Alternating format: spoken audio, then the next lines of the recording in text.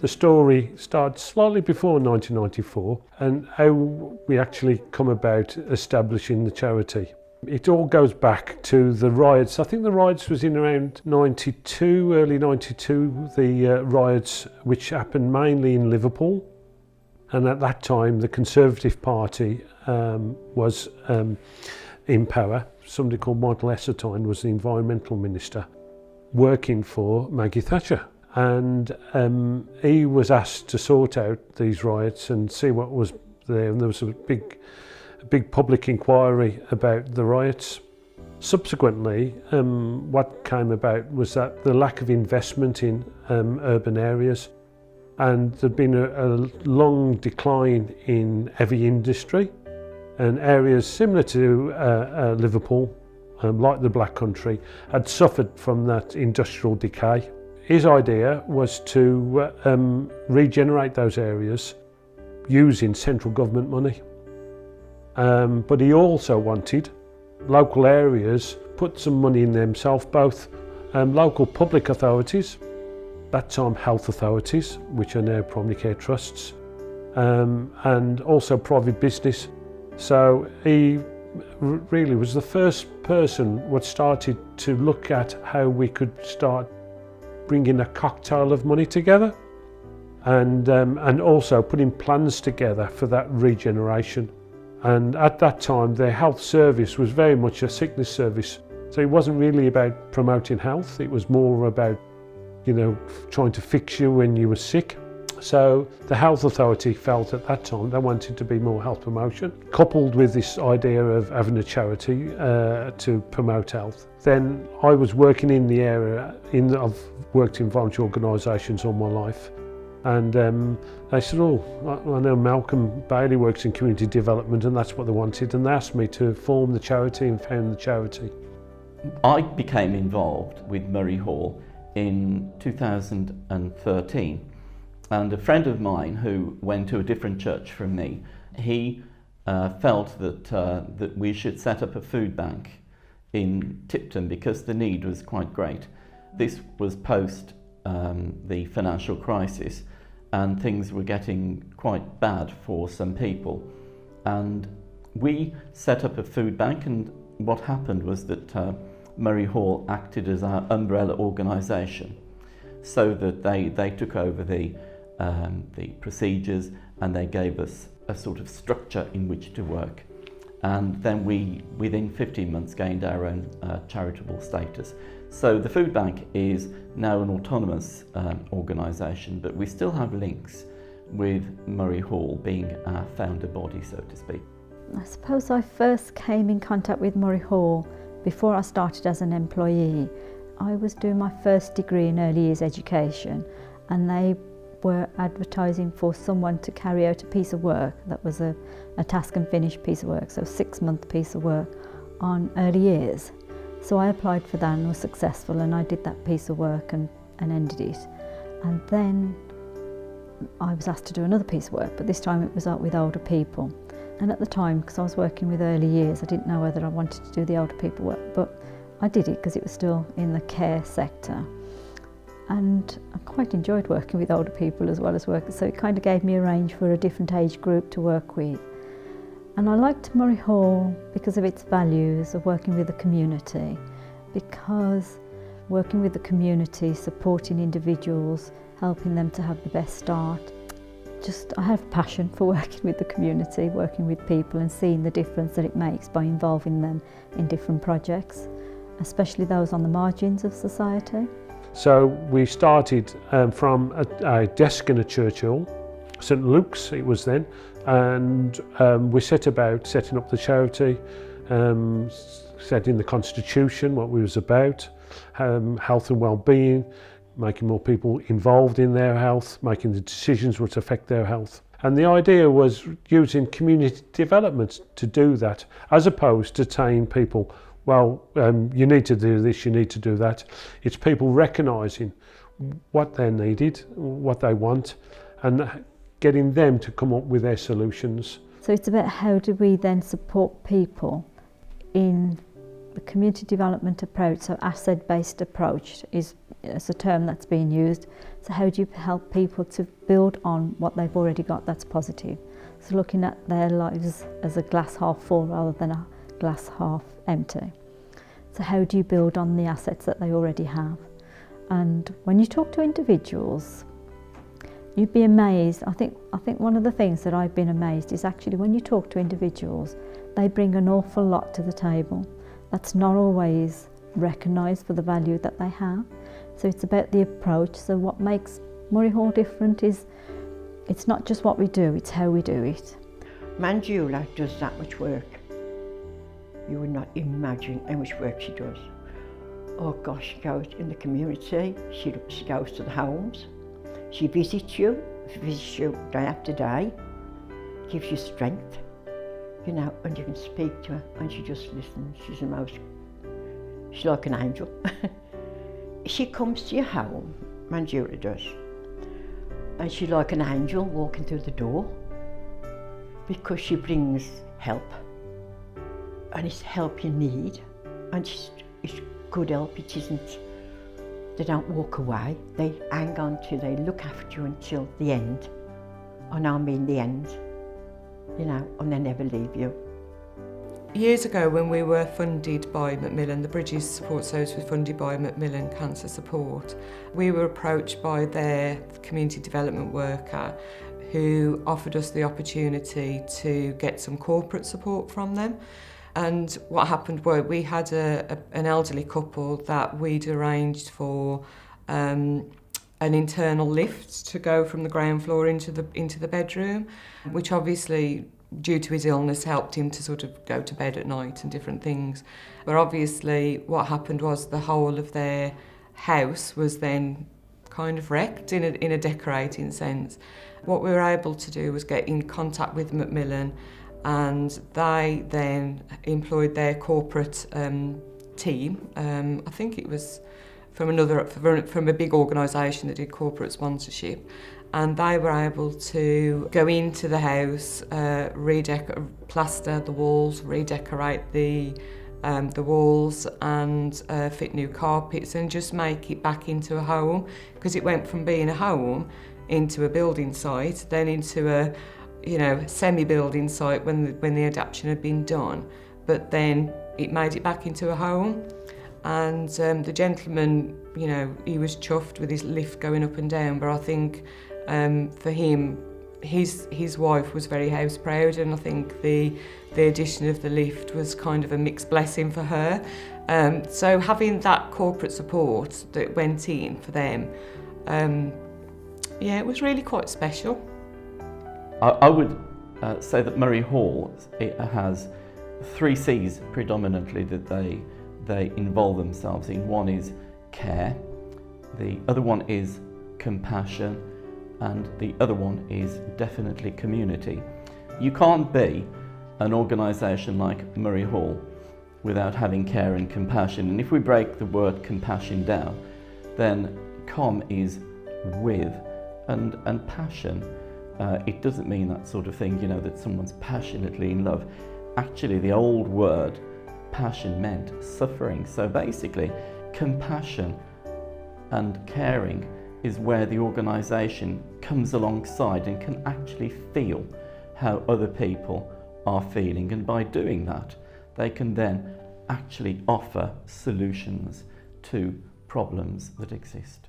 So from the children's centres to working with mental health and end-of-life older people, and through all of those stories, the golden thread was our values, that you could see how we've supported people underpinned by the values of the organisation, and that was not overtaking but empowering them to have a voice. And sometimes people just need that encouragement, so you just need to stand by them and encourage them to have the voice that they already have, but to be heard. And then sometimes it's about navigating.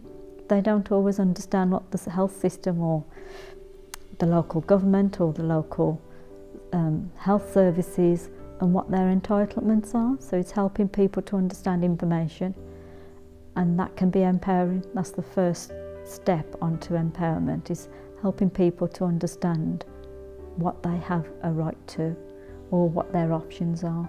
They don't understand what the options are, then they can't ask for the support. And a lady once said to me, who was dying, and she didn't know she had access to all these different support.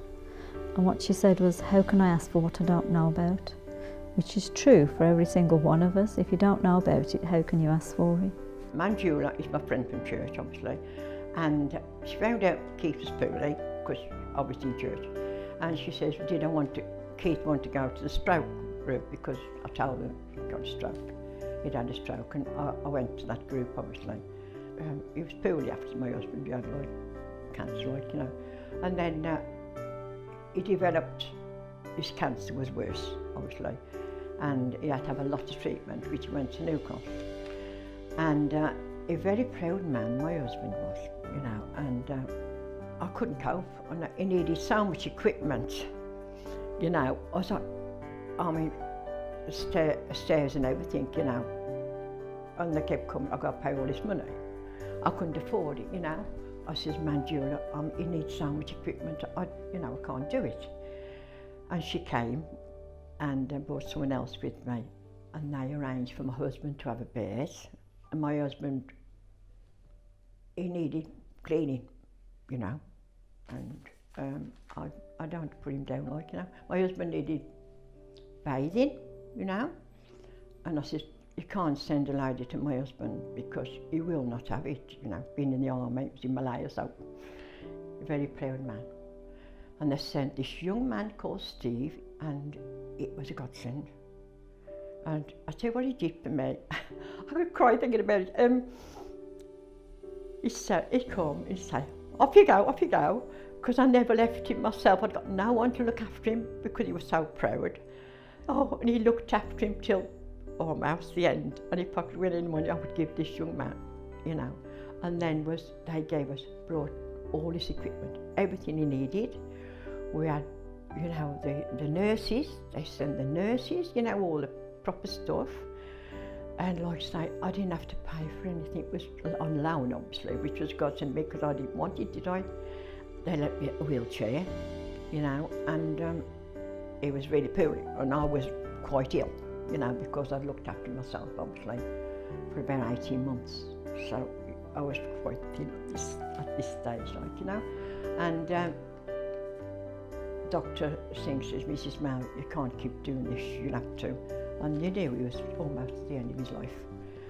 And he couldn't go to bed, or the hospital, So Manjula, make sure it's right. She found him a bed in Roland View, and it was perfect. Have a look in the gardens, because he loved his garden. My husband did, She found me a bed there, and she was there, and they let me sleep at the bottom of the bed.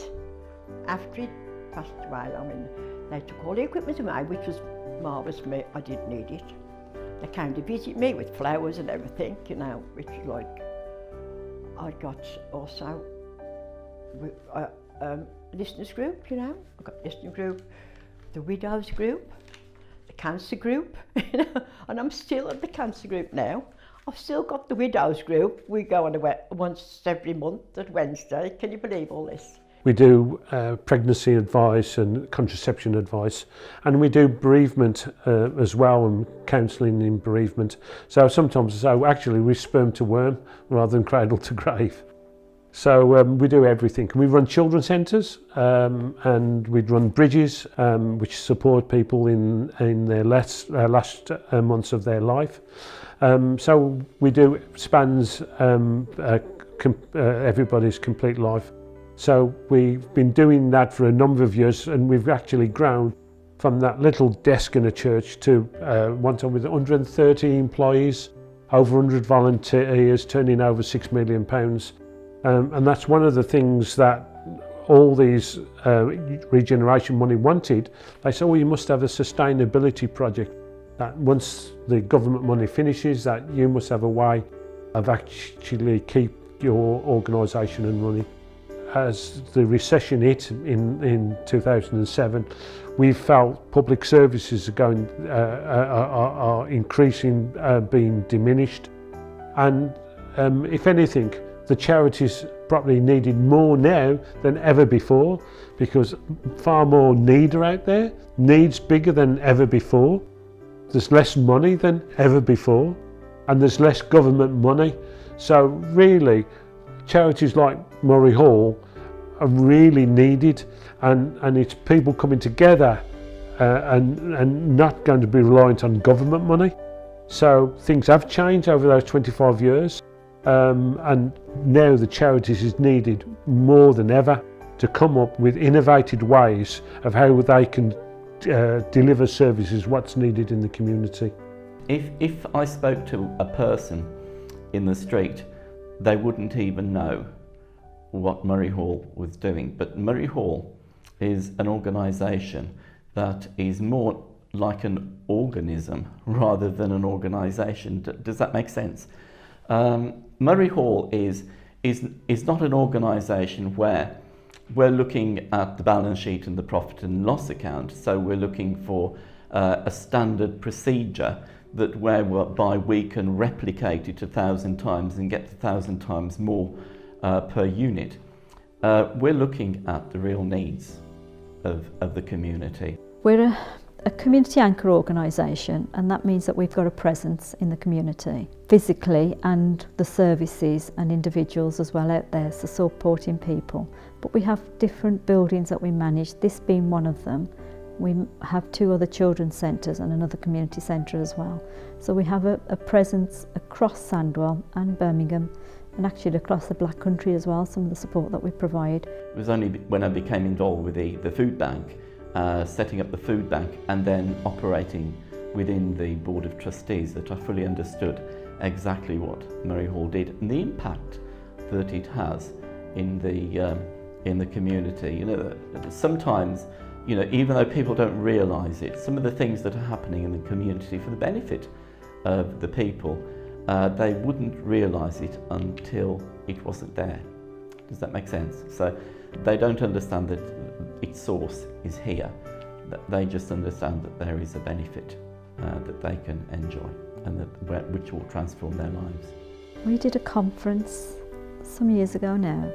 It was in the public, what's the art centre at the time, and it was probably one of the first conferences that ever took place in the public. So it was in June. It was a really wet June, Friday, and we put on a conference, a compassionate community conference, and we had an international speaker, and it was really vibrant. The place itself was a vibrant colours, but the energy that we produced at the end of that day was just amazing, given that the subject matter was end of life.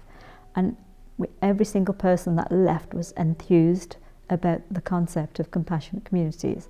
And that was just really, really a brilliant day, just because of the energy that we produced. There was about 100 people who attended, all of them from the public to service users to volunteers to professionals from health and social care. So real mix.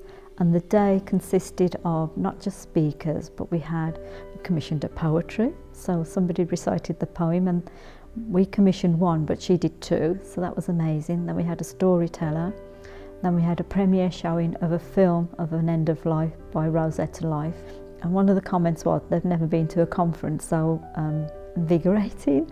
And you know, when the subject was death, dying and loss, I thought that was quite a neat trick that we pulled off. So that sticks out as a really positive, memorable day for me.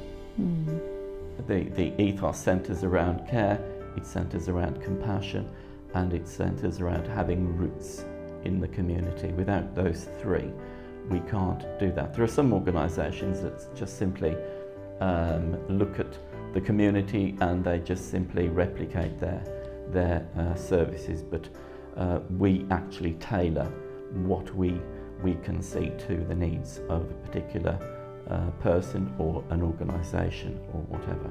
I think just for the amount of people that we've supported, but I think for the way that people have been supported as well. I think just to be remembered for kind of meeting people's needs at a time when they really need some kind of support. And I think, you know, as I said, funding is a challenge and fundraising is a challenge. But, you know, I'd like to think that Murray Hall will still be here in 25 more years. I probably won't be, I'll be retired. But, you know, it would be nice to think that, you know, moving forward it could still be here in 10, 15, 20 years' time. Murray Hall's been here for a really long time, and we plan to be here for the future, to make sure that we're here to support the community who support us as well.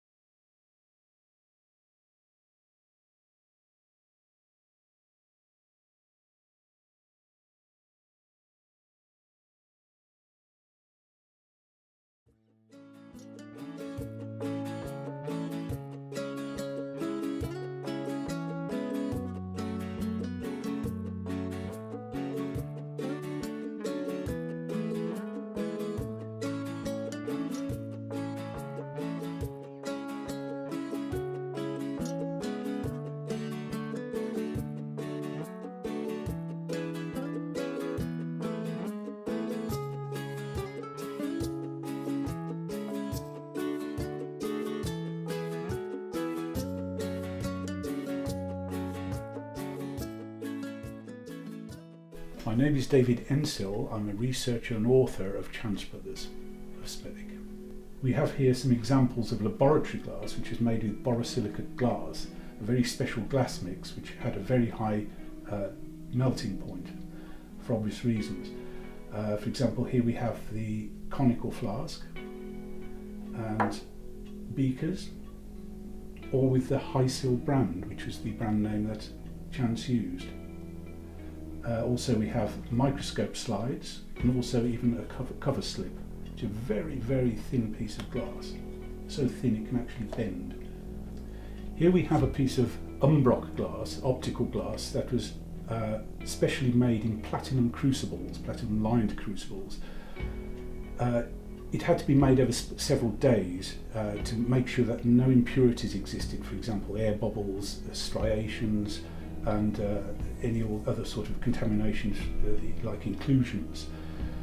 So this was branded Umbrock and was made during World War II in conjunction with Pilkington Brothers. The idea of the Umbrock Shadow Factory, as it was called, was in the event that Chance Brothers was bombed, then Pilkingtons could carry on making the optical glass, and in fact, as it turned out, Chance Brothers was bombed, although not severely, but badly enough. Moving on to the interchangeable glass syringe, which Chance made in 1947. These were very special because prior to this, the barrel and the body had to be kept together when they were being sterilised, and if they ever got mixed up, then the plunger would not fit the barrel properly. So the tolerances involved are incredibly small to make that work as a syringe without leaking. Next we move on to the roll plate glass that Chance produced. This box is a tradesman's sample box and dates to about 1933. Now we know that because some of the textures here, for example the crevasse texture, is very much Art Deco influenced.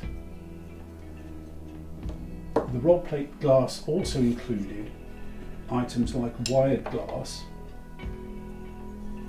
which was made specifically so that in the event of it breaking, it would not shatter into a million pieces, it would stay more or less integral with the wire, making it especially useful for factory rooms in particular, where the workers could have more light to work from. And in particular during wartime, it became very, very useful, as you can imagine.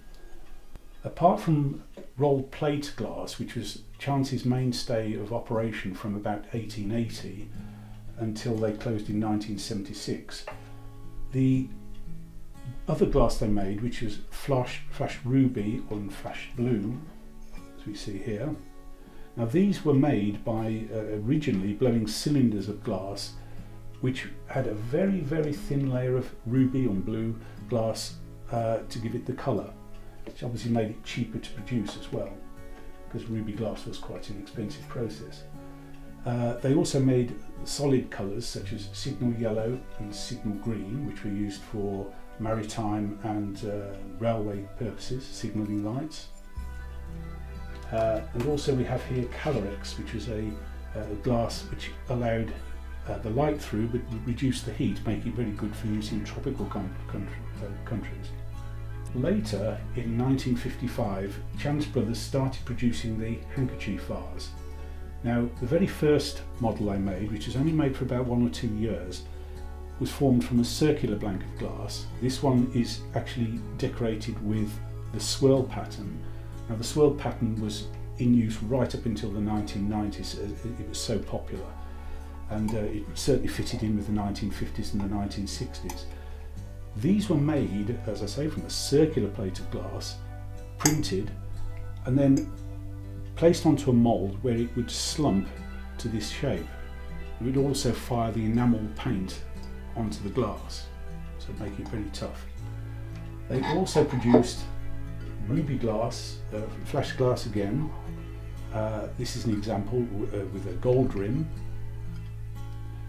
And from 1955 or 56, they started producing square handkerchief vases formed from a square blank of glass. This in particular is called cut pearl, which is opal flash glass on top of clear, and then cut through to reveal the clear glass underneath. Again, it was slumped from a square piece of glass this time, heated up to about 650 degrees to make the glass malleable but not melt it.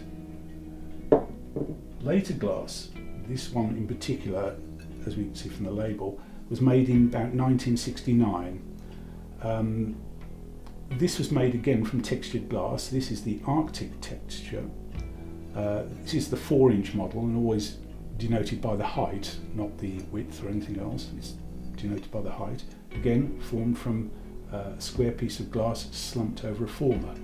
Chance Brothers did not also commit itself to making lighthouse optics, but used the optical designs for other uses.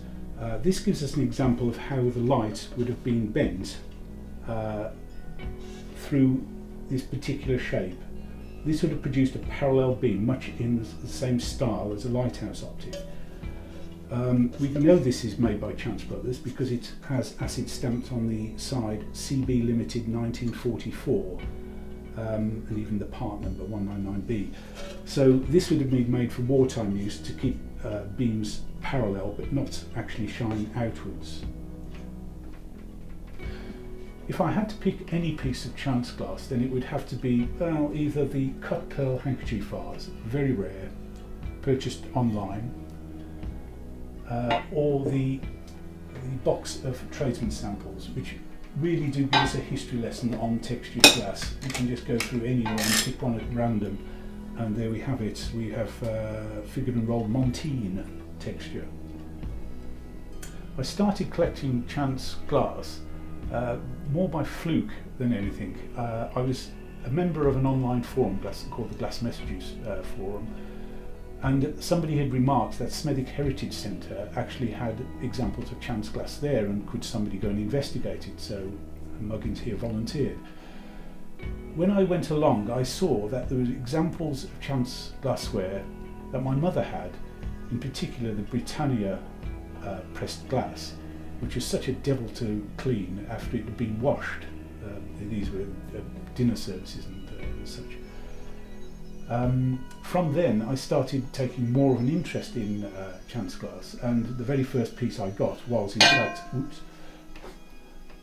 a piece of swirl, which really intrigued me.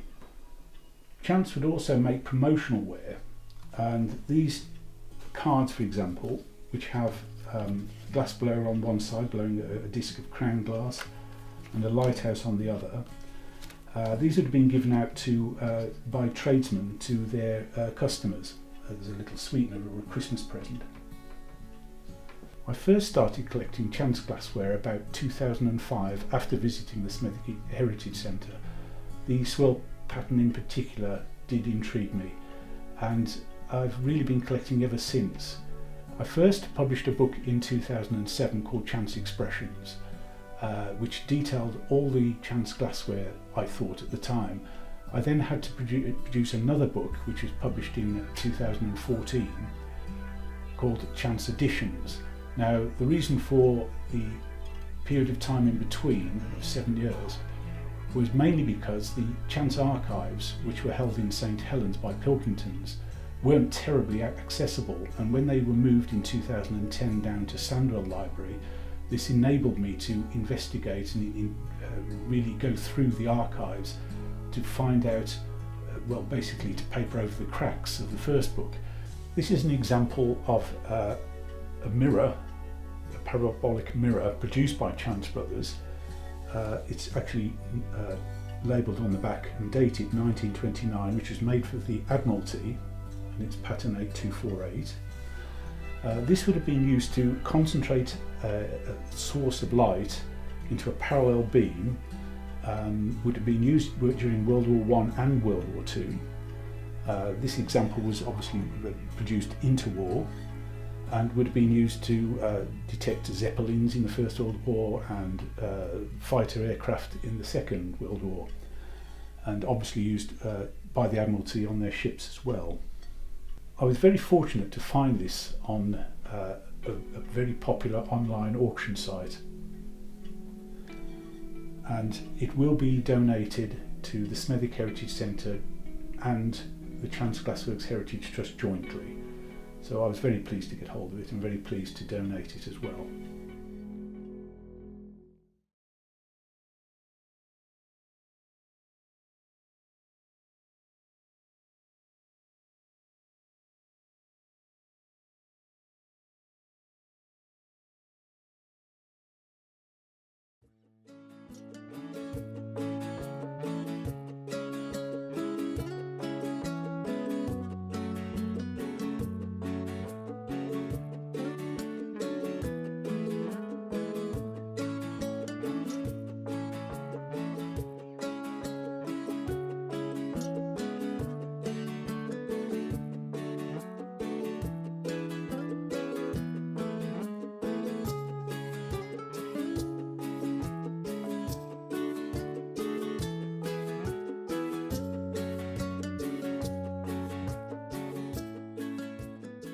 My love affair with this building started in, 1957, 58. I was about 8 years old at the time, and I remember I used to come down here with my dad, and we used to watch the people who were restoring the building. And my abiding memory from that time is the smell of sawdust whenever you came in here. And the one morning we came in, one Sunday morning, they got some of the flags up, literally just behind where I'm sitting. And they showed us where the earth was burnt from the original hearth that was in here. But yeah, I've loved the building ever since. We were out of school from, I left school in July in Fisher Street School, and we didn't have the new school open until June 1940, so I'm afraid we ran wild a bit. And I learned the area quite well, and there was this very old house. And when we finally did get to school, I made friends with a lad named Maurice Farnell. And he told me his house was 600 years old, and I said, so much, we had a good laugh. But he took me there. And when I saw it, I realised he was telling me the truth. He'd got a moat round it still. And he took me through that, into the living room. The room was about this big, and the fireplace was the full size of your brickwork, wide open. And in this fireplace, inside it, was an old lady with a pointed hat. No, I'm not joking. Stirring a great big pot that was hanging off some brackets above the fire. And she was going around with it. Very nice people, they were lovely, but it was a throwback to 1800. And I was absolutely agog because he told me how old he was. I honestly didn't believe him until I saw it. Then I knew he was telling the truth. Well, as a child, I used to go to school with the son of the guy who ran the manor house, Chris Dryden. He's now actually got a shop up on Stonecross selling, doing kitchens and bedrooms. But his mum and dad's John Dryden, and I can't remember his wife's name, but John Dryden used to run the manor house then. And I used to go and play with Chris. We used to go to school together. Occasionally had lunch up there, much to his dad's disgust, because he owned the place, and obviously me stopping for dinner would have been an expense. And me being who I am, I used to like some of the nicer things off the menu. So yeah, Chris used to say, "Oh, do you want to stop for dinner?" I said, "Yeah, okay." And I'll have that for dessert and that for main. So yeah, and his dad would be going, "No, you don't want that." But yeah, it was good fun. With the manor house, because I lived just down the road, probably about 2 minutes away, as a child we were always playing in the grounds of the manor house, sometimes when we weren't supposed to be. And as I got older, I tended to use it as a pub, and it was a restaurant. And again, a good memory of there was it had a knight on a horse, and every now and again throughout the evening you'd be enjoying your meal and it'd flare up. So it'd make a noise and you'd get this horse and this the knight actually flaring up. And I'd love to see a photo, and there must be a photo about it, but it was actually in the corner of the Great Hall. But you could, if you went upstairs, you could watch it off the balcony, and it was massive. It must have been about 6 feet. So where they had it from or where it went, I don't know, but it was a real feature of the building. The funny thing is, I don't think anybody ever, if you talk to anybody who lived by it, they used to say, "Oh, that old dump," and things like that, you know. They weren't over impressed because it was so old, and even the council were going to knock it down, so its rating wasn't high. And the people who lived there, if I remember rightly, there were 3 families living in it all at once. And Maurice Farnell, he was a really good mate, his family was one of them. And they wanted to leave, but they didn't want to leave. They wanted a new place to live, which had got all the facilities. It was a tip. The building had still got the brickwork around the outside of it. There was a myth at the time that the manor house had gone, and in its place was a huddle of brick tenements, which the council was going to bulldoze, and they were going to build a block of flats. About 1961-ish, thereabouts, I heard they were going to knock it down. And then we heard another story that the man who was going to knock it down had swung the ball, hit the wall, saw the state of it and how old it was, and panicked and rang the council and said, "You can't do this." And they say it saved the day, apparently. So the story went, I don't know how true it was, and it turned then into a restaurant. Well, it's just the fact that it's you just walk up to the house and it's just really kind of imposing. It just stands above you and you look up at it, and it's got so many features that are really nice. You walk through, I mean, I remember it as well as a kid when it was a restaurant. It was the Manor House restaurant, and I used to go there with my nan a lot, and I remember it used to have, obviously the moat was full with the water and everything. So I remember it from there. So even then, when it was a fully fledged restaurant, it had a kind of a supernatural vibe to it. Subconsciously, probably enough that it stuck with me enough to make me think, oh, I'll make a film here one day. We all love horror, but we all love the British Gothic horror stories from Hammer, Peter Cushing and Christopher Lee. And we said, well, why don't we try and do something like that? And it's got such character and vibrancy and so many areas as well that it's got that you can just kind of get lost in, and just not even about film related, but you would just be there going, oh, this is really interesting, I want to know a bit more about this. So yeah, it's just a fascinating place. To be honest, I'd never heard of the Manor House at first, and there was a film being made locally in West Bromwich at the Manor House called The House of Screaming Death, and I was lucky enough to be offered a role in that film. It was a horror film. People had gone out to look for relevant places to film the film and considered that to be quite an eerie building. So, like I say, I'd never seen it before, never heard of it before, so I turned up on the first day of filming and I was amazed at how atmospheric and how eerie the place was. I think I filmed there for a couple of weeks at least. Some of the filming was night scenes, so I got to see the place in the day and also at night. And it was equally as eerie in the day as it was at night. Probably more enhanced at night, but even in the day, you could be in a room in the manor house and you could hear noises and you weren't quite sure what they were. In 2012, we were putting together a horror anthology, and we were looking at a building that would be Gothic-y enough and Hammer-esque enough to suit our needs. And we looked around and we came to the Manor House, and we asked and were told yes, we could actually film there.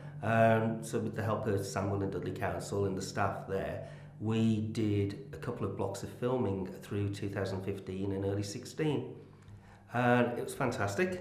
Beautiful building, great team who worked there, and the locations were amazing. The opportunity to work with the wonderful Ian McNeice, who also adored the building, was phenomenal. The room we shot with Ian was the Great Hall, and we also screened the film there across Halloween. So it's quite meta being in the same room you shot in and seeing it on camera while you're sitting in it. So that was a bit interesting. And of course, our film was a horror anthology, which did feature its own ghosts. You know, I kind of figured that the Manor House would save me some budget because it has its own spooky history. Well, I got there when it was light, and I thought it was absolutely amazing. The building structure, the architecture was just out of this world. Then when it became nighttime, it became very spooky. Just the atmosphere.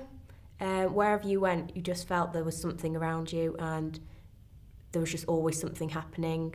There was always noises happening, things were falling, things you just hear, like something being thrown, or you'd hear a voice. There was just always something going on at night time. When we were filming the dining room scene, the sound guys were saying that they were hearing lots and lots of unexplained noises. And when I was having my makeup done, me and the makeup artist Jerry, we were in the side part of the house, and we were on the upstairs, and there was a bathroom next to us, and we just kept hearing things being thrown up against the wall. We heard the water going, and we just kept hearing bang after bang after bang, and we thought, someone's in there and just trying to spook us out. Once all my hair and makeup was done, we got up, we went in, nobody in there at all. So we then both ran downstairs. On a couple of occasions, strange things did occur. We saw some other things, some of the cast, some of the crew definitely saw and felt stuff. It's extraordinarily unnerving late at night, but it's also a wicked building with a fantastic history. It was a genuine honour and a pleasure to be able to film there because it gave our movie that setting that it needed, that Hammer-esque feel that we were wanting to capture. As I say, Ian loved it to bits there, we loved it to bits there, and we relish every opportunity to go back because they're fantastic. It was really creaky, and again, you're always aware, whatever you use that building for, you were aware of its age and also its history, really, because as I said, we've done girls' tours there and we've gone to talks, and it's just a fabulous place. And a friend of mine was at sixth form at the time, and I think they had rented it out, and I can't remember what year this would have been. But they had one of the smaller buildings around the back, and they had a disco in there, and I know they've done music events in there. So it's just not the Great Hall itself, it's all the grounds around there are fabulous. Yeah, I mean it was on so many levels. You came down the drive, under the archway, and then you came into the front door through these big glass front doors, and then the main restaurant area was off to the right. It was like a big banqueting room, if you like. Then there were some stairs that went up, and off the top round the corner to the bar upstairs. You stepped over a big beam to go into the downstairs bar, and then if you went down to this state bar, you went down some more steps and round the corner. So it was, and then there was another function room just as you came in under the archway that again was up steps. So everything was on so many different levels, it was very quirky, yeah. I used to take, when I was managing a department of Walsall Conduits, which was in Dial Lane in West Brom, it isn't there now, I used to take people there to eat and tell them all about it as it was, as I knew it then. And it always won one or two orders we might not have got. And the upstairs was frightening. Without a word of a lie, that's a flat floor, yeah? This one was like that. I've never walked on a floor like it in my life. It was in every direction all at once. You felt very ungain and somewhat drunk walking it. So I never went up there again. In those days, it was owned by Ansell's, I think. We used to supply the kitchens then, And then later on it was run by David and Sue Bird, and we were still supplying then. They used to have a restaurant, and then there was a steak bar further down that looked out over the moat, so there were two aspects to the restaurants. And in those days it was the place to be in West Brom. It was a busy place, and we used to go up like 2 or 3 times a week. My wife Linda and myself, when we first got together, this was one of our places. We used to come down here. We decided to have our wedding reception here at the Manor House. The extension that was built in the 60s, early 60s, is known by the people at the Manor House as the 60s. Then it was just a function room.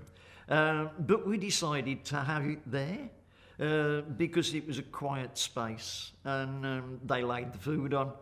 And it was a great occasion, especially in the afternoon, because we decided we were going to dress the room up ourselves. So after the wedding ceremony, got changed into our jeans and T-shirts, came down here and set the room up.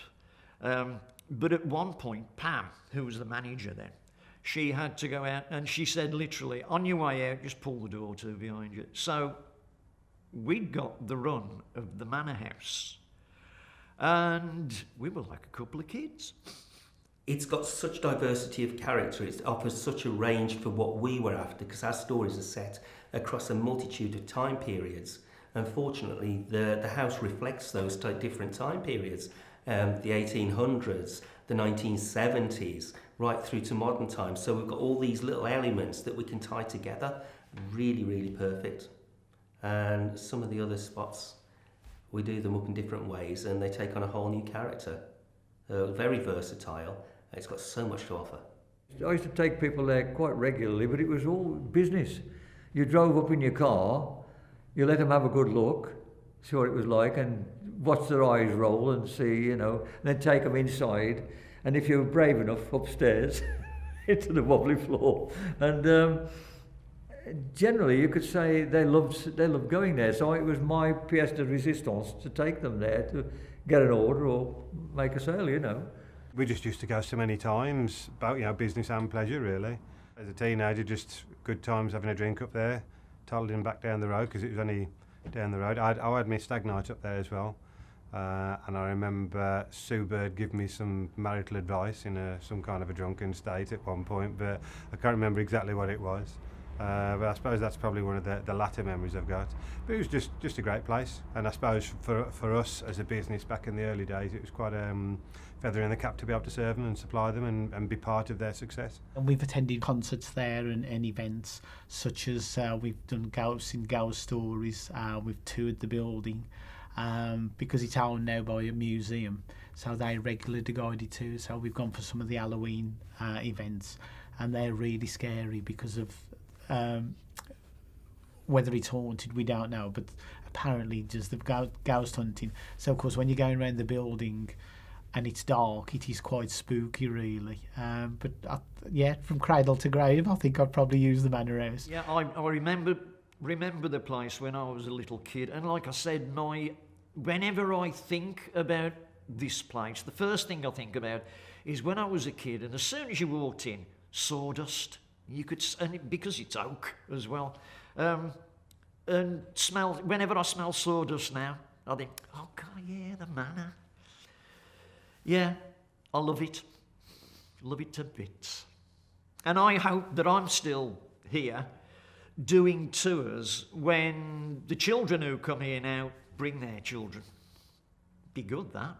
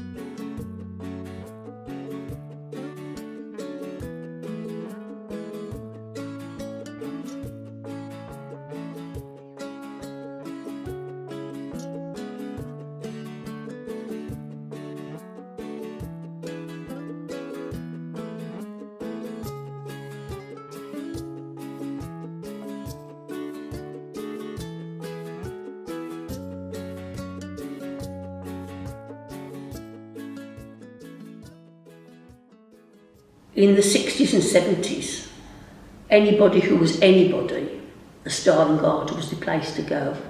It had a Angus Steakhouse at the back. There's Angus Steakhouse. There was a cocktail bar.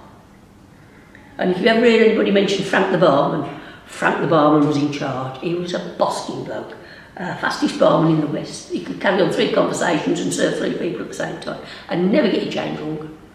The cocktail bar was Ted, who didn't like women. He used to wear a white coat. Didn't like women. He wouldn't serve a woman. I don't know whether he just thought women shouldn't be in pubs or whether he was just one of these that didn't like women. But you never went in there unless you got a bloke with you, because you never get a drink. He just wouldn't serve you, he'd blank you. But if you, that was the place, you know, you'd have the mayor in there, the councils, the footballers used to go in there. That was the place to go. Of course, at the front was the bar, which was the Lux. But you look at it now and you could cry. You know, it's, the lower downs went in the Great Western just down the road, which is a calf.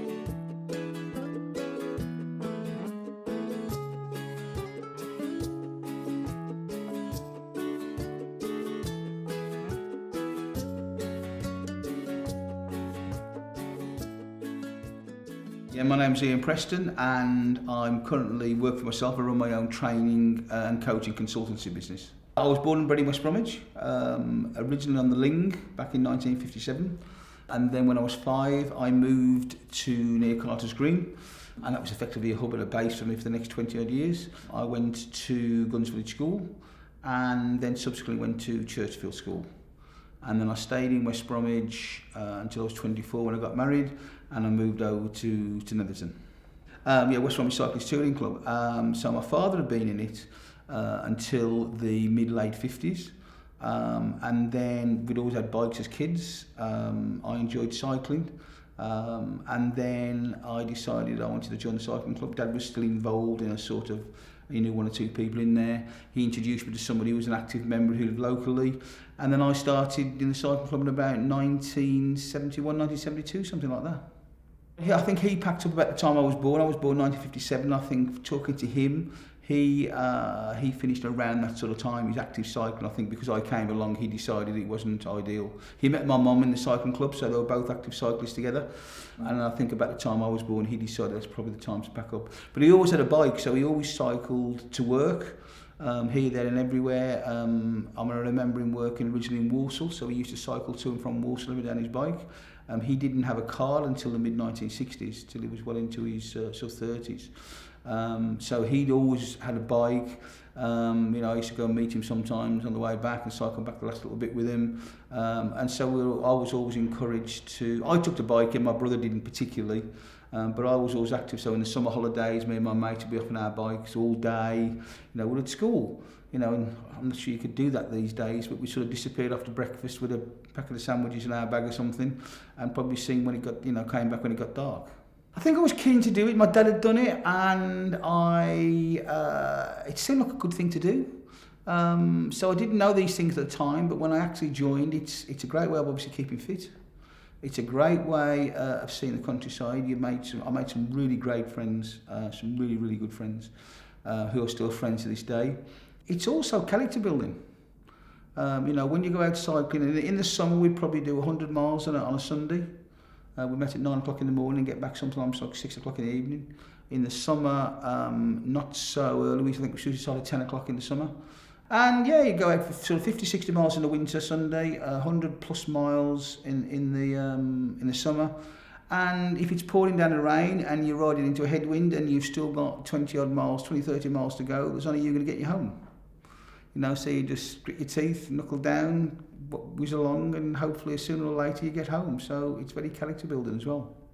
When I first joined, the cycling club had really been on its knees in so much as that a lot of the older members had stopped going. One or two of the older members kept a little walking group going to try and keep that little club going in that way, because there wasn't really much active cycling.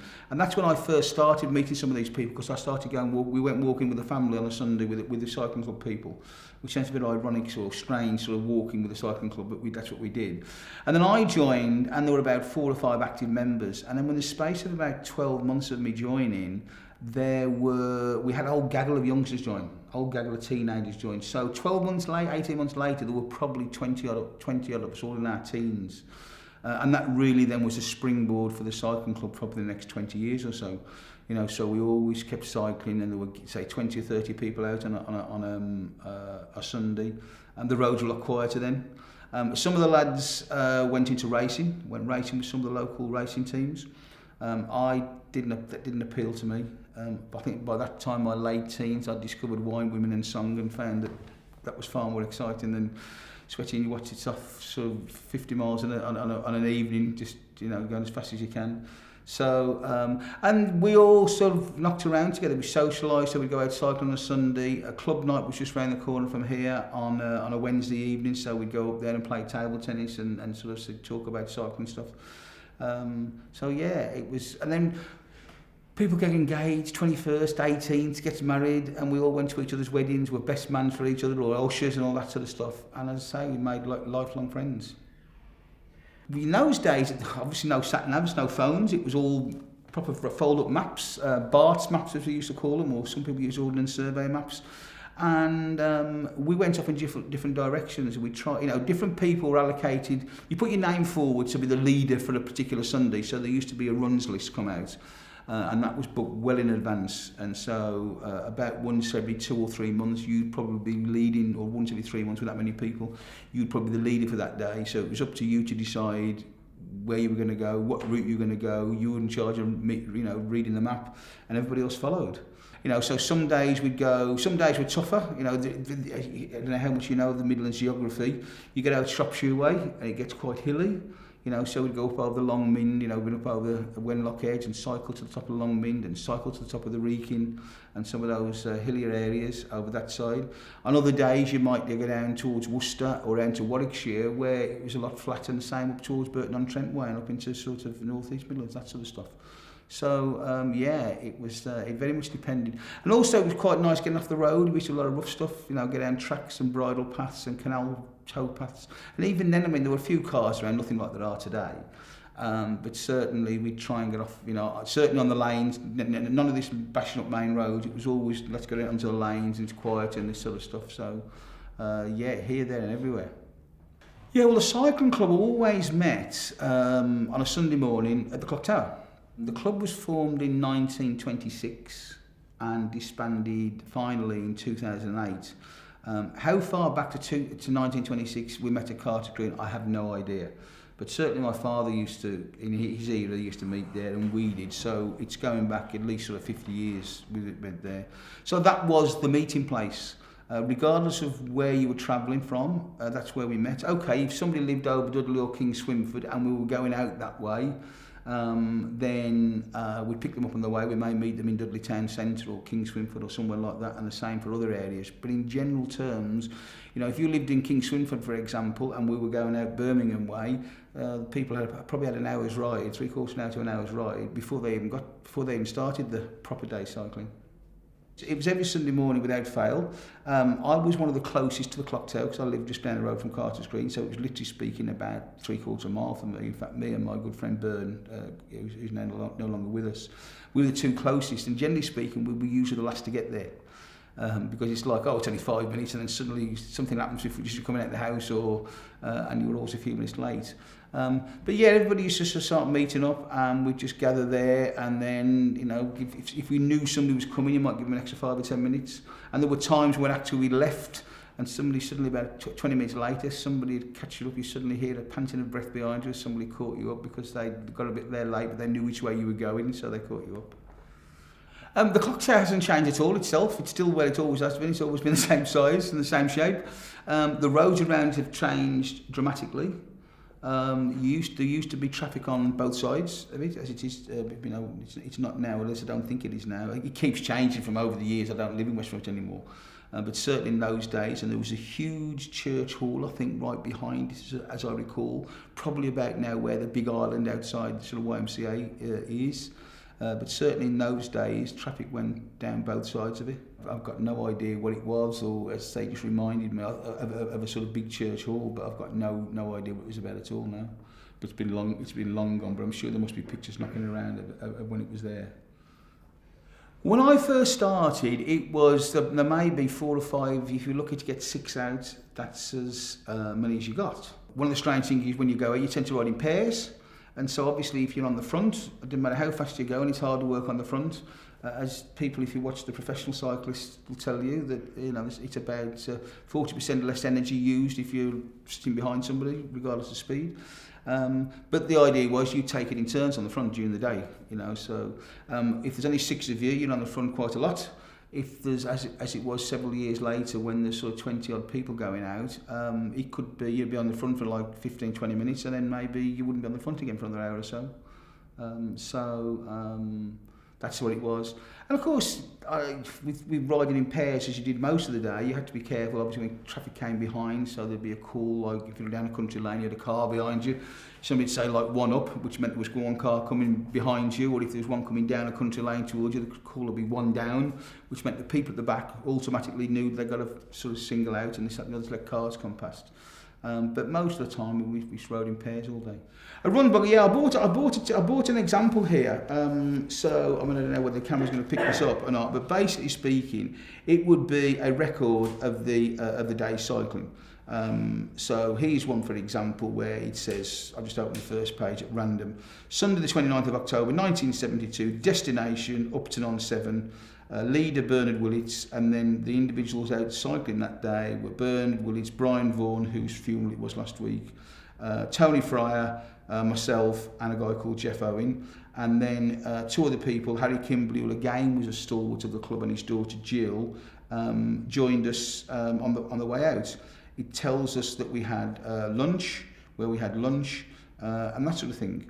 So that's how it all started. It was just, literally speaking, a simple record of the day. As time went on, it became a little bit more than that when people started putting down notes and funny asides. And there's a classic example of just 2 pages taken off of people, particularly if there's something that went on the night before or something, and there'd be various salubrious comments written about what went on, or if something happened on the morning, or somebody had a puncture or something, there'd be various comments. But as you can see, then you get to 1973, and there were sort of 20 people out that day. And so I was the run secretary. So generally speaking, the run secretary was the person that was most likely to be out most weeks. So he had the runs book. So it was his responsibility to bring it out and get it filled in. And this one here runs from October 1972 to March 75. So it's effectively 2.5, 3 years record of every run that was ever done, and where we went for lunch. Also weekends, we go away for weekends. So Bilth Wells was a popular weekend. So I'm just looking here, 13th to the 16th of April, 1974, Easter weekend to Bilth Wells. So for a weekend, something like that, we'd probably cycle out on the Friday maybe. Cycle out to Bilth Wells and try to stay overnight, have a few beers in town. Saturday would then be cycling around that area, which was nice because it was a different area we're going to. And then Sunday, it was back. So I think, if I remember rightly, Bilth Wells was about 80 odd miles. So it's an 80 odd mile run out on the Friday, tootling around the lanes, for maybe 40, 50 miles on the Saturday, and then 80 odd miles coming back. And again, that was just that would be recorded in here of who was out and what day and da-da-da-da.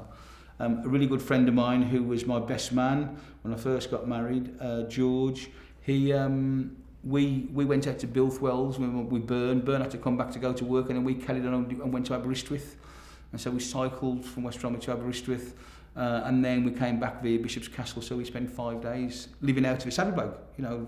My toilet bag when I go away overnight on business, my toilet bag now is as big as my old saddlebag.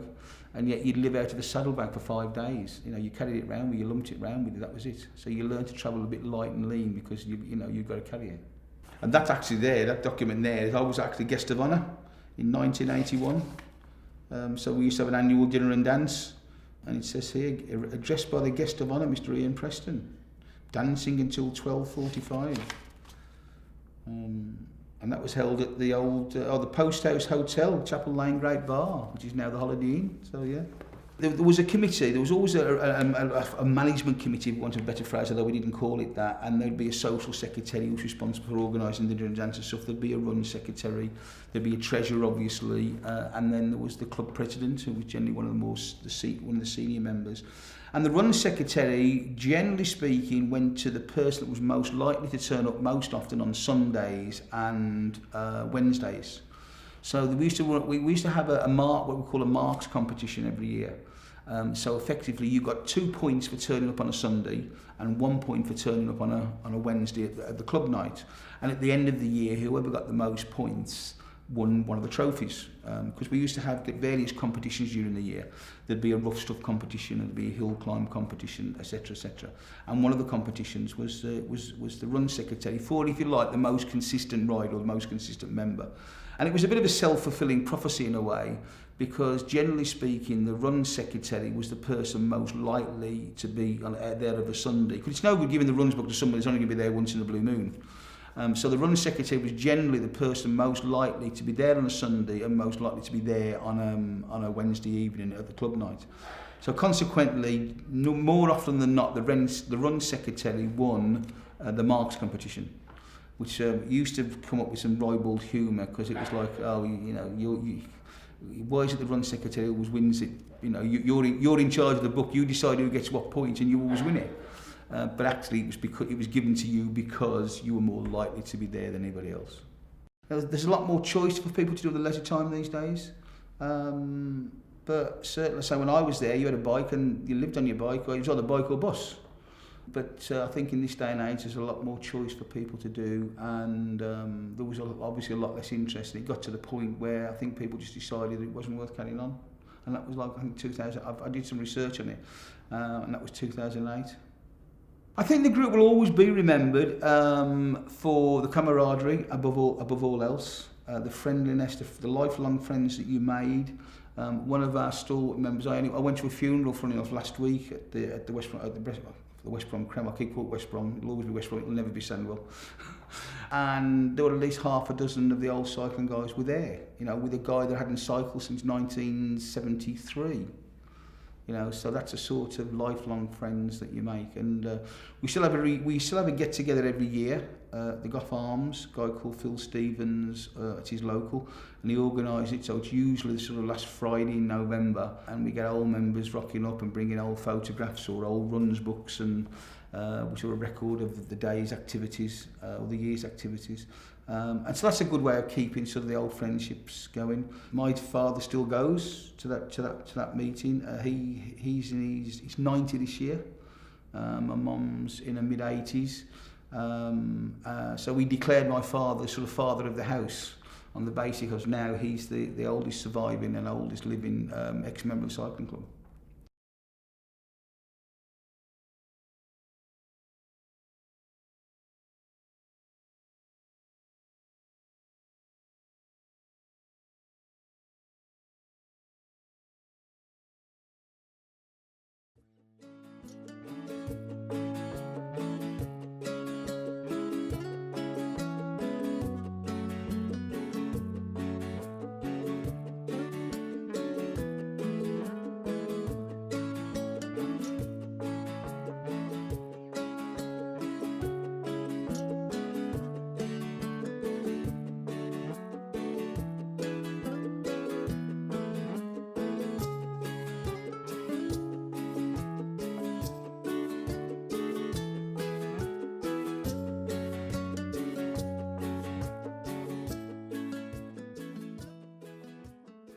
I was 11 when I first attended the Remembrance service as such. That was the age at which you joined the company section, and the company section of the Boys Brigade attended the Remembrance service in the evening of the Remembrance Sunday.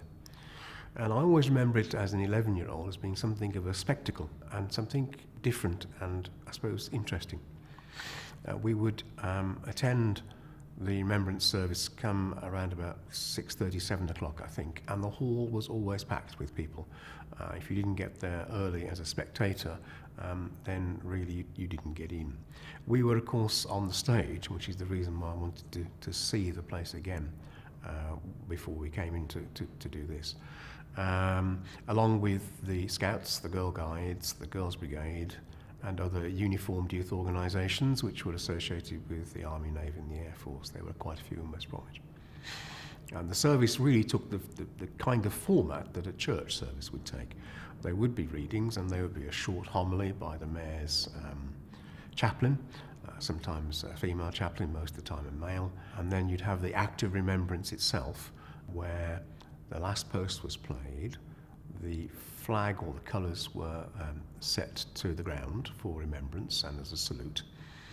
And the most important part for me, I suppose, is they used to put poppies through the roof, in the holes in the roof. These were heart-shaped, narrow heart-shaped, expensive crepe paper, coloured blood red. And the lights would go out after the last post, and it would remain dark whilst the poppies were distributed from the holes in the roof, and they would flutter down onto the heads and shoulders of the people at the front of the stage and in the body of the well of the actual town hall itself. And they were lit by a strobe light, and I could never understand the reason why they were lit by a strobe light as they came down, because otherwise it was utter darkness. But I think it was meant to represent the flashes of the big guns in the First World War. And when that had finished, and they had a sound as they fell, like autumn leaves. When that had finished and the 2 minutes had finished, the reveille would be sounded by a bugler, the colours would be raised, and the service would be over bar a prayer for that particular year.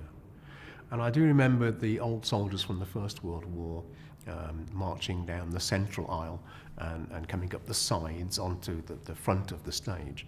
And year by year, of course, they became fewer and fewer, as happens with old soldiers. And seeing a lot of people in the body of the area as well, some older ladies who must have lost, loved ones in the First and the Second World War as well. I do remember one of the Boys Brigade officers from the 5th, I think, Mr. Udall, he would sing Land of Hope and Glory as part of the memorial service. The rest of us were there to be at the front representing, I don't know, the youth, uniformed organisations, that kind of thing. We took off our hats during the 2 minutes and then we put them back on at the end of that. And it was a very poignant service for me. It caused me to reflect upon a lot of things, like war and about life, etc., which as an 11-year-old you don't normally expect to do. But yes, I remember doing it quite a few years, and it was always a very poignant service. I must come back and do it again.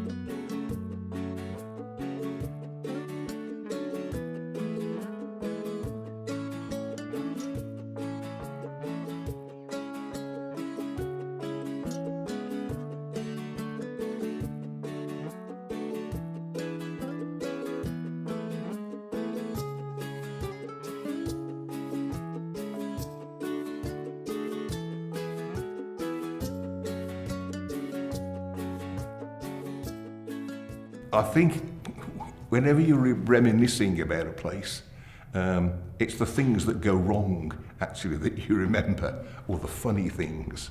And there were quite a lot of amusing things that happened then. They probably weren't that amusing at the time, but thinking about them, they are. But the first memory I have isn't amusing at all. In fact, it's the exact opposite. There was a young woman called Dorothy Mills who worked in the Borough Surveyor's office. She was only about 17, and she was murdered. She had her head stoved in at the back of the Nalgo tennis court, so the back of Highfields building. And there were posters all round the borough. Have you seen Dorothy? Did you see sort of Dorothy? And nobody's ever been arrested to this day. But the CID were all over the place, as you can imagine. That's the awful bit, really. And but generally speaking, one of my first memories when I just started, my boss, who was the head of the Central Records, was a chap called Horace Dunn. He'd be long dead now. And he was a smashing chap, but he was bloody useless. It really was. People were tolerated in those days. I mean, they still are, local government, And the first thing he told me, he said, we have to get things right in this department, Bill. And he took a piece of paper and he put it in a punch and banged it like that. He says, the bit outside has to be equidistant at the front of the punch and the back of the punch. That was my instruction, how to punch a piece of paper.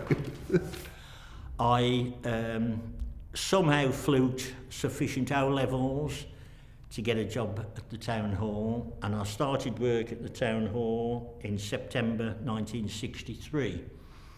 Just a lad out of school, petrified of such a large building, really, and luckily there were 3 of us who started work the same day, and we were allocated. We were in the Borough Treasurer's Department, which is now that you'd call the Finance Department, or what they give themselves fancy titles now, but it was the Borough Treasurer's Department, and one of my colleagues was sent to audit. One of my colleagues was sent to motor tax. In those days, the council collected motor tax as well as part of their job. And I was allocated a spot in the rates office, which we now know are called council tax, of course, but it was very much the rates office in those days. And there I was. Large staff, 20, 30 people. I sat at the little junior's desk in the front and really did all the dispatching of the letters and taking the post round twice a day. And the director of finance at that time was Mr. Evans, W.C. Evans. And my main job he had his own office just by my desk almost. And he was a very heavy smoker, as a lot of people were, of course, in 1963. And my main job for him was to collect his cigarettes from a shop over the road, which is gone now, but it was not far. And I had to get 40 gold leaf cigarettes in the morning, 40 gold leaf cigarettes in the afternoon. And I think he'd smoked a lot by the time it was time to go home. So that was my main job there. And I remember him saying that he was always in meetings, of course, with other senior members of the council. And he said, don't bother about knocking, or even if I'm in a meeting, still come in, because he obviously made sure that he wanted his cigarettes. So that's one of my very early moments of rubbing shoulders against what was a senior member of staff.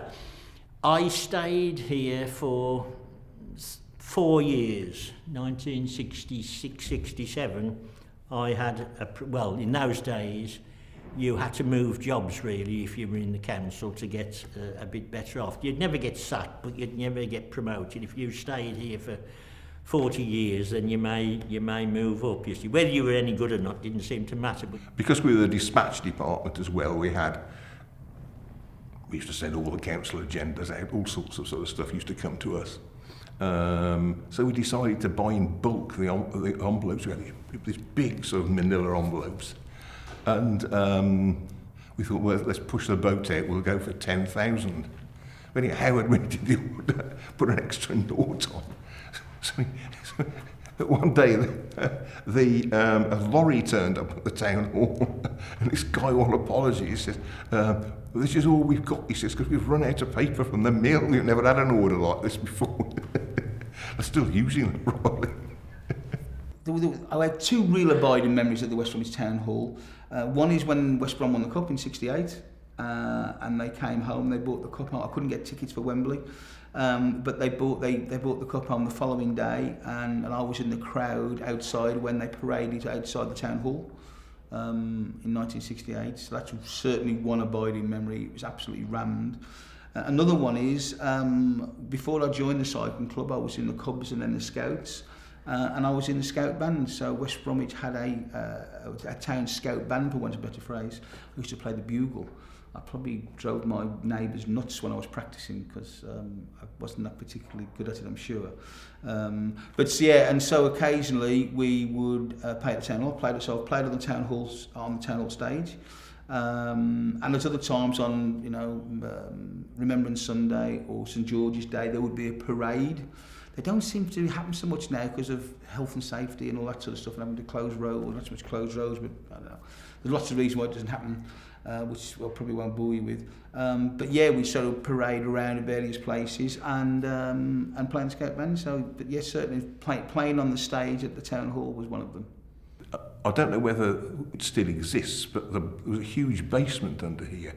We used to call it the Tombs. And there was a guy, I think Harry, his name was, the carpenter, and he worked in the public works department, which was about half a mile away. There was a big carpenter's job on the stage, and so Harry came over. But he never went back to the works department. He actually set up shop in one of the rooms in the basement, with kettles in there, and radios, everything, and a little grill. And but he never went back. I mean, nobody asked any questions. He still got his wages, and he just sort of changed his office because he felt like he was more comfortable there. But there was another room where they had, there was a police amnesty for people with firearms and other offensive weapons. This was in the probably the late 50s, and whether the police hadn't got any accommodation or secure accommodation at the station, they all came down here, and they may still be there. And I mean, there were incredible things. There was Lugers, there was Mausers, there was sword sticks, Derringers, absolutely everything, I had hours of fun playing all this. Security wasn't very tight in those days. After a while, I think they trusted me and so on, because there's lots of money, of course. Most people paid cash to pay the bills. There were a few cheques, but no cards and no bank transfers. None of that had been invented, so invariably the people paid the rates and the rent were paid by cash. And every day we had to take the cash, couldn't leave it there, over the road, Lodge Road, to the Midland Bank, which is on the corner. I've noticed it's still there now, HSBC now, of course, but it was the Midland Bank in those days. And that was my job. I thought nothing of it. It was in a wooden briefcase type thing. It was all cash. There'd probably be, I don't know, £2,000, £1,500, that sort of money, in cash, in this box. There was a key that locked it, held in my office, so it was locked when it came to me. And the girls in the Midland Bank had got another key to open it. And I had to just walk across Lodge Road, 2-3 seconds into there, every day, at 2:10 in the afternoon, just after lunch. And I did that, and that was fine. Many years later, in the days of, security and stuff, I trembled to think what a little lad with a wooden... Same time, same place, that little door just on the corner that's blocked up now, I believe. that was my go there, and nobody with me, no security, no health and safety, nothing at all. And nothing ever happened, of course, but as I say, looking back, I shudder to think what would have happened if, because it was so predictable, you see. They'd know a little weedy lad has got a box full of cash at 2:10 every lunchtime. Yeah, I must mention this. This was at the Queslett Road. There was a widening scheme, and I think Queslett Road was it was in West Bromwich then. And part of the accommodation works was to put a ramp because they'd lowered the level of the path by the road, so that meant there had to be a ramp for a lot of properties to enable vehicular access from the houses. This one chap, I think it must have been in the evening, the foreman says, "Look, you're okay now. With the concrete set. You know, you can use the ramp." Well, it wasn't set, so he drove down. And he just sank, and he actually set. But there's lots of things like that, really, I suppose. It's always the things that go wrong that really stick in your memory. There are lots of things that went right. That's just your job. My wife-to-be also worked in the town clerk's department. Little did I know at the time, of course. In 1963, we had what we'd call a photocopying machine, which was unheard of. It was like, you know, science fiction almost, but we had one, and that served the whole council. That's every department and other buildings, of course, and that was kept in the town clerk's typing section, as they call typing. If you said typing now, most people probably wouldn't know, but that was the old-fashioned sort of typing. And one of my jobs doing the post and taking all the stuff round was going in there, and I used to dread it because I was a little lad, barely out of short trousers. All I knew was the Albion or train spotting, and suddenly I had to go in there. Senior colleagues of mine sent me to keep getting copies of documents and so on, and of course that was again my job to do that. But I used to dread going in there. I used to dread it because I'd go through, and of course all the ladies, they were attractive ladies, they'd be, I don't know, 20, 25, but really grown. I'm used to sort of school kids, really grown up ladies. And I felt they were looking, this poor little lad trembling came through the door, and they all stopped and I did. And anyway, my wife-to-be, funnily enough, was one of those people who were laughing at me, of course. We spent many years laughing about that. So that's another memory that we have laughed about, and I tremble, and whenever I was asked to get cigarettes, take this to so-and-so, collect that from so-and-so, take that to so-and-so. I didn't mind that, but I always used to say, please, please, please don't anybody tell me to go and get a photocopy, because I knew I'd have to go through the agony of going through the door and all the lovely ladies looking at me. Well, my father worked for the corporation, which was the to the council. And the one year they had a Christmas party for all the children of all the employees of the corporation in the town hall. After all the jelly and ice cream and whatever, Santa came, greeted by various whoops and cheers and whatever. And the children would traipse on stage and collect a present from Santa. Anyway, when it became my turn to go up to see Santa, I realised that Santa was my father. Now, he hadn't told me this, and to my shock, I realised it was my father. And he just said, you know, I had to sit on his knee and do all that malarkey. And after I went away then after he came and told me that the guy who was doing it originally had been taken ill or something, so he'd been drafted in to be Santa. But it was quite a shock to go up there and find that your father is Father Christmas. Because I was brought up in a church, the Baptist church that I mentioned, we were part of the Sunday Schools Union and therefore part of the West Bromwich Sunday Schools Festival. And we had a yearly Sunday Schools Festival where all the Sunday schools got together and presented, I don't know, sometimes it would be drama, we'd do plays perhaps, or we'd do readings, poetry readings, and singing, and there'd be a choir, massed choir of the Sunday schools, etc. A sort of showcase of what the Sunday schools had been doing, partly for church members and partly for people whose children attended the Sunday schools. And I remember the first time I remember this really when I was about 7, and I was entered into the competition for singing as a soloist, as a boy soprano, which I won, much to my surprise, and I was very surprised that I'd won it.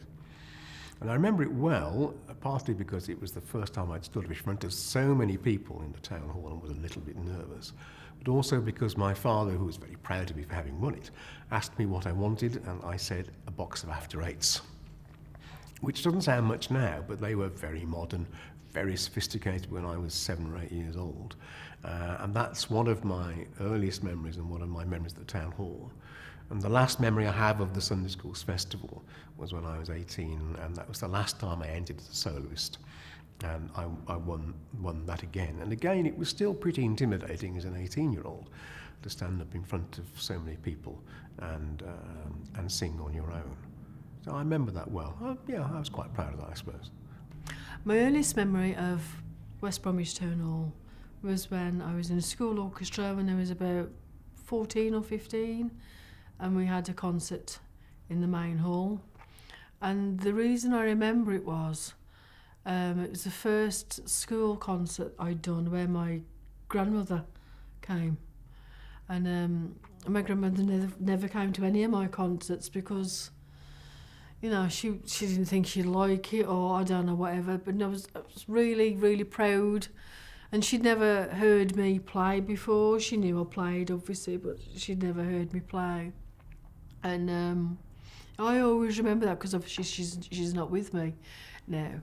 But I always remember that. I mean, this was going back to like the early 80s, so the town hall has changed a lot since then as far as decor, because I've had the beautiful ceiling redone and everything. When I started with the TPO and realised it was here, I thought, you know, you never move far away from your roots, dear. And I thought it is nice to be playing here again, because when I'm sitting up there, when I'm rehearsing, sometimes I look down at the empty chairs and I can still see her. Sorry. I can still see her sitting there, and it's nice. Sorry. Sorry. It's a nice memory, and like I said before, I don't believe in coincidences. It's fate, and something dragged me back here so I could remember that and remember her. And it's such a beautiful building. It's architecture, and it's spacious, and the acoustics. It's such a beautiful building, and it's a real privilege to be able to play here. And people should come here more often, because if you don't come to places like this, they're going to get closed down. And it's so sad, because it's such a beautiful place to look at, and it's a beautiful place to be in, and it's got this atmosphere of grandeur, and it's really, really beautiful, and it should be made more. You should definitely come to it, because it would be awful to lose it. It would be awful.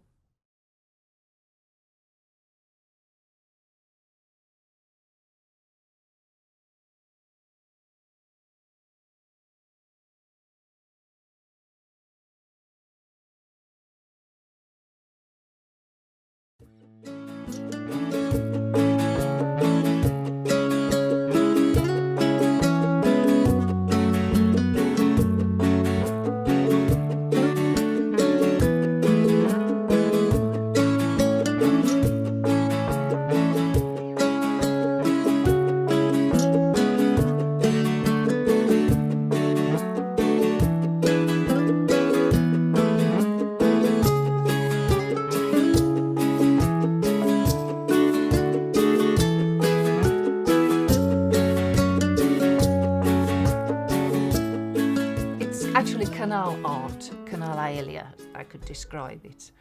What I like to do is go along the canals. I mean, just a few minutes away from here, literally, is the canal, the Groveland Road. All I do is I just walk along. I'll take photos as I like. I work from photos, and I've got a sketchbook as well. And anything that takes me fancy, I'll sit down and sketch it. Take colour pencils with me as well. I use pen. I did start off with pencil. Then I moved on to pen, which is much more loose and flowing. So you got the mistakes as well. If it's at a wrong angle, tough, you know. But the sketchbook I use as a reference for anything in the paintings. I might draw something, paint something from a photo and think, can't quite make out what that is. But I do remember I've drawn a little sketch of it, so that helps me. Even though you can't really see it properly in the painting, I know where it is, so I know what to do, if that makes sense. Well, I've been interested in art itself, if not actually doing it, but studying it, reading about it, for some years now. But what happened was, had a bit of a family crisis, shall we say, and had to see some people. And it was suggested that I go to an art group, because they'll find out, you know, what do you like to do? And we do seem to be quite creative and whatever. Okay, so I joined this art group. I met Richard, who helped me through things and whatever. And of course, start out, pick a picture from a magazine. I did that, and he thought, something going on here, I like this. So he encouraged me, mentored me through it, and I started using my own photos and whatever, which he encouraged again. There we are. This is a Wood Street footbridge at Tipton. This one, say it's the local one. This one, now the photo was taken by my daughter Sarah. This one. Obviously I painted it. That's Sedgley Road, Tipton. Right, and this is, did this a few weeks ago actually, this one. Pretty little bridge, I think this is. Really pretty, Pitchfork Bridge they call it, Baker Street. Not that far from Owen Street actually. But I quite love this. I was just walking along, I call it cut hunting. I was just walking about trying to find the things, and I came across this bridge and I thought, that looks gorgeous. I've got to take photos, I've got to sit down and sketch it. And from there I painted that. So, like that one. This one. Entrance to Caggy's Boatyard. I don't know if you've heard of Caggy Stevens, famous canal man. Yeah, that's a bridge going across it. And you could just see a little barge there. Just in there is Caggy's. So there we are. That's that. Right, a couple more here. This one is Conagry Railway Bridge. It's actually not used anymore. But I thought, well, is it going to be knocked down at some stage, or is it going to be developed? In which case, I'm going to do a painting of it now. So if anything changes, that's recorded. It's a moment in history. Does that make sense? Yeah. And my final one, this is actually coming on towards Oldbury, Dudley Road Bridge. This one is, because I have walked a bit further afield. So that's one. I wasn't sure whether or not to paint that one, but I looked at it and I thought, well, I took a photo of it, so there's something I saw in it. Oh, well, paint it, see how it turns out. Because you don't know what it's going to turn out like until you paint it. So, well, there we are. That's just a selection of some of my art.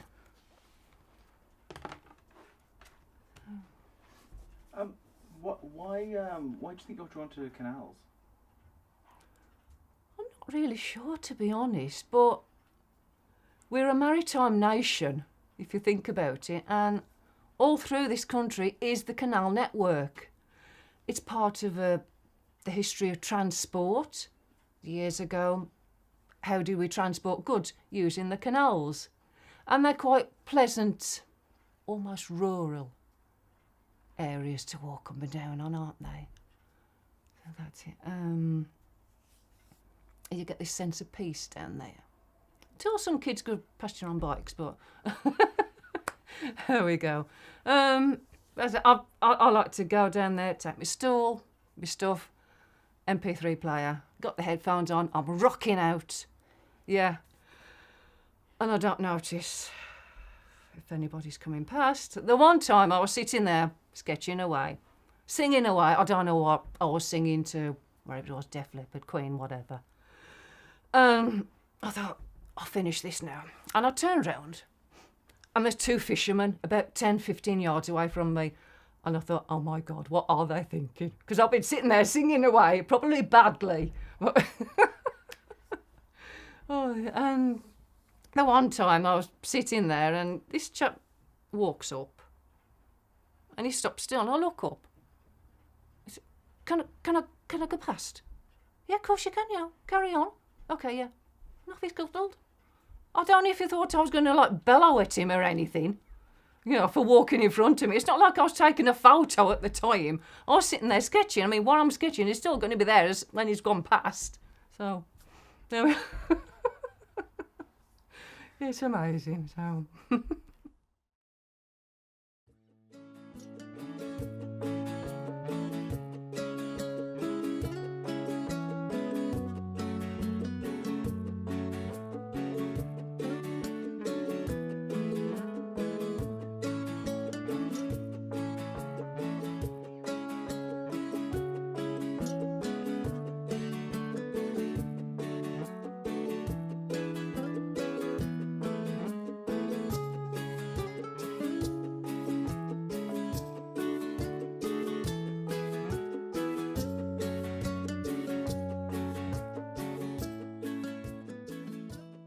In the 50s and 60s as a child, my warm and ongoing relationship with the Oak House started.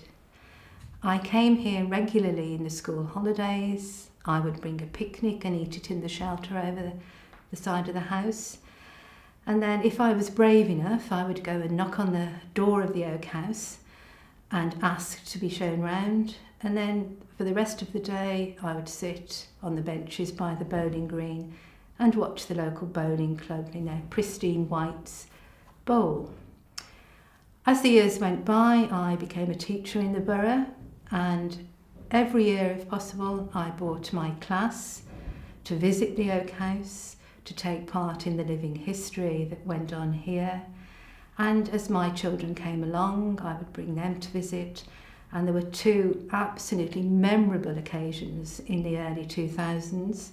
When we visited here, there was a Civil War reenactment in the grounds, and the children were allowed to hold the weapons, shown how the armies would use them, how they would advance. And then about 5 years ago, here we had the most wonderful Witchfinder trial. We had a gentleman who came as the Witchfinder General, and he had a perfect reconstruction of a trial in the house.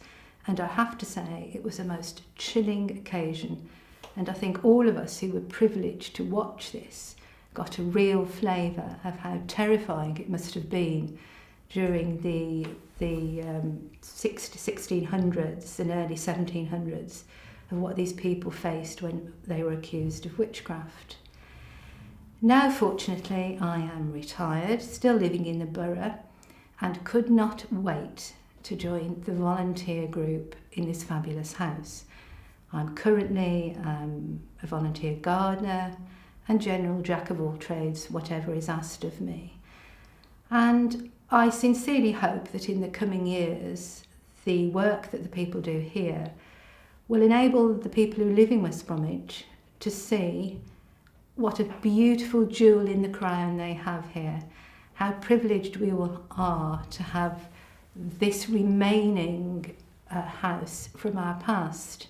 And I hope that as people come to know the house, visit the house, will come to love it as much as I do. I did hear something from a friend of mine the one time. She and her family went down there and they'd taken a photo or something. I never saw the photo, unfortunately, but she'd given it to the Oak House and they'd kept it and never returned it to her. Well, it was supposedly captured a ghost there. I don't know if it's a lady or something like that. Well, nothing else since, so... But so I went down there and I couldn't feel anything, see anything or whatever. I mean, you get the normal creaks and groans and whatever from old houses. But to me, that's just floorboards settling, so... And that's it. The house welcomed me. It was happy for me to be there, so... There we go. Spooks like me. My dad was a lecturer at West Bromwich College, and he was a lecturer there around about 60 odd years ago. And every lunchtime, a group of them used to always come down to the Oak House, and there was a big bowling green, and it used to be the pride and joy of the area, and everybody used to clamour to try and play bowls there.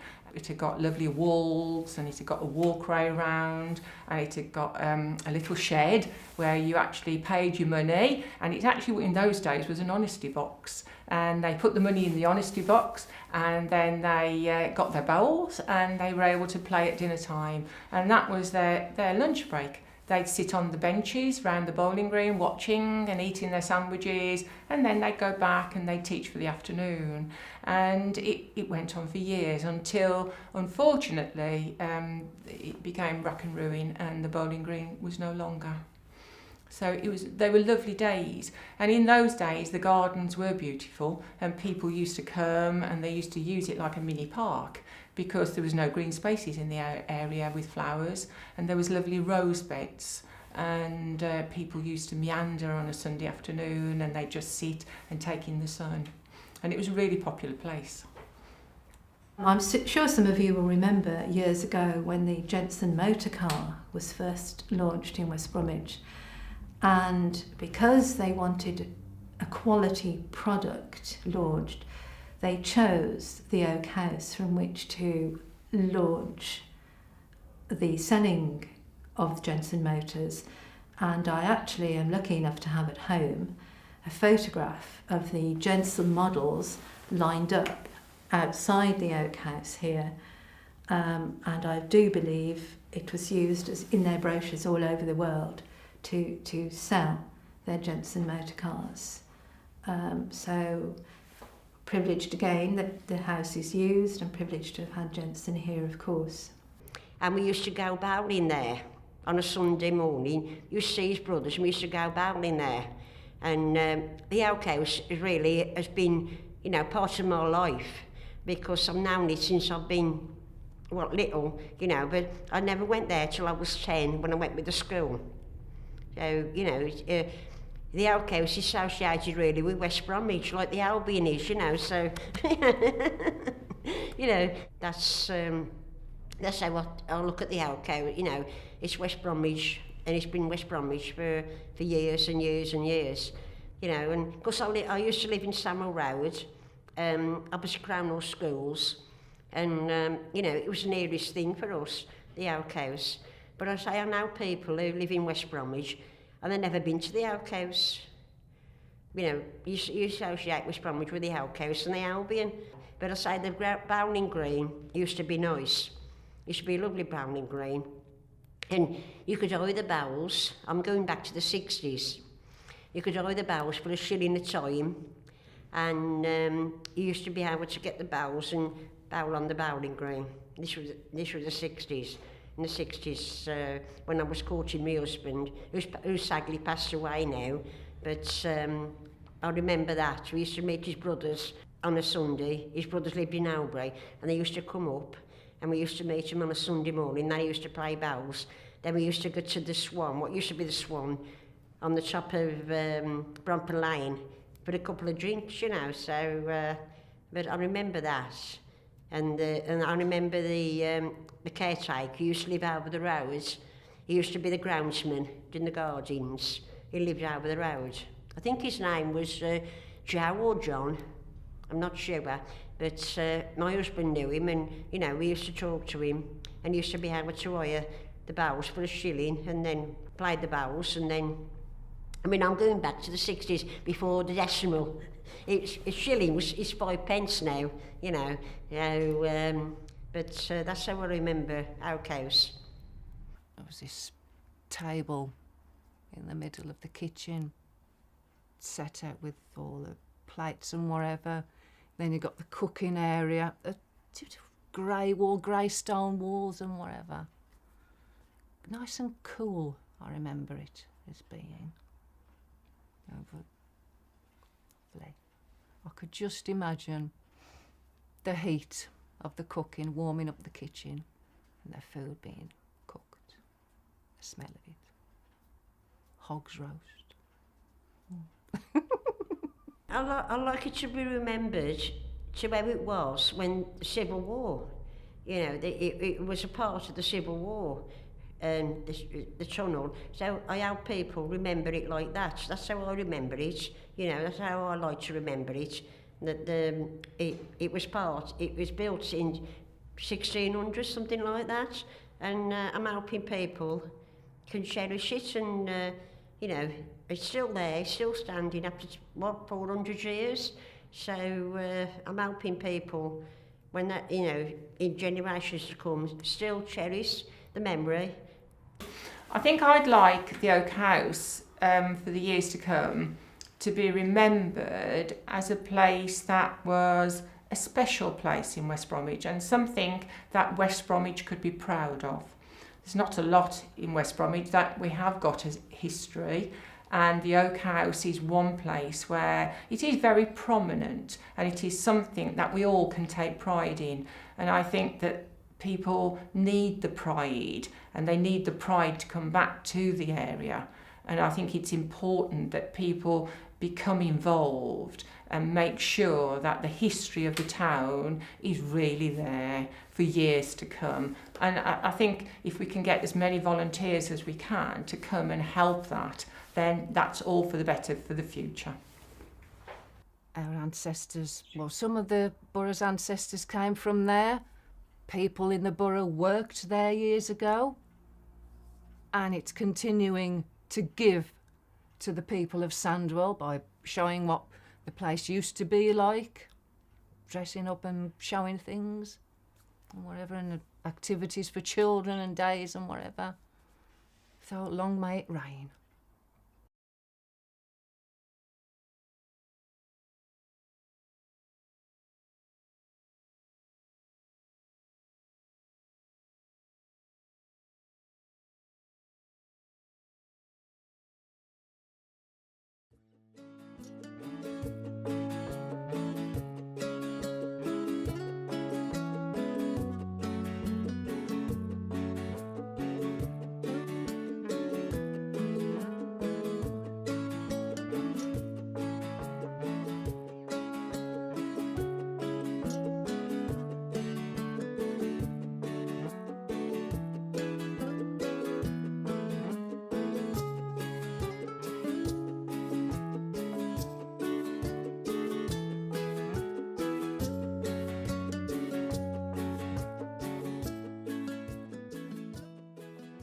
When I was 11, I won a talent contest.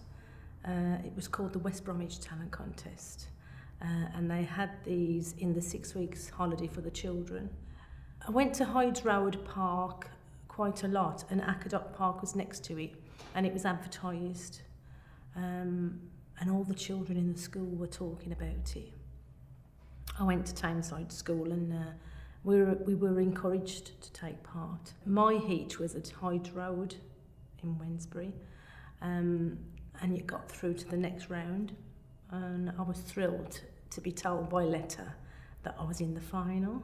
The town hall was absolutely packed with parents and families, and everybody was backstage, you know, running about and getting ready. I can remember one of the newspaper clippings saying that it was so noisy during most of the afternoon, but the children didn't take any notice. They just got up on stage, did what they had to do, because there was little children running about, you know, families and everything.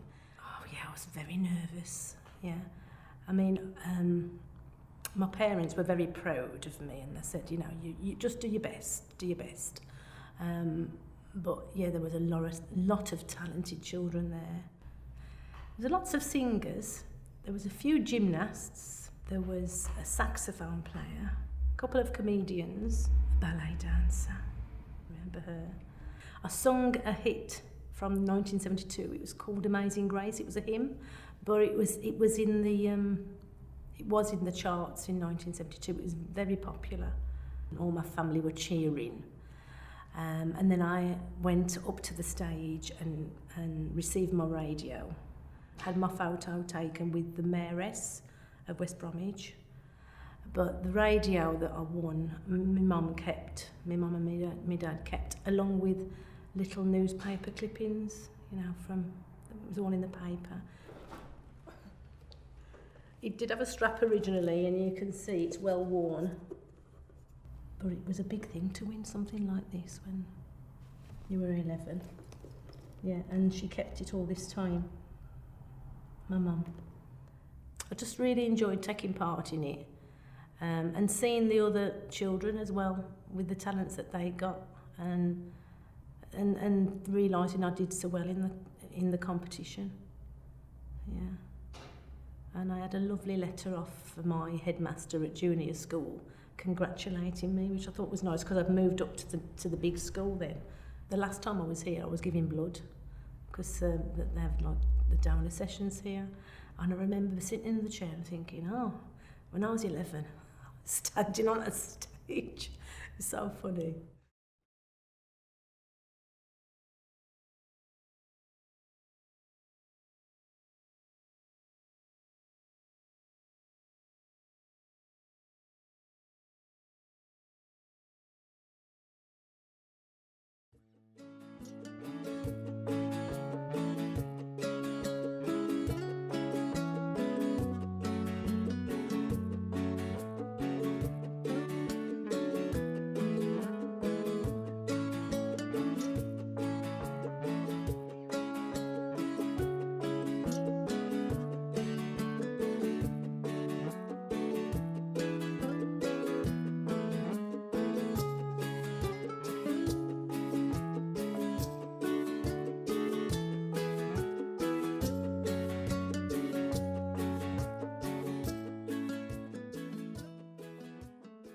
I was here for 28 years and my final position was as chief engineer. The atmosphere was very good, really. I didn't appreciate it until after I had left in 1976 when the works closed. The atmosphere here was quite pleasant. You could get on with most people and everybody was there to help get production going. When I left and got another job, I was rather naive. I didn't realise that other firms existed quite differently from how Chance was, and it wasn't as friendly or as pleasant to work in other places as it was at Chance Brothers. I think about the pleasant times I had. We had some rough times as well. The chief executive, who was Ken Hadley, had ultimate faith in me. I don't know what I'd done to deserve it, but he had ultimate faith and he used to ask very difficult things and he was convinced we could do them, and strangely enough we did. Whether it was a pattern, a special pattern on rolls or anything like that, we used to make everything. And it used to give me great pride to think that we could do it. I had a workshop of 60 maintenance men, and they were fitters, there were electricians, there was machinists, all sorts. And these men, I'm amazed how they used to work. They worked quite hard when the need arose. And if the plant broke down and rolling stopped, then everybody was all hands to the wheel to get it going again. And that attitude presided in my department, which I was very, very proud of. I was lucky. The department I'd got, the guys in it were nearly all ex-military people, worked together as a team and were really willing to impart their knowledge. So it was really good and a lot of fun as well, because they were all just as crazy as I was coming in. And like I said, it was one of the best places I've worked at. It was a really good start. Yeah. And I thank the guys a lot for what they did. I came here to Chance Brothers in 1971, and I came basically to put roots down. I've been on the design circuit for many, many years since leaving school and qualified. And my first job here was I was directed to the tubing division, and I'm told, the first person to be taken on following rationalisation in the early 70s, where basically the whole plant was split between tubing and flat glass. You're all aware of Frank Skinner, the comedian. Well, his mum used to work in this building. This was the 7-storey, owned by Chance proper. They bought it in the late 50s, early 60s, an American company, and concentrated on the production of slides, microscope slides.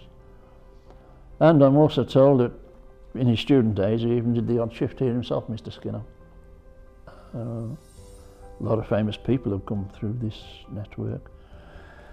We had one of our employees refereed a 1950s cup final.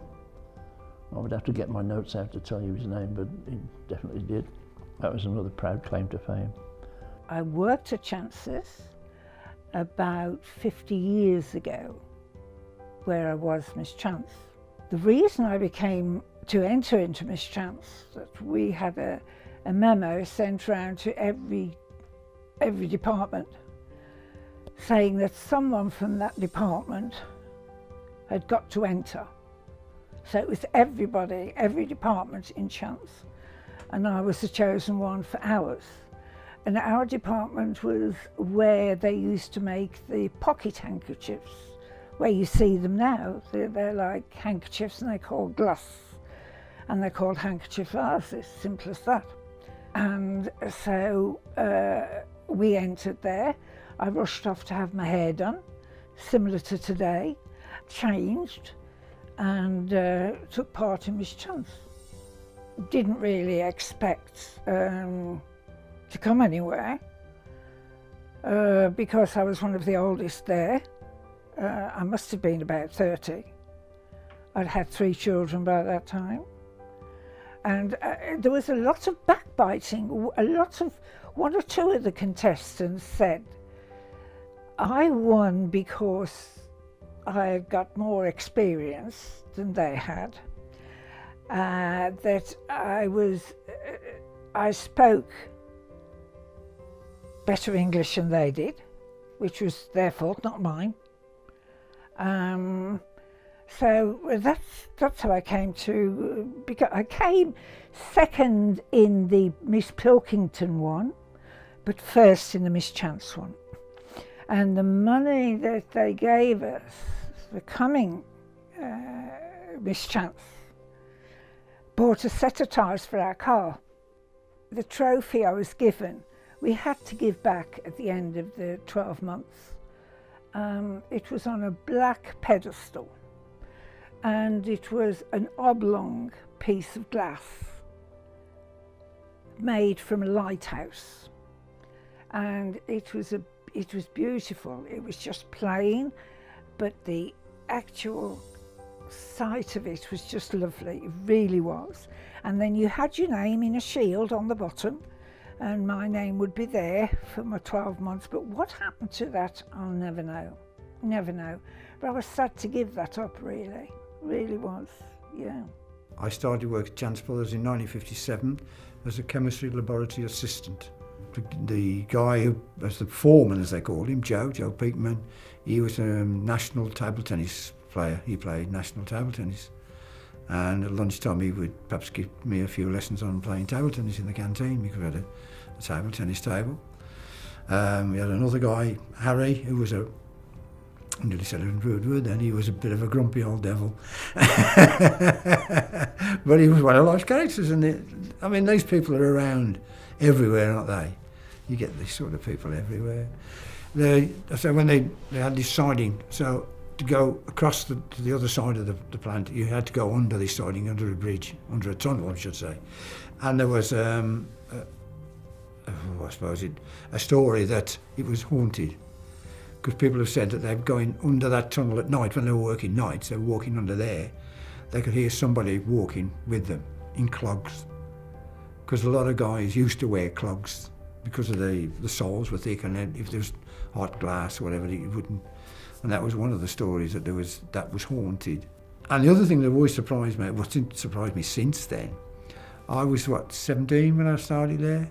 One of my jobs was to go from I've just described the school from where we worked, right to the other side of the plant, the whole site, into the wages office, to collect the wages for the labs, chemistry lab, physics lab, and these people working downstairs.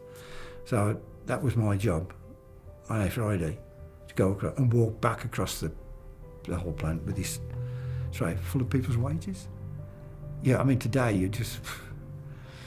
As I moved into the telex, my typing of orders and quotes and that became less and less. And in the end, I was just dealing with the telex and the letters for the salesman. We had a lady in the typing department that ended up being over the typing pool, and she only used those 2 fingers. And I have never seen anybody use 2 fingers and type as fast as she did. And you've got to bear in mind she was using a manual machine which took a lot more pressing to get the buttons to go down. And also if you went too fast, the keys would come up, the spindles would come up, and they'd get the letters crossed, and then you'd have to stop and put them back down again. And of course there was changing the typewriter ribbon, because you had a black ribbon or a red ribbon, or you had one that had got black and red, and then you switched a key on the typewriter so that you could use the red as opposed to the black. It was a lovely time at Chance Brothers. I enjoyed working there, and I was sad to leave because there was a lot of camaraderie. We enjoyed ourselves, and there was no worrying about what your performance was, or whether you were going to lose your job, or whether it was just 1 year that you were going to be working for. There wasn't the stress there that there is today. Well, so I can still remember some of the guys I worked with, some of the things that we did, and like Saturday mornings in the lab was always a water fight with the physics lab, because you had a wash bottle, you had a plastic squashy bottle with a spout on, full of distilled water, because it was obviously for washing out the dishes that you've been using. So it was a case of down the corridor, spurted a bit of water at them, and then they'd chase you back down, and you'd come home from work soaking wet. But and there were 2. I mentioned Eddie Gowns, the gas man. He was a Salvation Army man. Lovely, lovely man. He really was a lovely man. And we had a guy who worked in the chemistry lab, was a Jehovah's Witness. His name was Peter Radford. Doesn't mean anything. Peter Radford in those days was a sprinter from Warsaw. It wasn't the Peter Radford, but he was the Jehovah's Witness. And it was interesting at lunchtime to go past the little gas room where Eddie worked, because they'd be having discussions on the Bible in this room, deciding whose version of the Bible was correct. They were all, I mean, they never fell out, they never had any, it was just you got past it and you could hear him saying, oh, this is what it means, and that's what. So there's things like that. And so the library where you could go and sit and, if you wanted to. We used to play football for chances. I managed to get into the second team, and the nice thing was every week you'd get a little thing through the post, an internal post, and you open it, you've been selected for the second team on Saturday, so you're playing so whatever. And you turned up at the ground, and if you were at home, your kit was laid out in the changing room. If you were away, it was all in a skip, a big wicker basket, which you took on the truck, and they took you out to play. Yeah, it was a nice experience, I suppose. Just sad that I didn't. I don't know whether I sad or not, whether I didn't make the grade. But yeah, it was quite strong. The social club was there, and one part that had finished, I think, when I started was I remember the guys referring to it, but we never attended one, was the laboratory social and the pyrometry piss-up, you know. So you could tell the difference between the departments. Yeah. And there was again, a lot of friendly interaction between the laboratory and the instrument department during work time, which I guess we can't get into trouble for it now. No, but I guess yeah, there was you all may as kinds well. of things. Yeah. Again, this was stories that were told to me, and it had just pretty well slowed down when I'd started, unfortunately. But the laboratory were balloon specialists, and they would launch out of the lab roof hydrogen-filled balloons. And apparently they dropped pamphlets over Albury one time. So the instrument department, not to be outdone, worked on rockets which were fired from the plant to try and intercept said balloons launched by the laboratory. And I do believe there's a couple of stories. Something came through the roof at the Jensen automobile factory. That was from the instrument department. And somebody else encountered one, and I believe if you look in the old Express and Star, there's a picture of somebody that ran into something on their front drive. It was tangled up in a tree, and it was one of the lab's balloons. But the really scary part was they'd taken the photograph, they'd brought the balloon inside the house. Oh. So I think that's when it all kind of finished quickly and everybody. Anyway, so if anybody's watching this and they're responsible for that, too bad. It's a great story.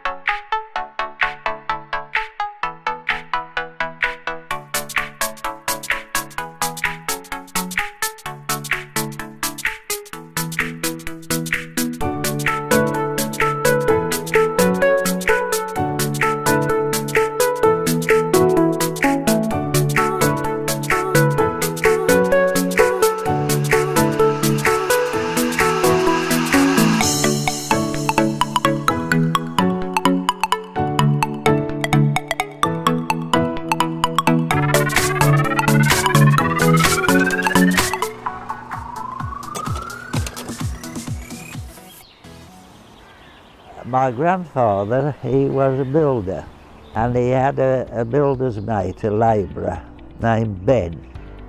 And I remember being in this park by the duck pond one spring day, and Ben was there, and there was a duck sitting by the side of the pool, and it got up and it had laid an egg right there. And Ben, he picked the egg up, cracked it, tipped the contents, the yolk, into his mouth and swallowed it. I always remember that.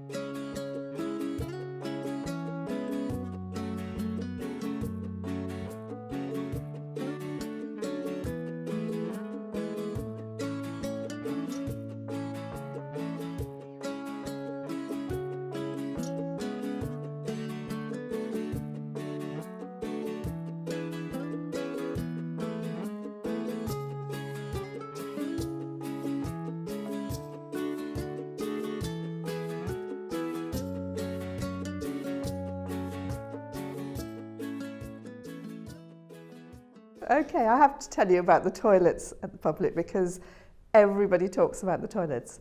That caused a big stir, the hand washing facilities in particular. I mean, we've had to actually fetch people, members of the public and children out from taking a bath in them.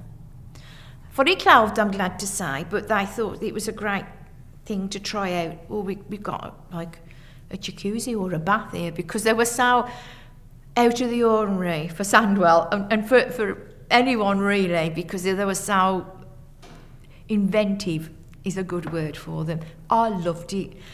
The toilets were amazing. They were bright and colourful and they were always clean. I think that they must have cleaned them out quite a lot.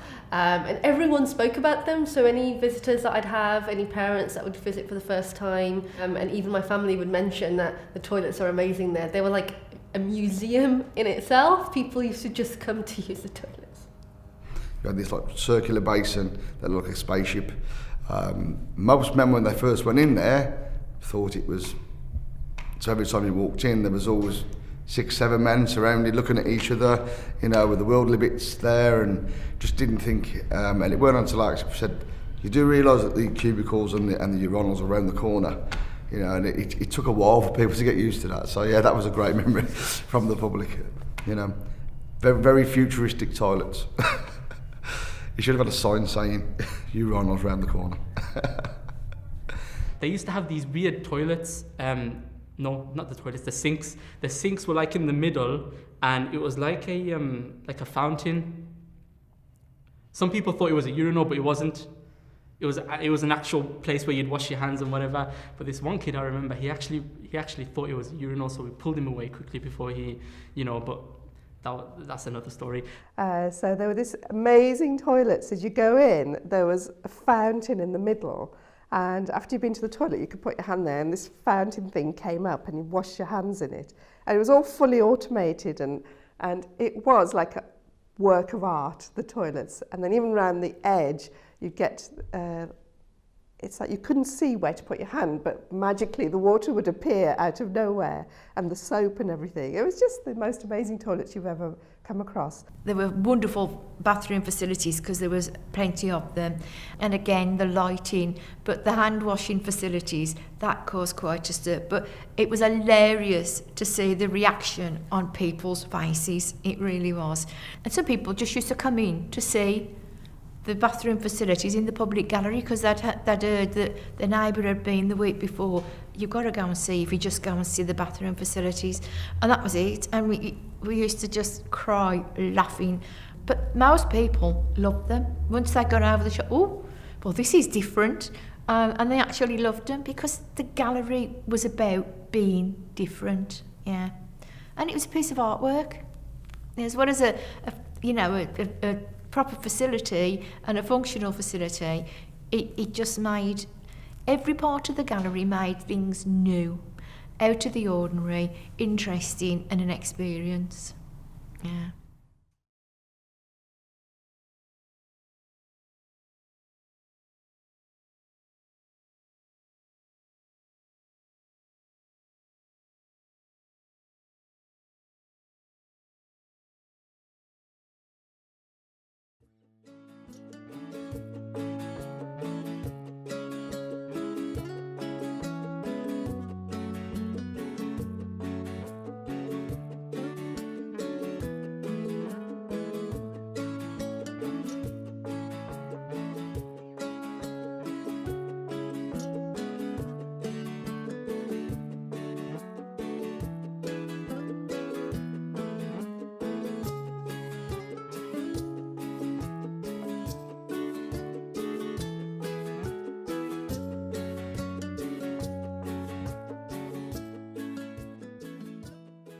When my children were quite small, I couldn't return to teaching because they were too little and there was no provision then for nurseries. So when the eldest one reached 3, I did manage to get him into Beaches Road Nursery, and I taught at Beaches Road most afternoons, but I taught at the hospital in the morning. I had 2 wards, the boys ward on the left and the girls' ward on the right. And anybody who was in for more than a week, though I usually was asked to deal with them all, had school lessons. And that was quite fun, really, because I used to have to run from one ward to another. There were usually about 15 children in each ward, so you've got 30 in your class, but they were all at different levels, of course. And once or twice, you know, they try to catch you out and get out of it by doing other things and claiming your interest. And we had a group of boys who were in almost for 12 months. So it got that really I was their main teacher. And we used to have quite a bit of fun. We played chess as well as doing other things. But it's quite difficult to teach children who are confined to bed because those boys had what they call Perth's disease. I don't know whether you've heard of it. It doesn't seem to be quite so prominent these days. It meant that the ball socket, the hip ball socket joint, came out of joint all the time. So they spent a lot of their time in a plaster cast from the waist down. So doing sand play or painting when they were all in bed and trying to keep it in line with matron and sister was sometimes quite a difficult task. She was only happy if they were only doing sums and reading, but if I tried to do anything a bit interesting for them to break the monotony, then we sometimes had a bit of a telling off, but particularly if they spilt paint on the sheets or anything like that. But no, it was a very interesting job. But as I said, I did that for about 3 years, I should think. And that was only mornings, and we went from 9:30 till 11:45. And then they had their lunch. But in the afternoon it was visiting. Fondest memories of working at the hospital? I suppose it was being with the children, teaching in a very different situation to a classroom, managing with, you know, very little equipment, sometimes with youngsters who would do their best not to do any work, when really I had to get them work for them to school as well, because I had to liaise with their teachers at school, particularly when they were only in, say, for a fortnight or 3 weeks. But we used to keep them in longer in those days, because people now are out after 2 or 3 days, even with the major operations. But then they used to be in quite a lot. I can remember the things that the children came in with, and you don't see nearly as much because things are better managed. And that was children with diabetes. Because in those days it was only insulin that they were controlled with, and you had to keep your eye or your nose on them when you were actually teaching them, because if they were going to have hypo, you could smell pear drops on their breath. And so if you were talking to them or listening to them reading and you recognised this, then you had to get a nurse to sort them out, do some embroidery. As I said, the boys with Perths were stuck up at the back of the ward, but they always had football favourites, so we used to sometimes compare match results and things like that. And that was it, that was good too. And because I got my own boys, I thought how lucky I was that they weren't in the same position.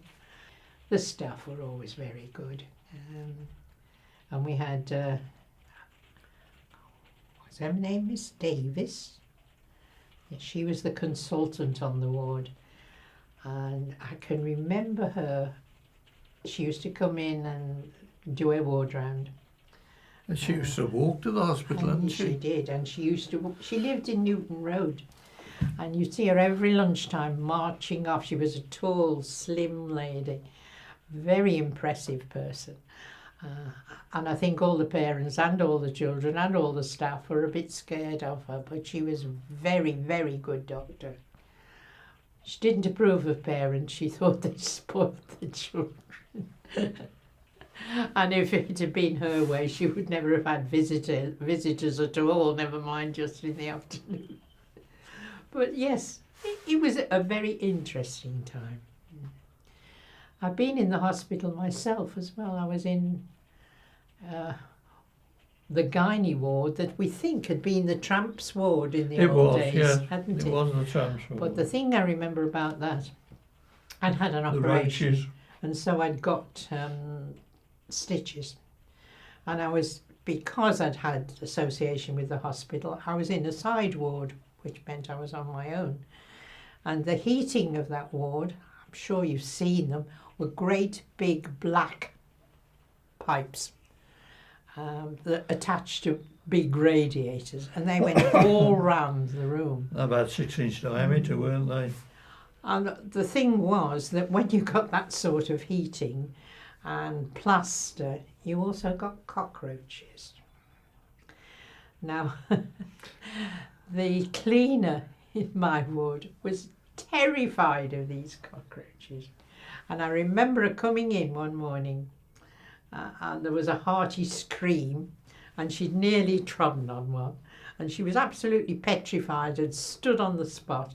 And I, still with stitches, got out of bed, took a dustpan and brush, swept up this cockroach and threw it through the window. So that was a bit of therapy, I'm sure.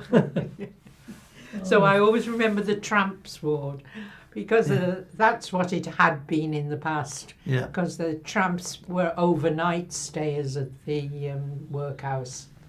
But of course a lot of the buildings were still there for a number of years.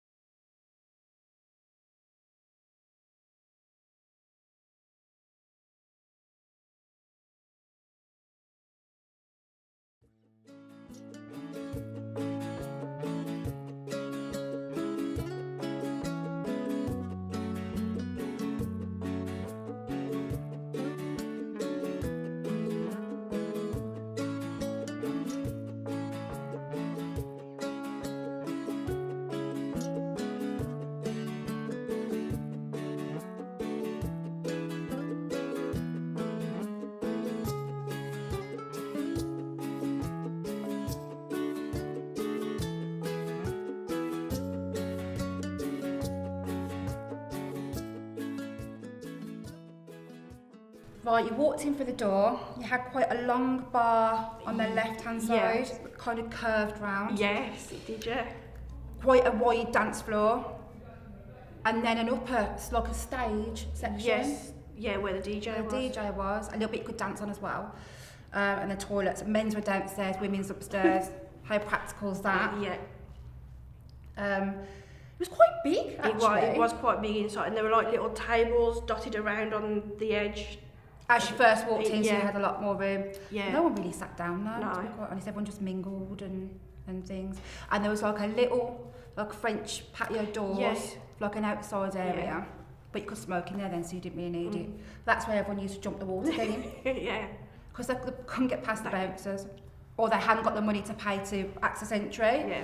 So they used to go around the side, I'm pointing over there because that's where it is, and jump, how high was the wall, 7 foot? Yeah.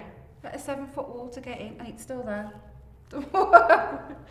My best friend at the time worked there, and a lot of people in the area spoke about it, a lot about a place to go. Being slightly underage, was a little bit unsure, and I remember she said, "Come along, she's lovely." You know, the woman who ran it at the time was called Maxine. She said, "Come along, talk to Maxine, she's amazing." So I think I went, very casual, in a pair of trainers, had to kind of coax the door staff to let me in and convince them that I was there for an interview, which didn't look like us for an interview. And then I think that was like the Friday night, by the next day, I was working there.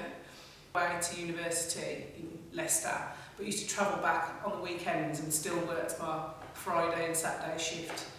And I remember some of the other places in West Brom that were open around the same time, so I'm guessing I probably stayed there till about, it was definitely after the millennium, so probably about 2001, for about 3 years. When I used to work at the old post office, I used to work in the kitchen. I used to run the kitchen there, and upstairs, you can actually see it from the photo there, the one window was my, if you like, office. And because it weren't that busy after, say, 2 o'clock, I just used to just sit out the window and look in the world, watching the world go by, and just pick little things up here and there. And I thought, make the things what you see rhyme, and you got a song there. So basically, I started writing songs in the old post office kitchen.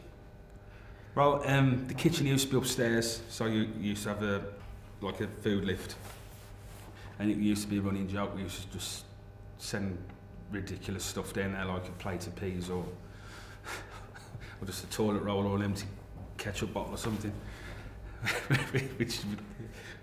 which at the time it was funny. And then the waiting staff upped the ante by putting the smallest waitress in the dumbwaiter and sending that up, so when I opened it, I was... But yeah, being as quiet as it was in the week, we did have enough time to mess around, but not too bad. Basically, lunchtimes, that's all they're catered for, just lunchtimes. Never that busy, but you used to have all the old military solicitors and the solicitors next door, and the building site as well. It was all office staff who used to come in, which was a bit funny, because you had the office staff from solicitors and banks drinking there in one window, and say 20 yards up outside the job centre you had the drunks doing exactly the same thing 30 yards from professionals, which it was contrasting, but I thought it was quite funny that. So bar staff, I didn't work in the daytime, I worked on the night, the evening shift, so I used to come back from university and do Friday lunchtimes, because we used to have quite a lot of people from businesses used to come in to do lunch, which is a horrendous shift. I hated working lunch. I hate serving food. And then on Friday and Saturday nights mainly, probably work from about 8 o'clock through till, I don't know, 3 o'clock in the morning, 4 o'clock in the morning sometimes. And then obviously during Christmas periods, we'd be open more, so we'd work all through Christmas. But yeah, it was the party nights that I used to work. When you're young and you're trying to get into a nightclub and you do the whole shaking in your boots trying to get past the bouncer, and got in, you get in, you don't know what to do, first thing you do is go to the toilet to make sure your hair's alright, lipstick's alright, go to the bar. I remember it being ridiculously busy. It was always a very busy night, especially for West Bromwich itself. It was one of the top places to go to, wasn't it? Yeah, and you were always guaranteed to see somebody in there from school. Or anywhere that you know. Yeah. One of my memories is, funny memory, the ladies' toilets were actually upstairs, and I was drunk, had a pair of knee-high boots on, short skirt. Obviously being drunk, missed this first step, gambled all the way down the stairs, landed at the bottom of the floor, legs in the air, and there was a lad at the bottom of the stairs. Did that hurt? And I just looked at him and I just had to walk away. And then the second memory I have was I was dancing on the podium, and this lady came up behind me, started gyrating behind me, and I just looked at him, looked at Jen, and it was like, no. So I turned around and I pushed him off, and till this day I don't know what happened to him. I did hear he broke his arm, so I don't know if he's watching. I apologise. Yeah, so I remember at the time they were really proud of the bar, so it was a really, really long wooden bar, very old-fashioned, wooden floors. It's a massive hallway, and then the DJ booth used to be in a cage. So at the back of the room is a spiral staircase that it literally was like a metal cage. That was where the DJ was, and there was another little bar at the back. And I remember we had I don't know if they were proper podiums, but they were definitely used as them on the nights. So there were 2 podiums at the edges of the dance floor where people used to get up and dance on. in a nice terrace out the back. It really was a beautiful place. It was very much like the town hall building. It was high ceilings. I always thought of it as a waste of a building because it was never used to its full potential. I'm being biased, being a music fan. I'd have loved to see that as a proper music venue because the hall in there, I know they had dance music and stuff in there, but really that could have been a spectacle of West Brom. It could have been a focal point, which I think I tried it in the later years, but no one was willing to pump the money in after the reputation he got from fights and whatever, which is a shame. And it's a shame to see the state it's in now. It could have been, like I said, it could have been a focal point for West Brom. There is nothing around here now to bring a community together. I mean, you have got your pubs that have been here for a long time, but there is nowhere, there's not a night spot for anybody. No, there isn't. As the old post office was that night spot, and that's how was our social networking before any of the internet or anything. Yeah. That was how you met people, and it's just a shame. It is a shame that we haven't got the nightlife in West Bromwich anymore. Do you know, it was such a fun job just because it was almost like an extension of West Brom in the sense that I'm from the area, I went to school locally, and all the other bar staff were all kind of familiar with each other because of going to, we all went to the local high schools, and then so the people that came there were extensions of our friendship groups, families, people that we didn't know had associations with each other that we kind of met up with. So I think the fact that I was, we were the ones that had to work and get paid, but it was just a fun place to be. The music was great, atmosphere was amazing, so it didn't feel so much like at work, cheapest night out, I suppose, without getting drunk, being in the place, getting paid with your friends, but being at work. So yeah, it was that was probably the best thing about it. If it wasn't for the old post office, I think there would have been a lost generation because there's lots of children being born from relationships starting in that place. And it was like an upmarket nightclub for West Brom at the time. That was you had the nightclubs down the bottom of the town. You had Nick Hubbers, you had Busby's, but if you had shoes on and a shirt with all your buttons, you ended up in the old post office. And it was a nice place. It was nice. It's just a shame they didn't build on it when they had when it was as busy as it was.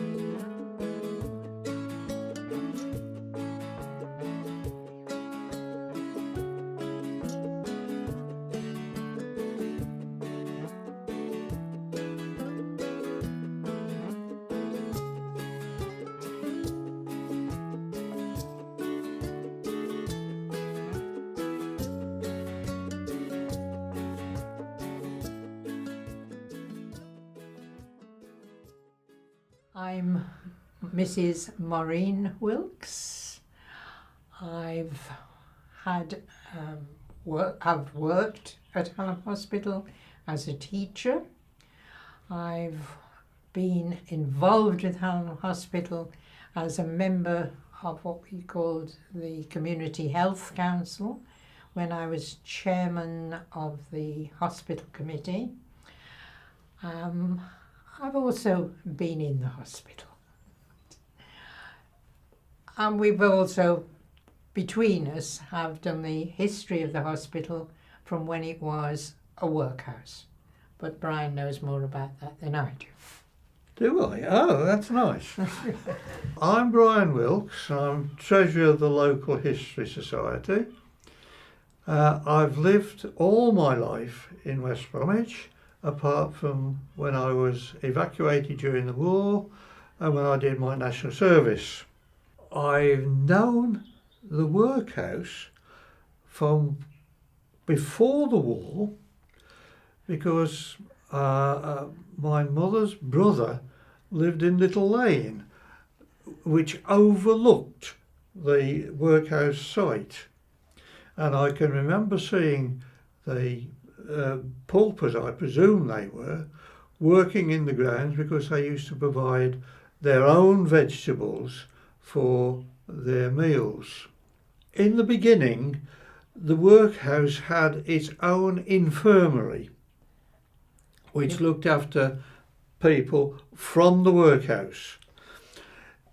Outsiders could get in, but they had to be referred by their doctor to the workhouse doctor, who would then either sign them in to go into the infirmary or refuse them, which he did on occasions. Later, I think it was 1857, it was decided to expand, and they built a new complex, which we now know is Hallam Hospital, because it was built on a land acquired from a Mr. Hallam. The extension to the infirmary was opened, I think it was in 1925. But apart from that, I can't say a great deal more. Except that you know that from many workhouses developed hospitals. Oh yes. Burton Road being an example. Soho Road as well. Manor. And Manor Hospital.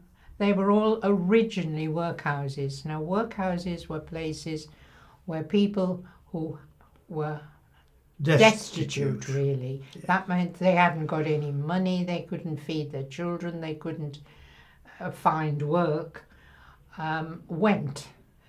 There was two sorts of what we called relief. There was indoor relief when you actually went into the workhouse, and sometimes there was outdoor relief when they gave you tokens which you could take to a shop and get perhaps bread and margarine, some basics. But they were very stingy about that. I mean, they didn't give you much, but just to keep body and soul together. But once you went into the workhouse, as I said before, you were separated as a family, and you really were stripped of all your independence. You were stripped, washed and reclothed. Yes, yes. They wanted to be sure that you weren't carrying vermin. First of all, we went to the Community History Archives. In Smethwick. In Smethwick. Yeah. And we managed to get copies of the Guardian's minutes. Now, as we said, the Guardians were the people who actually ran the workhouse. And they decided on how big it was going to be and how many people they were going to have in it and what they would be doing. How much they paid. And how much they paid. They cost, yes. Yes. Some people sometimes sort of got out of the workhouse as long as they got work to go to. They had to prove it. They had to prove it, yes. And they left their families in there. And so sometimes, again, in the minutes, you'll see that they're being charged for leaving their families in the workhouse because they were being fed and clothed and looked after. The workhouse over the road was what, as I said before, was what we called a union workhouse. Yes. So that represented Handsworth. Handsworth, West Bromwich, parts of Walsall, and it. Wednesbury, because they had their own eventually. Yeah, yeah. There were seven anyhow. There was seven towns that all sort of took part, which was why it was called Union. But once we began to find out about, the pauper law and how people were treated, we felt that we'd got to do something about that. There were 27 guardians, 10 from West Bromwich, 6 from Wednesbury, 4 from Handsworth of Solihull, that's Pettybar, 4 from Albury, 1 from Whalley Salop, yes. and 1 from Whalley Wiggle. Because there were 2 Whorleys. Well, district of Whalley, we know it was split into 2 parts. That was the 6. And so they sort of administered Yeah. the whole of the Yeah, the union was declared in 1836. Yeah. on the Poor Law Act. Yeah. yeah. And the chairman of the Guardians was the Right Honourable the Earl of Dudley. The vice chairman was James Spittle, and the clerk to the court, to the board, was Joseph Marshall, and the auditor was a Mr. Pickle, which I thought was rather nice. So it was run like a big business, really. Oh yes. And the people inside, they broke the men, able-bodied paupers who hadn't got work. They were given hard work to do, sometimes just repetitive tasks that really didn't lead to anything. They broke stone and had to break it up into very small pieces for road mending. They picked oakum. Oakum was fibres of rope, and they picked it apart, and then it was tarred and used to plug the sides of boats. It went between the... Yeah, caulking. Caulking, yes, Yeah. it was called caulking. And Particularly for the narrow boats. Yes. That was a very nasty task, because picking up apart old ropes that had been used at sea, it really didn't damage the fingers and the hands. The children, as I said, went to school, really. So they didn't do too badly, because Wigmore School was quite a big one. There was a pool in the ground floor, but the trouble was that they had them all together. There was no privacy.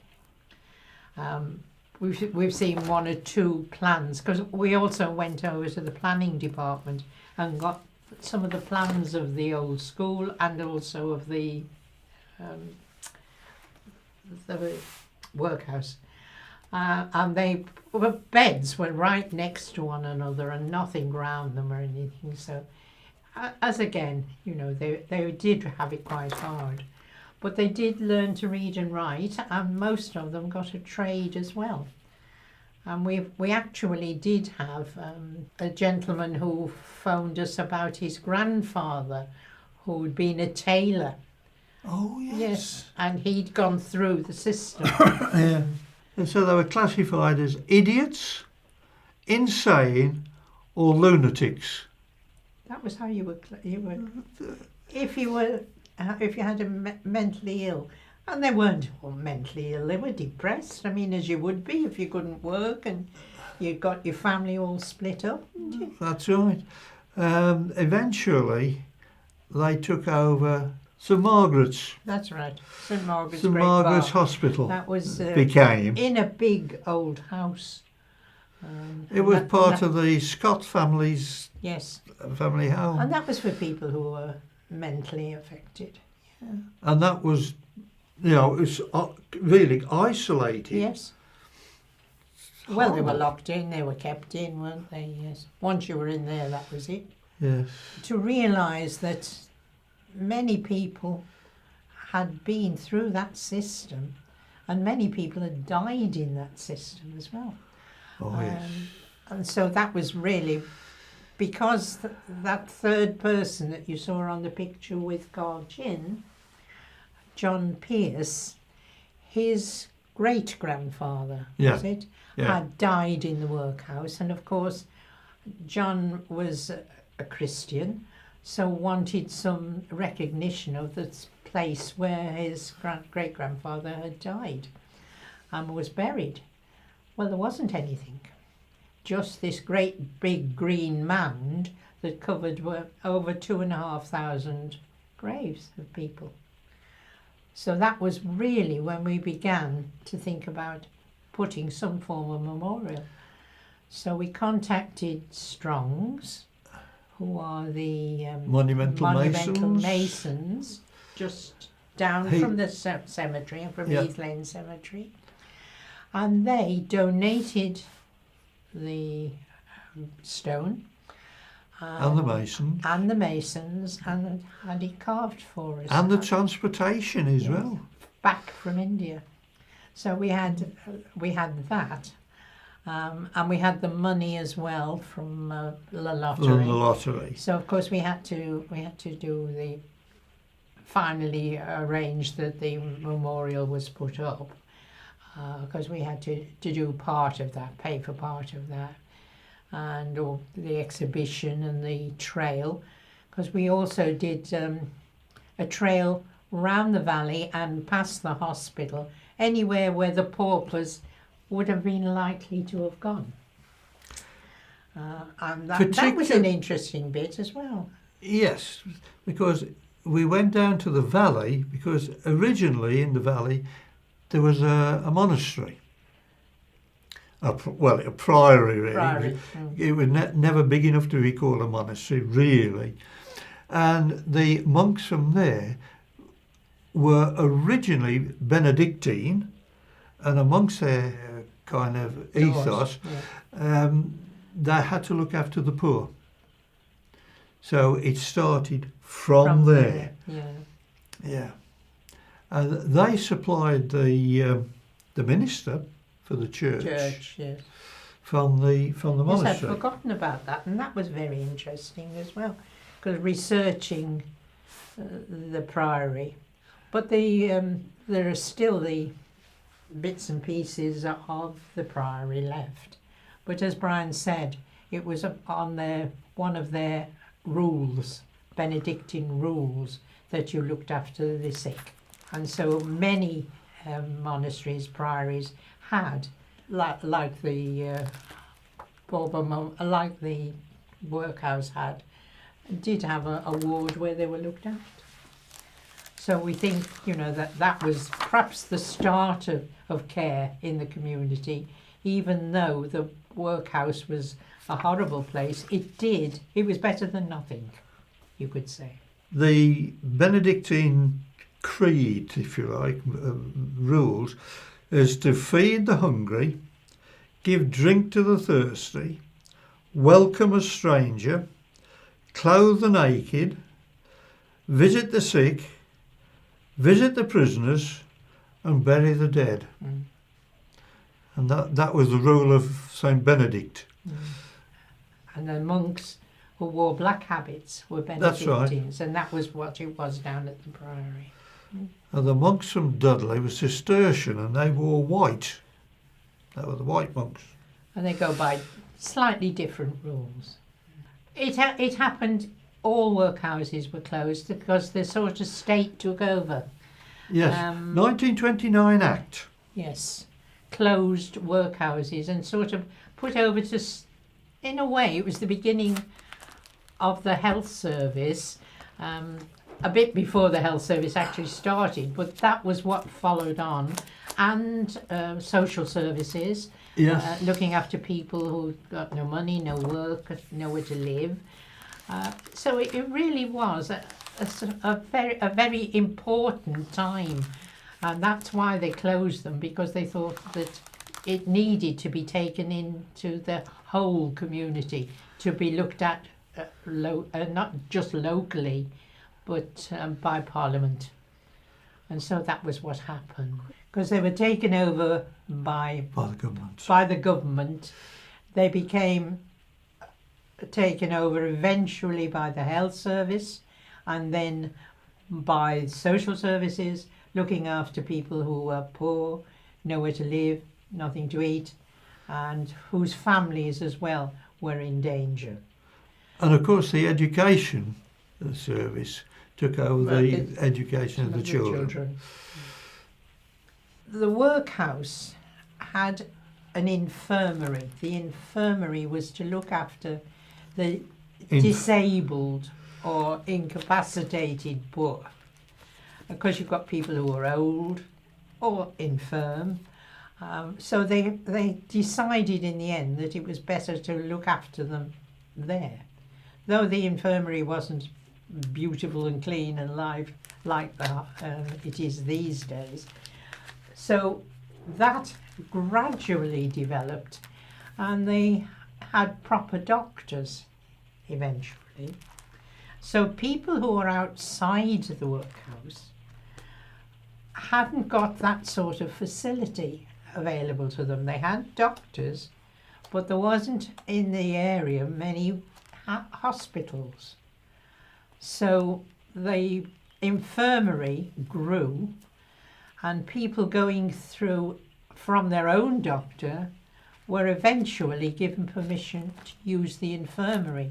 So the infirmary gradually became more important than the workhouse. So when the workhouse went, the infirmary was still there and became the modern day hospital. Yeah. And that, of course, was through the war, both wars. It says, in some ways, it showed an advance in ideas compared with many others throughout the country. The ground plan was good in arrangement of wards and sanitary blocks, but inside the wards were cheerless, as the walls were unplastered brick, which, though painted, looked cold. The floors belonged to a long-gone age in hospital construction. Constant scrubbing and years of use had worn them down, so that it was well apparent that they had saved their time and were dangerous. The wards were heated by a large central stove with flues going up to the ceiling. The only merit of these dust-collecting monsters was that they gave out a good heat, thereby relieving the dullness of the wards. The bathrooms were as old-fashioned as the floors, and the baths wore a strong resemblance to ancient sarcophagi. Oh dear, so you were going into There a was no sarcophagus. proper division in medical or surgical wards, nor was there an operating theatre. Operations were done in a side room, which was dark, inconvenient in every way, and destitute of proper instrument cupboards and fixtures. Needless to say, there was no electric lighting. The infirmary kitchen opened directly off a corridor connecting the two main wings. Beyond the fact that the distance for carrying food was short, there was nothing else that could be said in its favour. It was also a relic of the times before the birth of the modern hospital and labour-saving appliances. There you go. That's a condemnation if ever there was. The quote was from the Post, 30th of March 1928. Through being interested in history, and really West Bromwich is a very, very interesting area when you start to dig. Yeah, but you've got to be able to dig, and you've got to have the time to do it.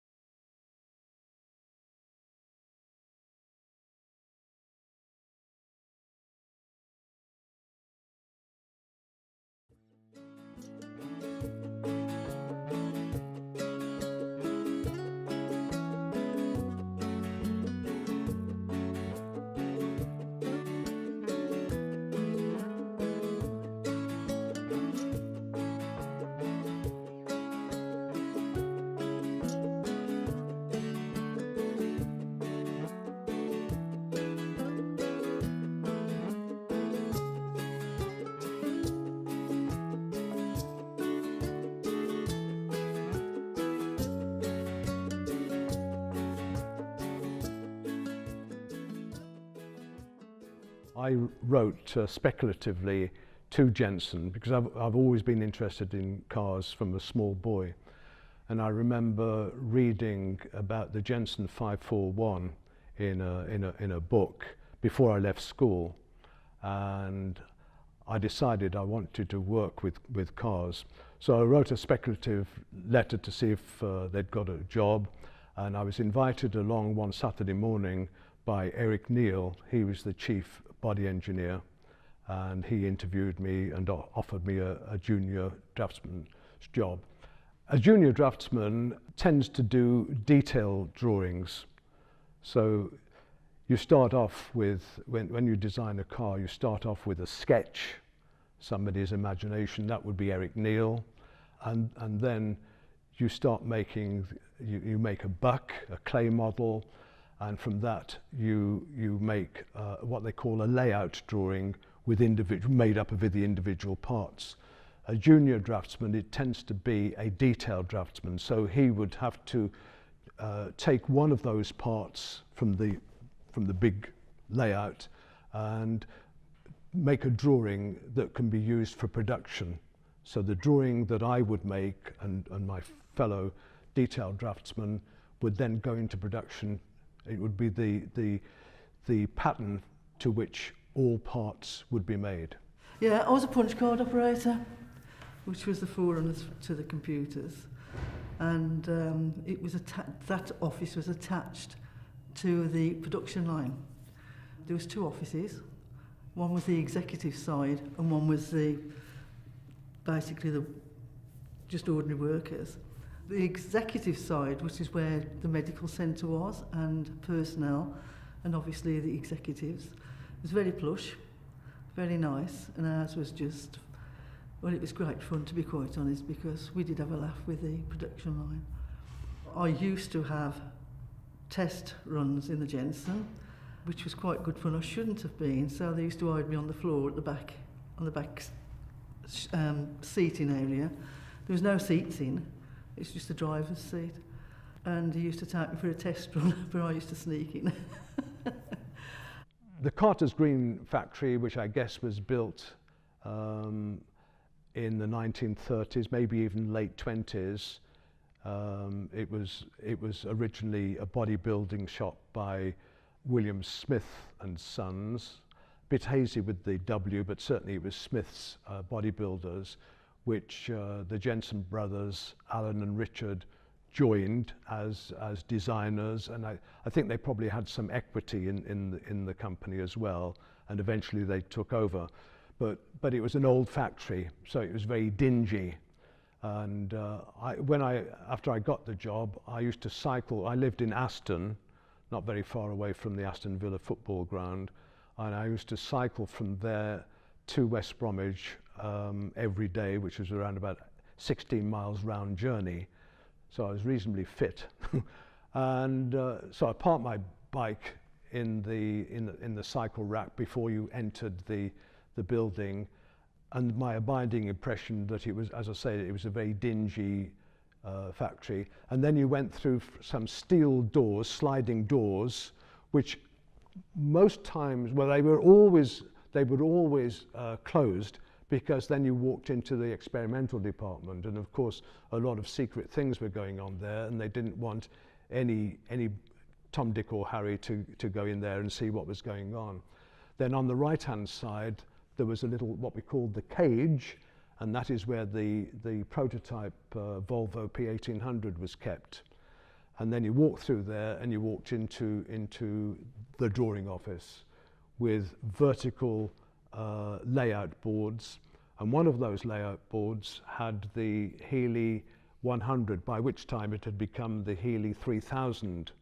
And of course the Healy was the car that made Jensen most of its money and enabled them to develop their own cars without any great need to worry whether the Jensen cars were going to make any money or not, because they made them in penny numbers. I mean, for instance, the 541 probably sold 2, 3, at most 5 cars a week. They made 5 cars a week. And we saw quite a few stars there. The one I remember was Ginger Baker from Cream, but there was Cliff Richard who came, and Henry Cooper, quite a few others really. Penny Plummer, who was the Australian Miss World at the time, she refused to have a photograph taken with me. I don't know why, but they asked me to present her with some flowers, and she says, no, I'm not having a photo taken with you. While I was there, I did meet a few, like, you know, met Jimmy Tarbuck, and I met somebody out of Led Zeppelin. The Jimmy Tarbuck incident was, I'd gone down to photocopy some invoices, and I was standing at the photocopy machine with a pile of invoices, putting them through. And I looked out the window and I saw this Rolls Royce, and I thought, oh, who's that? And it had got COM, 1C on it, comic. So I grabbed a couple of things, I went running back down to the office, and I said, who's here, you know, like, and the boss, I think it was Mr. Hodgkins, said, oh, I think Jimmy Tarbuck's visiting. And then all the girls, there was 3 of us, we said, well, can we go and get his autograph? And he said, okay then, because you had to ask permission. So there was me, I think Denise, and a girl named Pauline. We went out the office, we walked down the line, because he was at the end of the production line, I think. And as we walked down, I'll never forget it, I was so embarrassed, as we walked down the line, and bearing in mind I was only 17, all the lads got their hammers and they was banging on the line, like, whoa, whoa, you know, like that. And we went up to him, asked him for his autograph. Even Jimmy Tarbuck, I mean, he was young then, he appeared like embarrassed because, you know, it highlighted he was there with the bosses. So that was quite interesting, but apparently loads and loads of stars went there, you know. I can remember Harold Robbins. I wasn't there when Harold Robbins was there, but my cousin worked there as well, a chap named Doug Randall. And he used to read a lot of Harold Robbins' novels, so he was quite excited when he knew Harold Robbins was there, because apparently he's American, I think. And he arrived with a hat and a cloak, you know, very like flamboyant. Dad said about Susan Morn going. I can remember Dad mentioning Susan Morn, but there was loads. I think they used to, apparently, I mean, this is what I've heard, they used to measure the seats for the actual, you know, person who was buying it. Jensen was a tiny company in car manufacturing, but it laid claim to lots and lots of firsts. I think it was the first production car to have all-round disc brakes, the 541R. You know, it's fantastic. The 541 had one of the lowest coefficients of aerodynamic efficiency because of its curvaceous style. And I think that was coincidental benefit of the styling itself. It just so happened that it was aerodynamic. People were proud about Jensen's and the association with West Bromwich. And it is such a shame that it went, you know, because, you know, when it did, you know, did go and everybody was made redundant, I mean, you know, they paid off all the other companies first, and so a lot of people, like my dad included, only got severance pay from the government. And when you think that he worked there for 35 years, he ended up with about £1,000. It was sad. You know, Jensen's didn't actually pay him, it was the government, they paid this severance. So I've never heard of anything like it before, but yeah, I mean, it was a prestigious company, it was a shame. You don't realise how much you enjoyed it and what you learned. And that's not only true of Jensen. I think it's particularly true of Jensen because of the kind of company that it was. But the most important thing is you don't realise exactly what you experienced until many, many years afterwards. And in my case, because I started operating a blog and I started writing about Jensen and my experiences of Jensen and the history of Jensen, I realised far more than I did when I was working there. I realised how very, very important and how precious it was. And I think most people I've spoken to, other employees of Jensen, say the same thing, that they've gone on to do different jobs. There's a guy who lives in America now, and he we both worked at Jensen at the same time. We were both in the drawing office.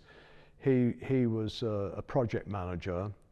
Both of us have moved on. We've had greater experiences, but the Jensen experience, for one reason or another, I can give an answer for myself, stood out probably above all the others.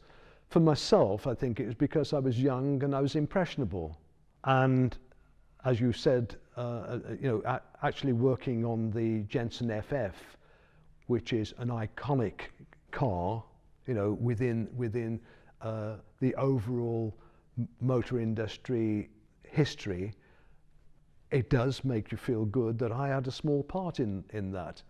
But again, didn't realise how important it was at the time. It's part of my CV. I'm very proud to have said that I worked at Jensen's. Not many people can actually say that, and with fond memories. I think when I met my partner here, first time, I think it was one of the first things I said to him, that I worked at Jensen's. He was very impressed, which is what you want, isn't it?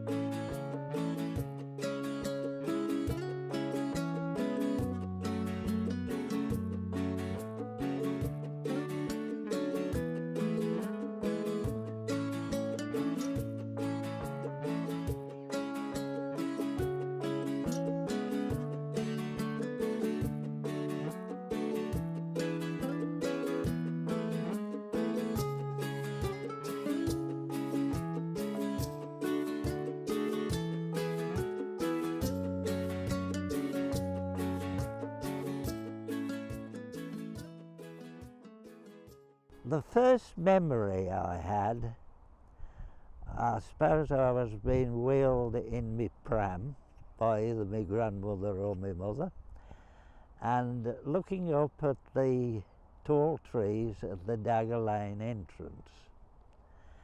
And those tall trees, the beech trees, are still there today. And they must be 200 years old, or getting on that way. And I've been under those trees, I've walked into the park thousands of times over my 83 years. No, it was great fun, and there used to be a lovely tea house in the middle of Dartmouth Park. Oh, and it was nice. It was a wooden building, and it was more or less octagonal shape. And it was lovely. It had got a certain smell about it, and it was a lovely, comforting smell. It was really nice. Well, Dartmouth Park was obviously where I grew up, probably where I did some of my early courting. We used to play football a lot. I was a keen footballer, so I started playing football, schools football for the school at Guns Village. And we used to play along the other schools in West Bromwich, so Haitley Heath, of Bell, and John Bosco, and Harbles Hawthorne, and Hampstead, I think we used to play. In those days, no cars, it was a bus ride. You'd meet and get your bus and go. But certainly when I was a bit older, as I say, in the summer, they used to play pitch and putt in the school holidays. I remember going down the back of the park and we used to play pitch and putt. Early introduction to play golf, which I play golf a lot now. Hot summer's days, sort of in the paddling pool. First of all, when you were kids with your parents, because it was easy to get to. And then obviously when you were a bit older, you and your mates probably used to go, causing probably mayhem, but probably best left alone. And then obviously when I started playing football in my late teens, the King George V playing fields down the back was where I played a lot of football. It was never my home pitch, but certainly I think there used to be about 20 odd pitches down there, so generally speaking, several times a season you'd be playing down there. So yeah, lots of memories of Dartmouth Park. Oh yes, the bandstand, that was lovely. That was really nice, that bandstand. It was concave. That's concave, isn't it? that's the other cave, but that's concave. Yeah, concave. And it was great. It really was. I mean, it was ideal. They used to have bands there. And sometimes they used to have seats where you could just sit and listen. And other times you could dance there. And it was lovely. It really was. And then, of course, there was the boating pool, which was great, which was lovely. Yeah, as I say, until I fell in. And Roy used to take me on the pool, on the pond as well.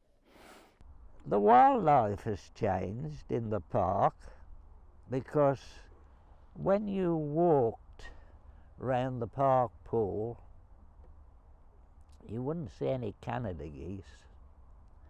There were no Canada geese, no tufted ducks, no grey-crested grebe. There'd be common mallards, but in the spring you'd hear cuckoos calling, and in the meadow, which was full of buttercups in the late spring and hawthorn blossom, you'd hear the skylarks. And now sadly we've lost the skylarks in the valley. I remember the war coming. I was 6 when the war broke out, and the Royal Air Force moved in, and just here where we have our show, where the bandstand, the new bandstand is, they set up a sort of camp outside the old tea rooms, you see. And they had a barrage balloon. They flew the barrage balloon. They had another one just down in the valley there. And that was to keep the German aircraft so that they couldn't come down, because they supported a wire, you see, a strong cable.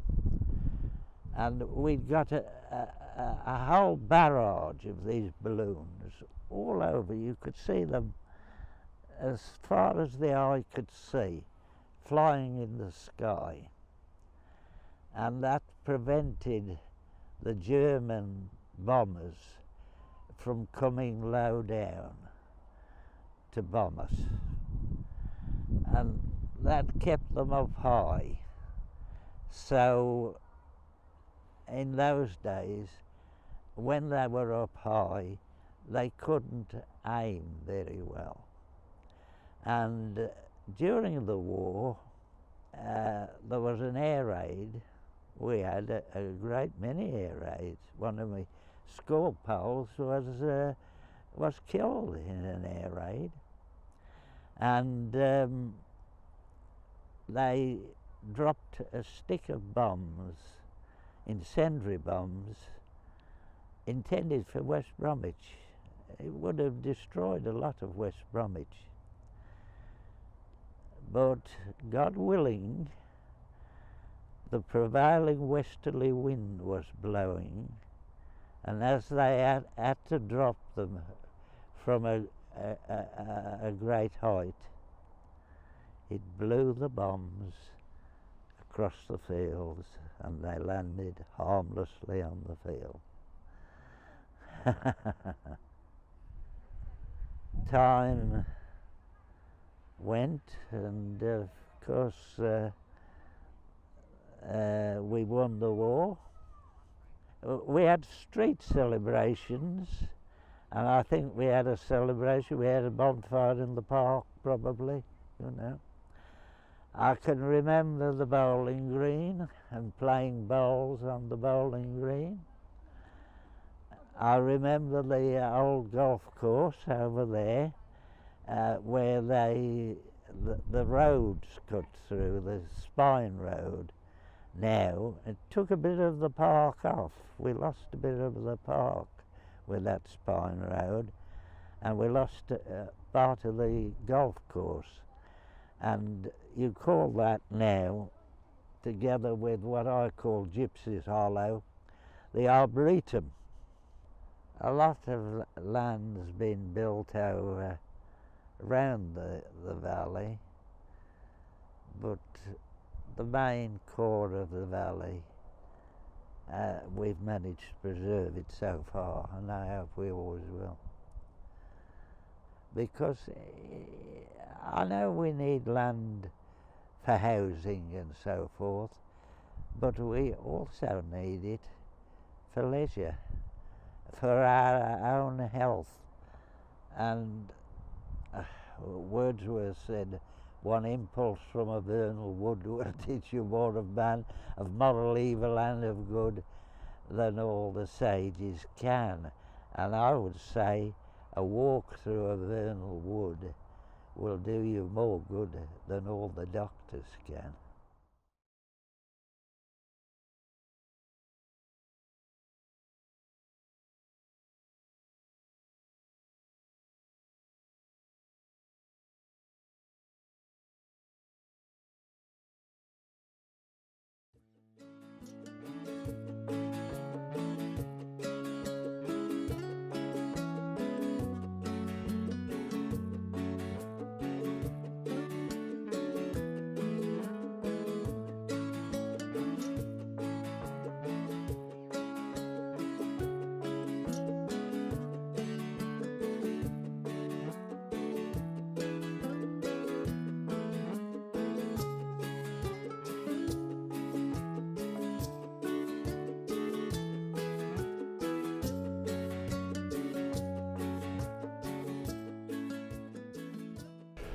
What I propose to do today is first of all give you a slideshow of things around the building and, more importantly, the building. I'll tell you various things about what's happened in the past and the history of the place, and then we'll go and have a walk around and see what I've been talking about. Okay? West Bromwich Town Hall walk and talk.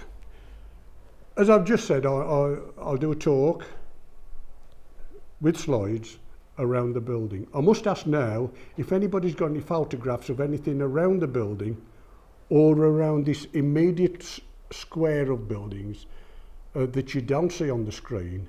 I'd be very pleased to borrow a copy or have a copy, okay, for future reference. If you have got anything historical about West Bromwich or Sandwell, I've got to ask that you present it to or let the archives see what you've got, because there is quite a display being built up. I was at a, never mind where I was, but I was at a presentation recently, and it's the second time I've been to a presentation with this particular person. At the end of his show, he said, if you've got anything, let me have it. That's not the way it works. We want it for everybody, not for the single person. Okay. Right, so 3. Probably the best place to view the building is across the way at the Gardens of Remembrance, looking across the High Street at the building. If you look at the building there, you can see the several different ages and rebuilding of different parts of the building. That's the original, that's all it is, and there is where we are now. Okay, that's the building. 4. West Bromwich Town Improvement Commissioners, that's before there was a council, 1854 to 1882, purchased prime land which was previously part of West Bromwich Heath from the Isons family, who were local ironmasters, for the erection of public buildings. The site is bounded by High Street, outside the door, Victoria Street, Edward Street and Lodge Road. Lodge Road, slide 5. Before I talk about the Town Hall, I will lead you round these streets and starting from the building next to the Town Hall and in a circular walk. Everything I speak about will be on my right hand side when we're walking around the place, as it were. Slide 6. Right, the original buildings incorporated the town civic complex, which includes the town hall. Remember, the town hall is that big room over there, not all the building. The town hall is a particular room. There's the town, what we know as the town hall, and there's the original West Bromwich Market Hall. The Market Hall stood on the present library site and was completed in 1874, with Saturday as market day. It was very unsuccessful, as it was in the middle of the West Bromwich High Street, and local people preferred the then existing indoor market hall. Remember the black wooden building? Some of us remember the black wooden building, which was built between the High Street and Paradise Street. That building was much handier for shoppers, as was Carter's Green. So the centre of the town, the Golden Mile, which we used to know the road outside as, the centre was on a Saturday pretty deserted. 7. The old West Bromwich Market Hall was demolished in 1899 to make way for the new Free Library. What may be considered as the first West Bromwich Library was founded in 1783 by the Reverend Guy Osborne, a Methodist minister at Swan Village. That was held at the Swan Inn, Black Lake, which stood about a mile away to the west, that away. The first true West Bromwich Library was built on the present site following the Public Libraries Act of 1850, which gave local boroughs the power to establish free public libraries. That building was superseded by the present library building, which dates from 1907, and was erected partly on the Market Hall site. It was erected partly on the Market Hall site. The building had considerable financial assistance by a grant from the Scottish philanthropist Andrew Carnegie. Most towns like to say that Andrew Carnegie financed the library. He assisted on the finance. He didn't give lock, stock and barrel. Is anybody coming in there? No. Okay. He gave a considerable amount of money, but it wasn't all by any means that the library cost. The building was constructed of Reuben facing bricks with Portland stone and terracotta details. And the library is a fine building and holds many murals with classical references, stained glass, ceramic and mosaic works, and of course there's a lot more in the cellars and attics and things other than what's usually on display. The architect was Stephen Holliday of West Bromwich, and the library is now a listed Grade 2 building. 8, please. Until very, very recently, and I mean about 3 weeks ago, you'd have seen that building next to the library. That was the gas showroom, erected by the Birmingham Gas Authority, who held the licence for remember the gasometers down at Swan Village? Some of us do, yeah. West Bromwich, Wednesbury didn't have their own gas service. It was provided by the Birmingham Gas Service, who held gas showrooms in local towns and various places. That was demolished a couple of weeks ago. There was a building there previous to the building that we know, and that was mostly demolished in the Second World War, a direct hit with a bomb. On the corner there, and for 50 yards along the street next to us, there were Victorian buildings. This corner one was used for many, many things over the years, including a restaurant. The last thing I particularly know it's being used as was for wedding ceremonies and registry office, and that was in the 50s, 60s and 70s. But it's been used for many, many things. But it started life as part of Derby's Brewery. Derby's was the biggest brewery by far in the town. Okay. The corner building there was part of the Derby's office complex, and as I say, in later years, until demolition, it was used for many, many things. 10 please. This particular building, also part of Derby's, add on as they did. This was later known as Parish's Restaurant. Do you remember that? Yeah, but it was known as Parish's Restaurant. And then next to the Parish's Restaurant, next one please, was the actual place where they did the brewing. The council bought that building off Derby's and successors and used it as part of the council printing works. You'll notice Derby's Ales. That has recently, when the place was being demolished, Carol Hartill noticed and asked if she could have the bricks.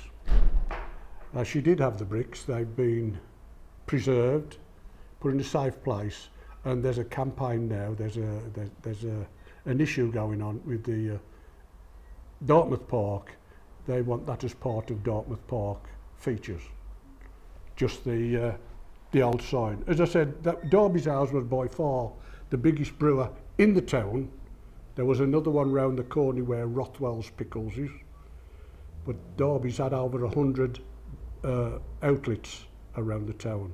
I've actually got a Derby's glass at home, half-pint glass, which I intend to give to Carol for hopefully part of the thing. Is Secretary of Friends of Dartmouth Park.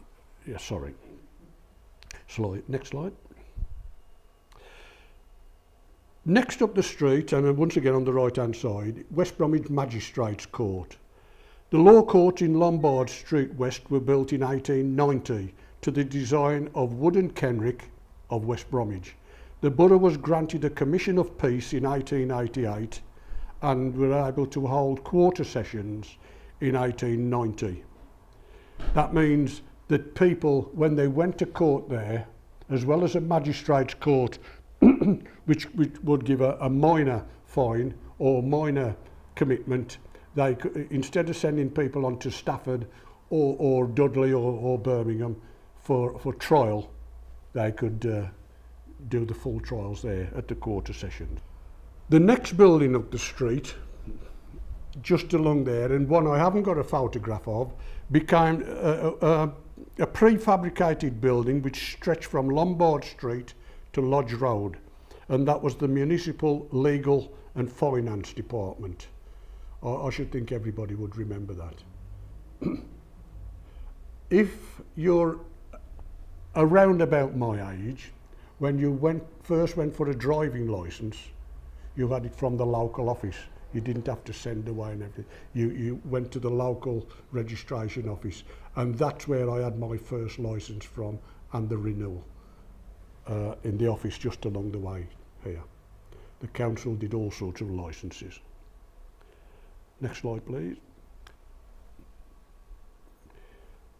I'm sorry it's not a brilliant picture, but that's the best I can get.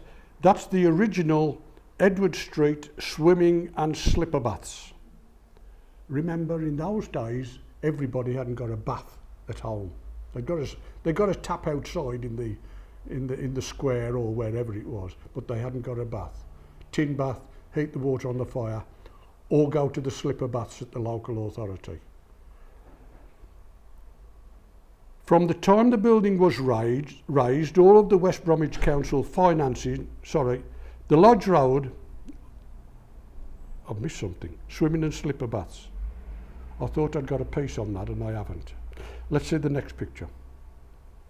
That's what the intern of the original baths looked like. Notice the tiered seating. Some of us have spent many hours there on election night and in the winter when the pool was covered and dances and election counts and all sorts of things were held there. Where did we sit? We sat on the raised side. Yeah? Next, please. Continuing round the building, past the other end of the finance office, we come to two town hall side entrances, and I'll be showing you those later on and giving you the reason why there's two doors next to one another. They're connected inside, it's strange, but I'll be telling you why later on.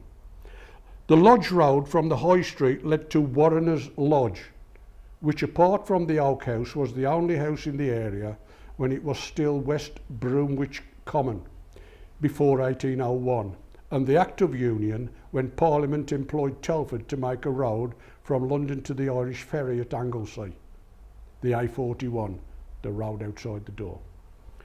Broomwich, of course, translates as Island of the Broom, from which the town got its name, and locally you will also find Castle Broomwich and Little Broomwich.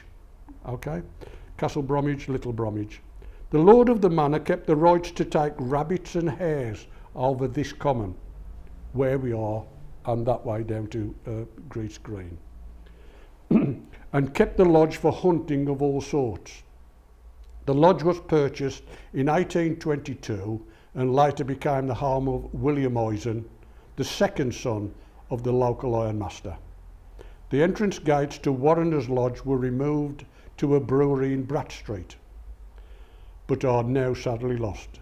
The gatehouses to the lodge stood either side of the Lodge Road where it fronts the High Street. One was on the corner where this building is, and one was where the bank is across the way. Both gatehouses were occupied for many years by a Mrs. Baker, who was the final occupant of both of the gatehouses. She lived in one and slept in the other. It's said that she used to cross the road every morning and evening in a nightgown to get from daytime to nighttime accommodation. Possibly the best place to view the building is from Highfields across the way, the West Bromwich Garden of Remembrance and Register Office, which was formerly the home of the Eisens family, that name again. The town hall is situated centrally on the High Street between Dartmouth Square and Carter's Green, and was built between 1874 and 1875 in brick, stone to an Italian Gothic design. The architects Mrs. Alexander and Henman of Stockton-on-Tees, Middlesbrough. The building was constructed as part of the new West Bromwich Centre, complete with Market Hall adjoining, and later, following modifications in 1905, to provide more offices and a committee room along with a free library. The architect for the extension was also Alexander and Henman of Middlesbrough. The building contractors, the people who built the building, were Mrs. Trow and Sons of Wensbury. The corner tower rises to 130 feet, and during construction one man fell from the main tower scaffolding and was killed. That detail came from Tom Futrell, former secretary to West Bromwich Trades Council. The building was restructured in 1857 and is now a listed building. Next one, please. That's all right. The town hall public entrance, which is just to the side here, in an alcove.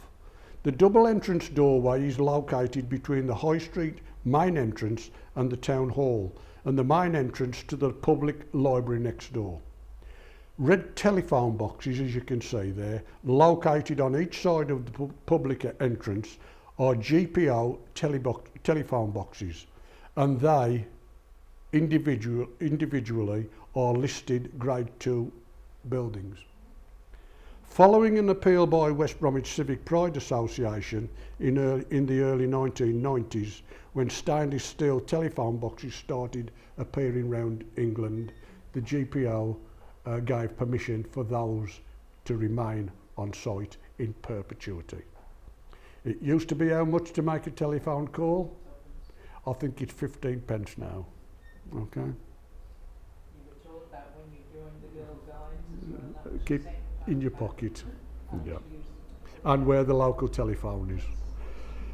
Public toilets. Outside the gas showrooms are still subterranean toilets, which during the Second World War were used as an air raid shelter The toilets were closed to the public in the mid-70s. Do you remember those? Yes. Subterranean toilets just outside the door there. You could tell them by the smell. As you walk around the building, you'll see where windows have been filled in brickwork. There's some got perforations for air, but most of them have been filled in. Notice the lights to the basement, now bricked in, and the fancy chimneys up and down. Always look at the whole building, not just the bit that's in front of you. Notice the several points around the building where gas lighting brackets were fitted. Of the original complex, only this building remains where we are. It is of brick and stone in an Italian Gothic style, I've told you that. The building has a cast iron substructure, cast at Smith Road, Wednesbury, the same company that cast the ironwork for the Crystal Palace. People keep telling you that all the glasswork was made at Chance's at Smethwick, but the building's structure was cast at Wednesbury, Smith's Foundries. Town Hall, triple arch main entrance. Notice boards either side. There's A boards outside nowadays, I believe, for most things. And last week, a local authority, and I can't remember where it is, banned all A-frame advertising boards. I've been campaigning about that for years because disabled people walking into these things. Okay. The notice boards either side of the main entrances are used for public proclamations, notices, election information, and formally for committee meetings, dates, time, etc. And of course they're also used today, as they were in the past, to advertise dances and various other things in this building. Next one, please. Entrance to West Bromwich Town Hall. As you come through the entrance towards the steps, if you look at the columns, can we go back one please, or two? That's it. The columns, that's where the door is now. They used to be open as well. But at the tops of the columns, from January to December, around the tops, are carved capitals, which were carved by Mr. John Roddis of Birmingham. He died in 1887. They portray the months of the year in a most charming and novel way, and each month personified as a person ageing as the year progresses. January, a newborn baby there, top left hand. February, a young child. March, a boy with wind-blown hair. We know the old rhyme. March, the wind doth blow. Then April showers, and he's crying, of course. Next one. May, maiden with a delightful daisy chain round her neck and flowers in her hair. June, a knight in armour, the year in full strength. July, a lady in full bloom of life. August, a man solid in middle age. That's me, I think. I hope now. Next slide. That's it. September, a man with an ear of corn in his hat, harvest time. Now then, October. He's been drinking. After the harvest, after the corn, the barley, the apples have been harvested, he's had a celebration. October, a merry man. November, a matronly lady. And of course December, a very old man. That's not Father Time, it's just an old man. Thank you. Right.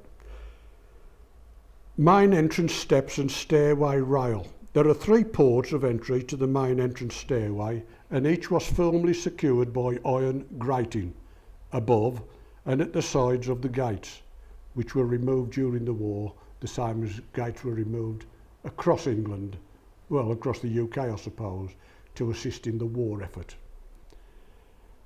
Notice the ridges where old door pillows stood. You can still see the fixing holes in that. They were never corrected or repaired. Some of the holes are still there. In about the year 2000, new ornate screens and gates were installed. In about the year 2000, new ornate screens and gates were installed and now protect this open access way. They were made of steel and by the same artisan who created the Hawthorns, Jeff Hassel gates. Have you seen the gates up there by the Hawthorn? Lovely pair of gates. Notice in the floor and on the walls the holes, once again screw marks where gas lighting, grills etc. were fastened. Brass rails. The central brass rail was not part of the original building but was paid for by a former mayor of West Bromwich, and sorry I haven't got his name. Following theft, the left-hand side rail was replaced, also a gift of a former mayor. And if you look at the rails when we go out there, you'll notice they are slightly different. Brass, composition and alloy, they can never get it the same colour, it's always just a touch different. Red carpet used to be laid for important visitors at one time, and notice the clip marks on each side where the red carpet used to go. Then the rail was put there and put a stop to that. Okay. The flight of stone steps lead from the high street through double doors and into the main corridor which encircles the town hall. I said the big room is the town hall. The building interior, it reflects the Victorian interest in Gothic and medieval architecture. The ceilings, ironwork, walls and pillars are decorated from designs by the architects. The West Bromwich Weekly News of August 1875 stated, "Harmonious blending of colours and the magnificent stencil work costing many days of artisan work cannot be too highly praised, and words can hardly express the charming effect that they have produced for our new town hall." The ground plan there. We will go round the building, through the door, taking in anything we can. Okay, round back of the stage, through the stage, across the front, and round this lot, then down the stairs into the cellar. Or up into the other, whichever way round it is we decide to go at that time. But from there we'll go up and down at some time.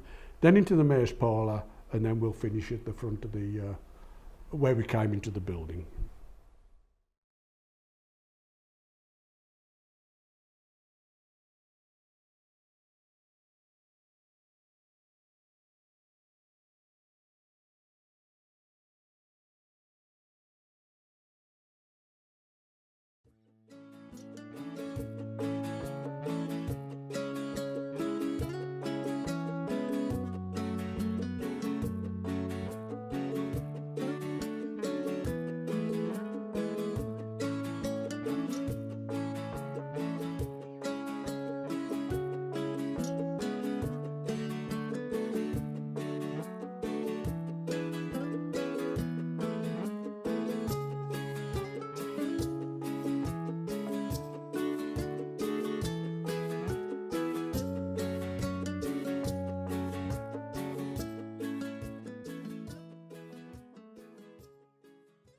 The first thing we see as we come in through the door is etched glass. I'm not sure that that's original, but it is a pretty etched glass entrance. Looking left from the door, notice the Minton floor tiles which decorate the floor tiles.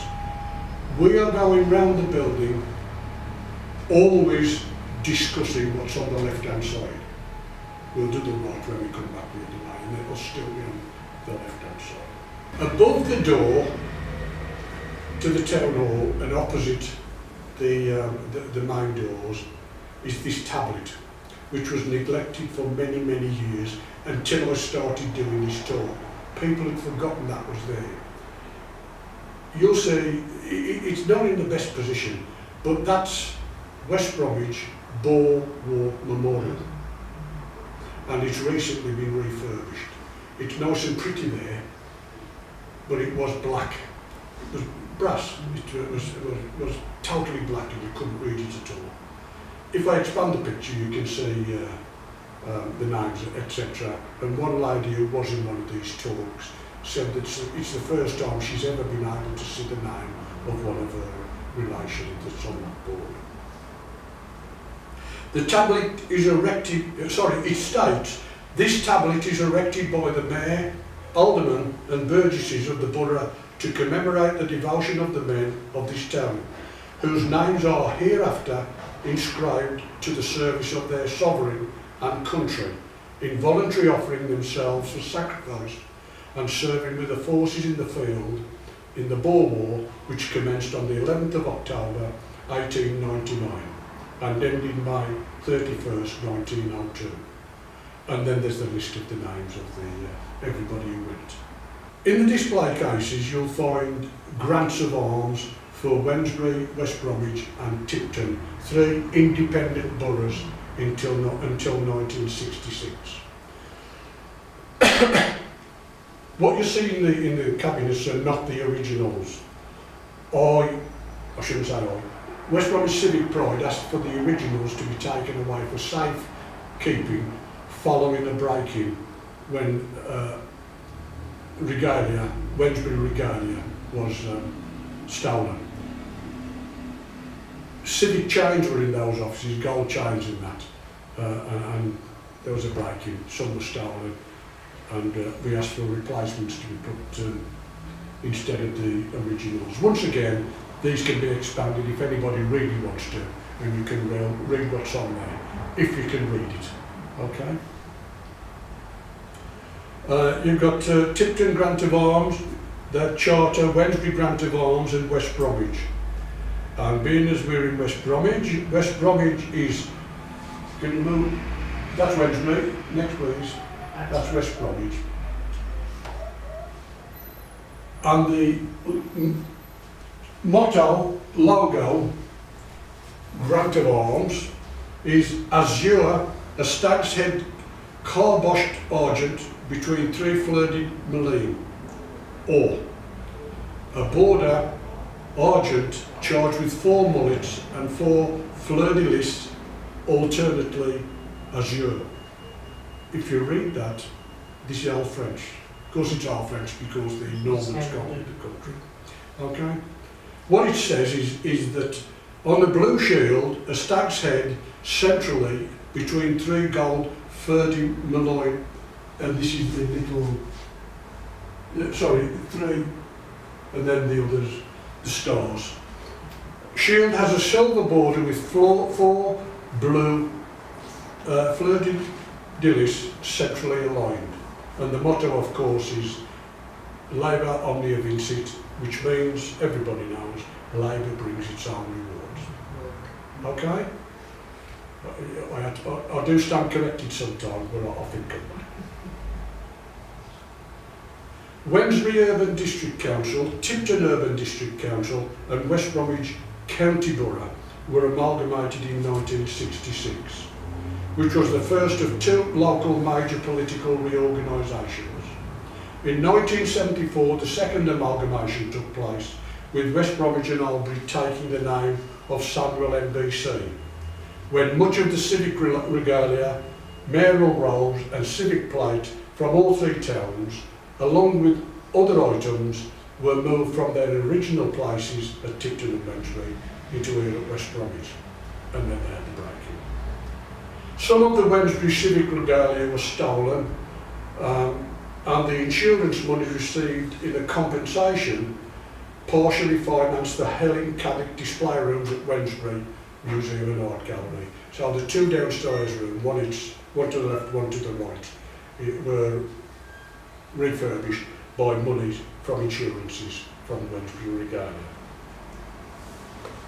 Sandwell Civic Regalia now resides at Sandwell Council House at Albury.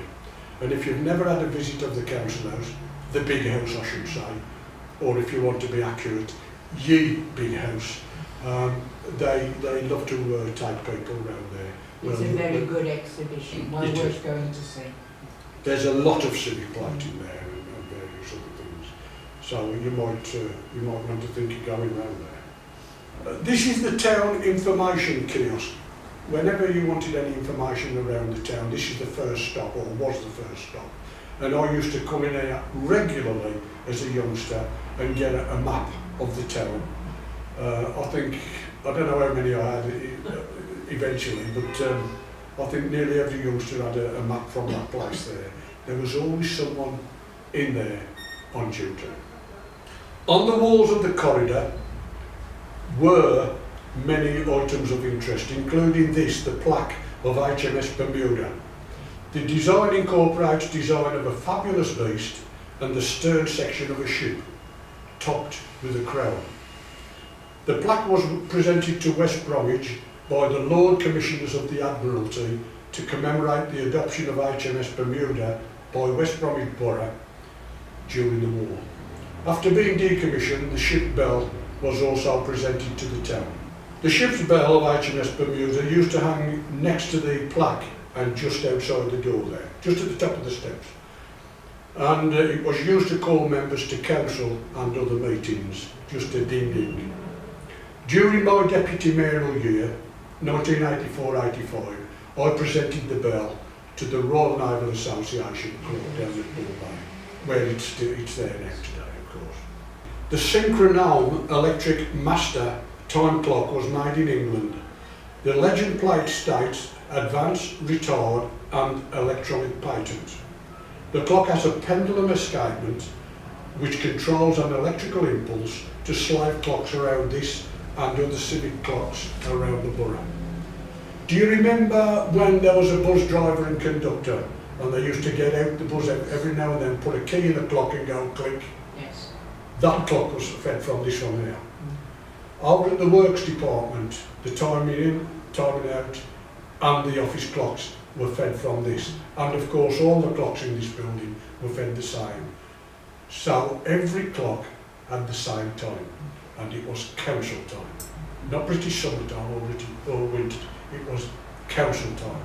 That's the clock they went to. In the council chamber, that's the clock the mayor used for meetings, etc. There was a clock at Carter's Green and one at the Boundary. Fry Park, Buses and Wednesbury. And yes. But the two ends were Yeah. Carter's Green and at the Boundary. At the Boundary, the bus conductor used to change his ticket machine. Yes. Anybody remember that? Yes, I do. Because this is West Bromwich and that's Birmingham. And they go. Okay. I remember changing buses. I don't remember the conductor changing. Just get off the one bus and onto the other bus. You had to pay twice, which confused me when I was a little. The pendulum swings and the escapement movement rotates for a set number of cogs. In that place 30 seconds. The escapement triggers the electronic impulse which goes to solenoids at all the slave clocks, advancing each half a minute at a time. In spring, the master is advanced 1 hour, 120 impulses. In autumn, to reset the clock, it had to be advanced 6 days, 23 hours, work out the clicks yourself. I'm a person who used to do it in a couple of companies locally. You cannot take a clock backwards. You should never retard a clock. That's the definition. Slave clocks from this master were also installed at public works, clocking points, bus garage, bus stages, and at one time there were points all along the routes. If you look in the floor of the main corridor, you'll find these plaques. 0 feet, 10 feet, 33 feet, and a few more to 66 foot, which is on the far side of the passageway. These are there because this was part of the market order. Those are official measurements. Okay? They are official measurements. I've never understood why, but until last year, that was upside down to all the rest. But somebody's turned it round. I wish they hadn't, because it would. The original West Bromwich market hall used to stand on the town hall site, and underfoot in the main corridor you will see brass markers from the market hall set in the Minton floor tiles. The first plaque, 0 feet, is just outside the door at the top of the steps, and the last one, 66 foot, as I said, is the far end. That's the doorway that we came through just before the steps at the top there. Notice the, the glass, stained glass, beautiful thing. If the light was behind it, it would be a fabulous light, but it's dark on both sides. Next please.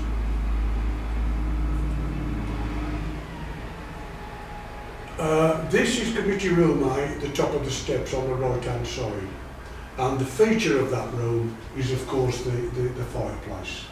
Next one please. And that is set, back it up please, there. Now you'll notice the fixing strip of wood there is missing, and it's still missing, and I'm convinced that somebody's going to borrow that plaque one of the days. Can you turn it on please? I have reported it several times. I might take it out of there and then give it somebody down at the council house. Say, have you lost this? Okay? In the back please.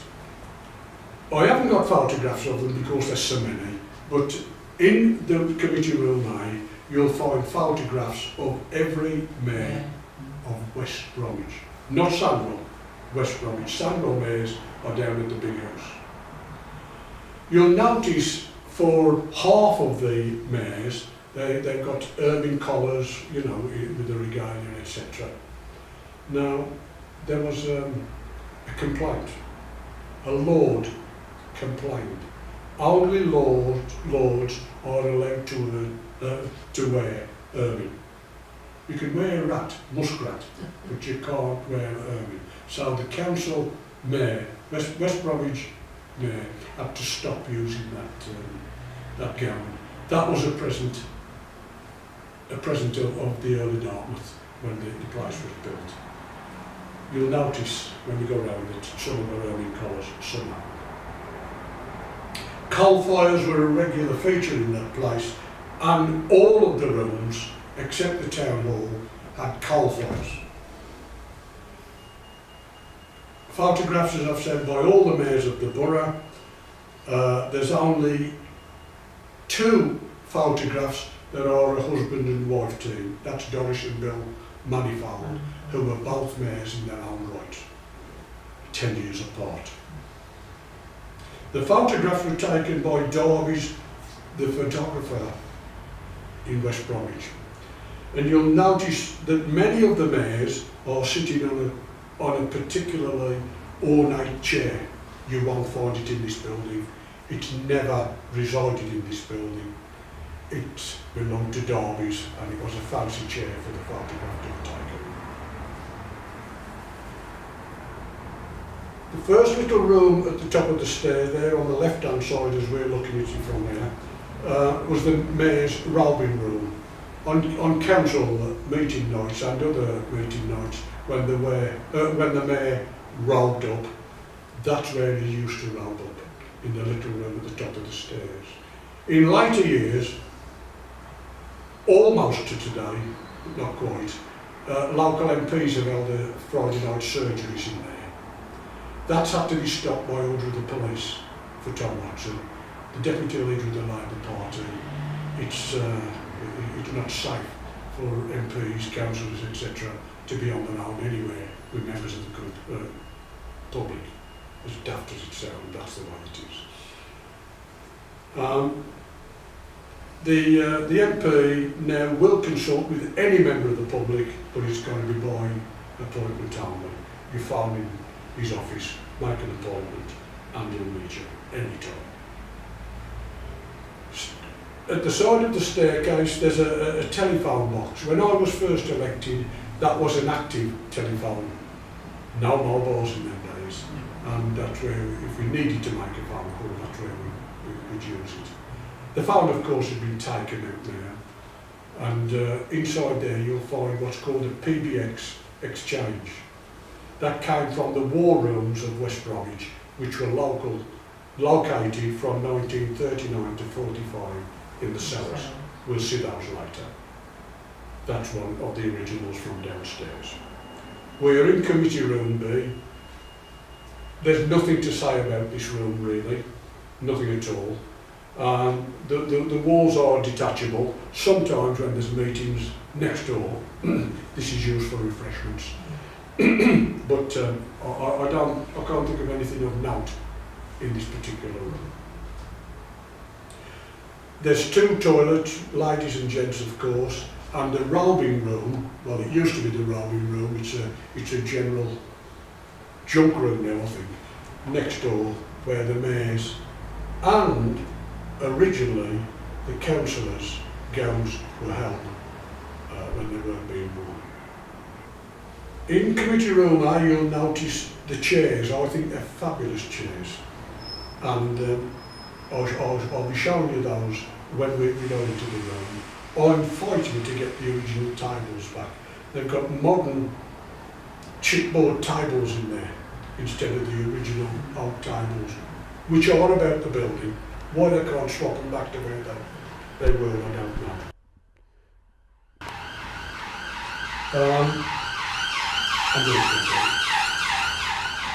That's it. In the council chamber next door, the most prominent thing, which was above the mayor's head when the mayor was occupying the seat, is of course the council logo, motto. There it is again. Of course it's all over the borough, or was, and you'll still find it in many, many places, old books, all sorts of things. And the next. There's also wooden notice boards. This is the role of the mayors of the borough. And the next. Role of freeman of the borough.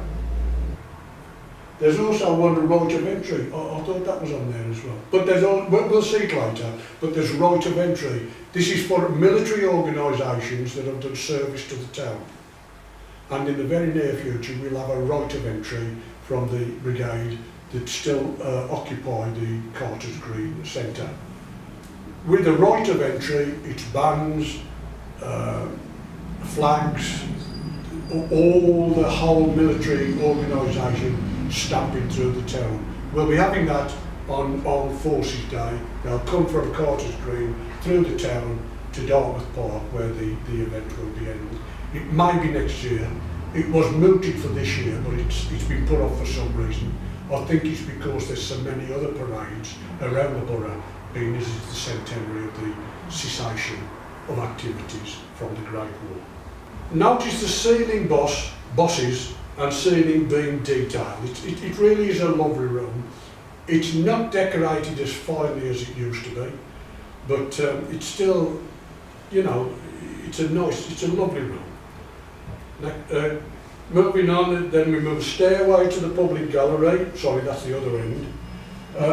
That stairway is not an original feature.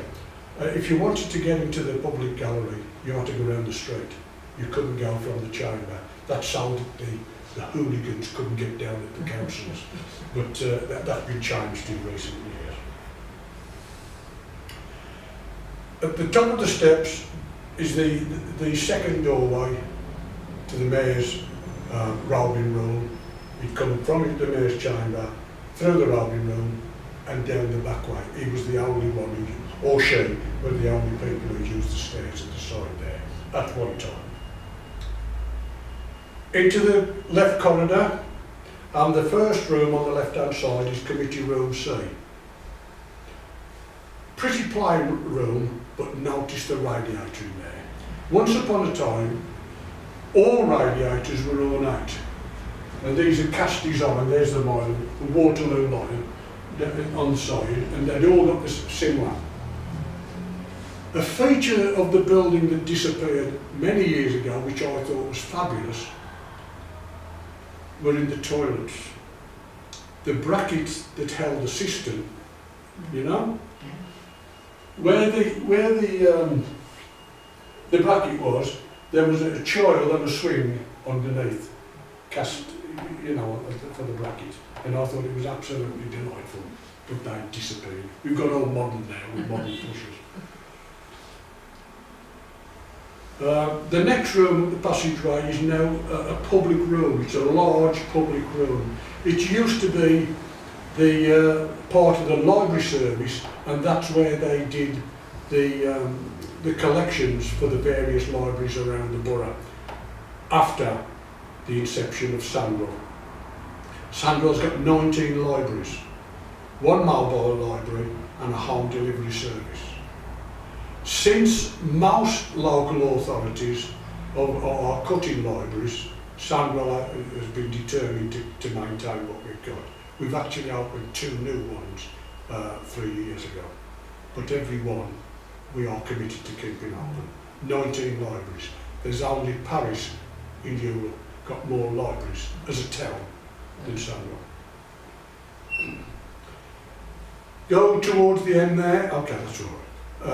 We pass another room which it used to be a storage room in the past, a filing room I believe, but now it's the chief curator's office. And the next door to that, the next place in the passageway is the exit doors to the car park. I haven't got a photograph of the inside doors, but of course that's the outside doors. Once again here, absolutely beautiful. And until recently, over the road at the Memorial Gardens, these cast iron used to be on the gates over there. And inside there was litter bins, 4 litter bins, and it had got a plaque like that on the bins that said, Civic Pride, litter inside. And those have disappeared. I've asked if somebody can find them. At the rear there are many offices, elections offices, doors off the car park. They're just rooms, they're just offices. The elections office was of course the most busy, as it will be in Sandwell in a couple of weeks' time again. Everything appertaining to the elections goes through that system down there. Used to go through that system, it now goes through Albury. The most famous library elections officer was of course Judith Buggins. She was here for many years, and she was known as one of the most knowledgeable elections officers in the country. If somebody wanted to know anything about any elections, she was the person, Judith. There's 2 semicircular corridors right at the back of the town hall, which we will have a walk around. One leads to the street, and the other one leads to the kitchen. So it's, you know, internal walkways really. There's a view at the back of the town hall. It's not very good, is it, to be honest? And I've never understood why. There's a multitude of wiring all over the place. There really is round it. It is an untidy space, the car park. Where that car is parked, and it is my own car, that's my reserved car parking space. I'm the only councillor that's got a reserved car. That's number 24. It's mine. I said I refuse to keep coming to this place to pay for parking, which is what we had to do at the back. I said I'm not going to do it. We'll have meetings somewhere else. So they gave me a car parking space. And it's nearly always filled, but that's the way it is. Okay? I told you earlier that the roof and the frame of the place was cast at Wednesbury. And if you haven't looked up, you've missed a treat. It really is a beautiful that's the main hall with the organ, of course. And at the side, the next row, there's side aisles, and those are above, all the way down the side aisles. The roof of the town hall is supported in semicircular iron ribs cast with ornamental patterns. The substructure or skeleton, as I've said, was cast at Smith Road, Wednesbury. Sam Copson, former Mayor Sergeant and Town Hall Curator, gave me that information. The original wooden flooring wore out and was replaced in the mid-1980s with a sprung dance floor, which had become surplus at the Gala Baths, Edward Street. When the old one was knocked down, they had the floor, the temporary floor as it was, put as a permanent floor in the town hall. You'll notice round the rooms of the town hall the same heating systems that the Romans had. That's a hypercore system. There's not many places that can see that, but we've got one at West Bromwich. Next. And of course the centrepiece to the town hall is the town hall organ, built by Forster and Andrews of Hull following the London International Exhibition of 1862, and is one of 12 organs built for town halls up and down the country by that firm. The organ was a gift of Mr. Alexander Brogden, MP, in 1878. Mr. Brogden was the first MP for Wednesbury and West Bromwich. Remember, West Bromwich at that time was part of Wednesbury parliamentary constituency, as was Sheffield and Pelson. Wednesbury was at one time the largest parliamentary constituency in the country. West Bromwich, Tipton, Wednesfield, Wellinghall, Walsall, Rushall and more. Mr. Brogden presented organs for both Wednesbury and West Bromwich town halls. Both organs were made by Forster and Andrews of Hull, and the Wednesbury organ cost £1,000 in 1872 and was later presented to the London Church of St Augustine's in around 1960. They had lost theirs through fire. In the mid-1980s, West Bromwich Town Hall organ had a £1.2 million donation for a complete renovation, when 2 grands and humidifiers were added. In May 1997, the organ was awarded a certificate by the British Institute of Organ Studies, as it was considered to be of historic importance for its musical and technical qualities. It is also recorded as historic in the National Pipe Organ Register at Cambridge University. There is a blast plate on the organ, and it reads, "The organ was presented to the organists of West Bromwich by Alexander Brogden Esquire, Member of Parliament for the Borough of Wednesbury, 6th of May 1887. There's also a grand piano on the stage, usually on the stage, serial number 99345. Manufactured in 1919 by Julius Bluthner, Piano Forte Fabrik, GmbH, Leipzig, Germany, and is known as a Style 6th in black bright finish.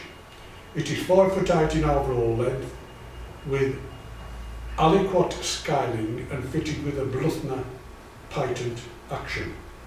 The instrument was originally sold to Stockley and Company, a piano company in Birmingham, on the 17th of August 1920, and subsequently in April 1958 the instrument was owned by Mr. W.T. Good of High Street, West Bromwich. We knew him as Bill Good. He was the borough organist and pianist, so he may well have willed the instrument to the town. At the side of the organ, you'll find ornate doorways and once again stained glass windows. Many events are still held in the town hall. This is a recent one where the launch of the Towards 2030 exhibition took place. You'll find Marianne in there somewhere, but the place is very often filled. If you want to see the town hall in its full glory, Remembrance Sunday evening service is the time to do it.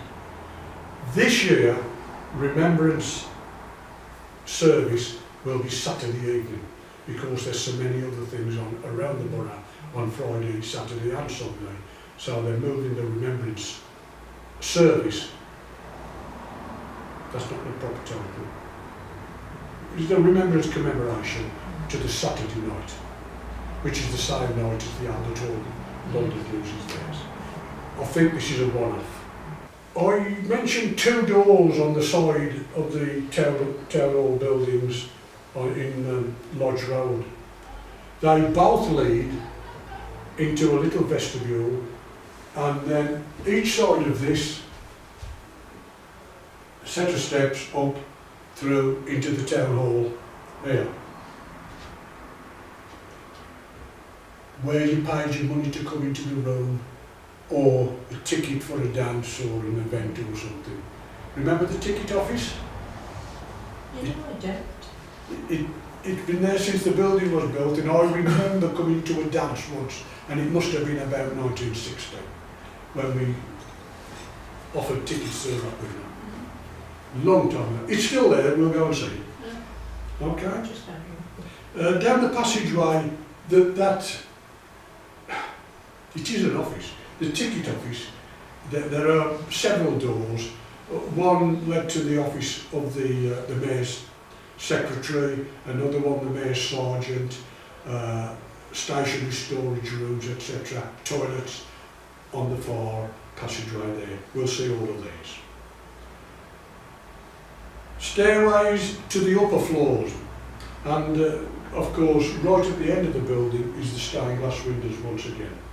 The main staircase leading from the corridor to the balcony has a large stained glass window with a central panel containing the design of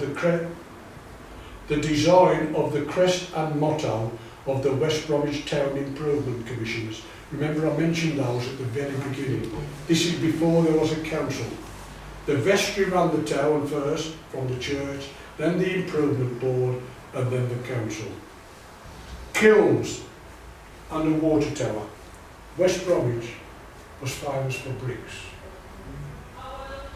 Down Great Green, blue bricks, and they were used nationwide in railways.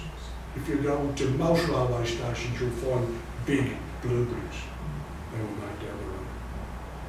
Fabulous bricks, very, very hot engineering bricks. The central design has a water tower with brick cones at the sides, and below is a Stafford knot. Can't see it. We'll look at it when we go up the steps, but remember I've said the Stafford knot, not the Staffordshire knot.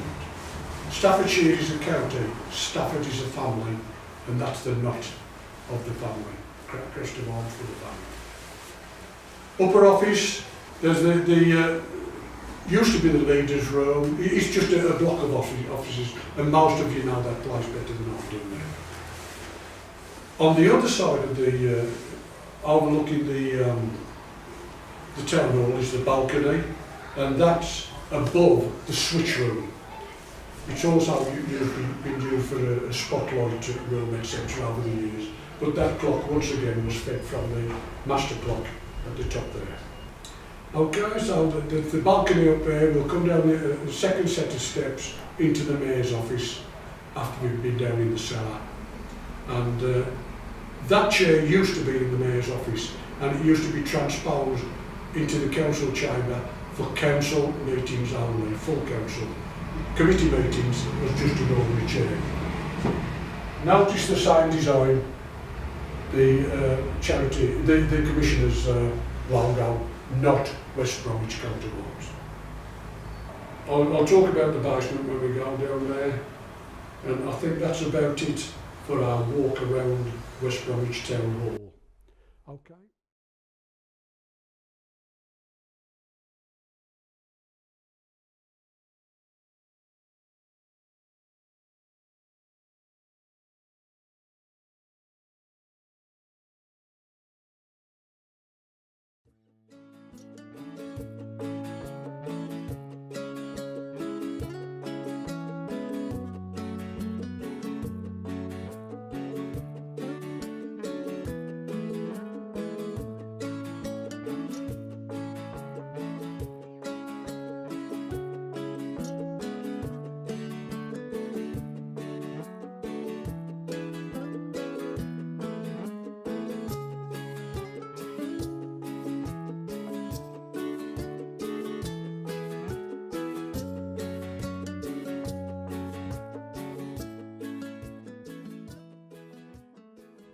I remember the first day.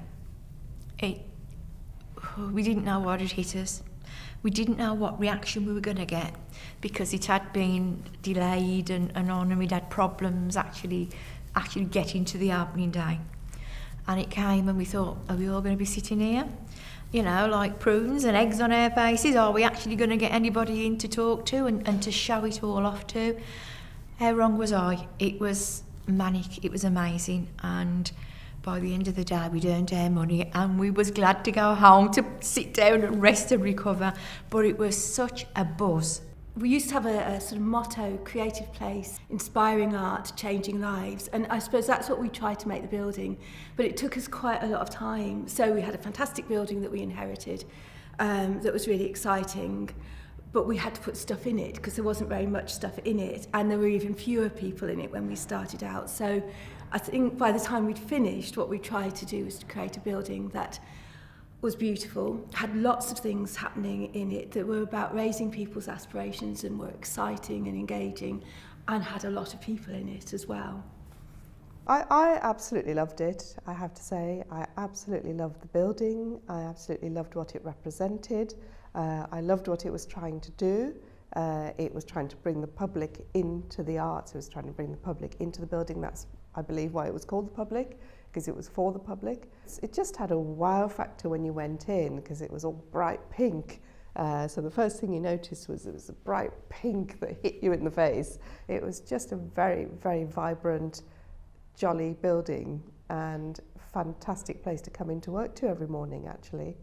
You get in, initially there's the cafe on your left with a stage where they have live bands playing at night at the back.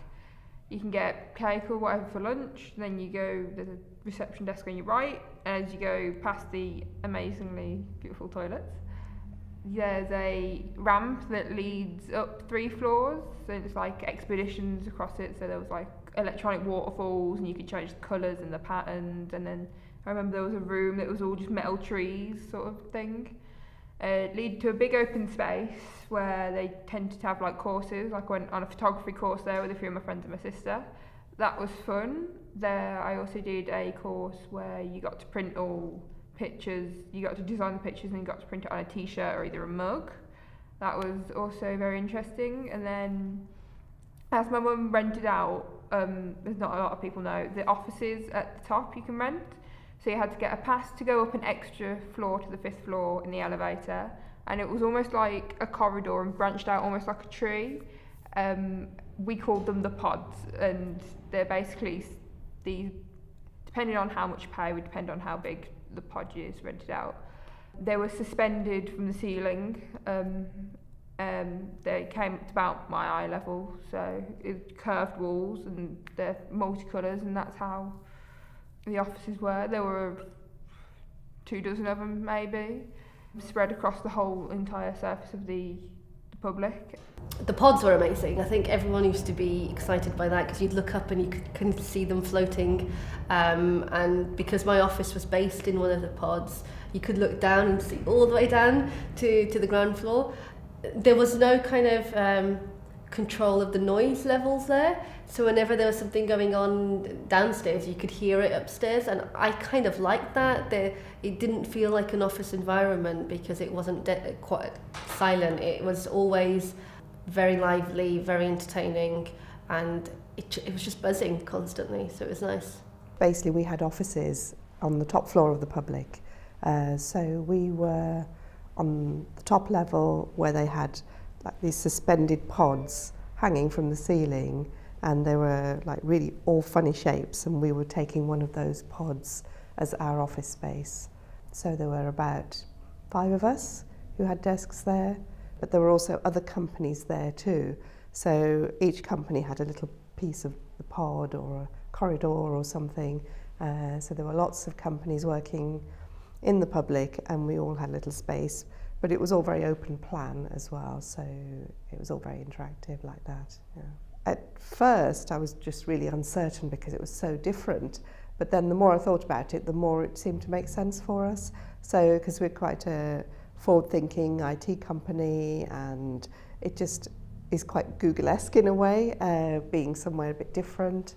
So that's really why we chose the public. It was different, it was vibrant, and there was actually fantastic IT facilities in the public. So the IT that they had available, we couldn't have afforded that level of bandwidth or the facilities that they gave us. Yeah. It was an amazing building. It was lovely and colourful, so it was perfect for my business because I worked with kids, and the logo has aliens on there, so it looked like a big spaceship. So I used to run workshops there on a regular basis, and the kids used to be awed by the building as well as what we used to do there. The kids loved it because it was open space, lots of colour. They could go around and be interactive with lots of the artwork, and then come down and have something fun and engaging to do. And they'd be 3 hours long, so parents would sit in the cafe and have something to drink while the kids would be entertained for 3 hours. So it was good. One of my real pleasures about it as a building is that, you know, you could go and just wander around the building, and it sort of lent itself to just meandering through. And sometimes when you wanted to think about something, that was a good thing to do. It's also a great opportunity just to chat to staff and see what was going on. And so, you know, I loved some of the things that came out of those casual conversations with people.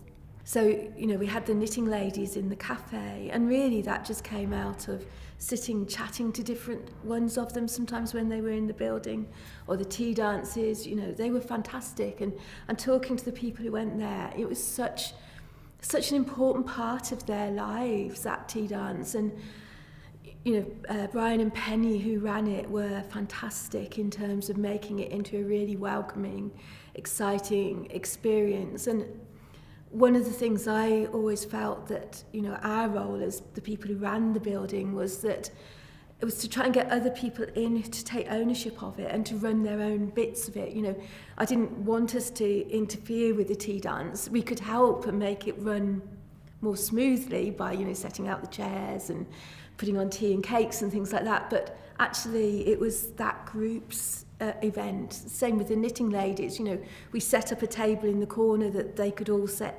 round, that on other days was used by other people, but it was their group and they got people in to join it or not. And I think that was a really important aspect of it.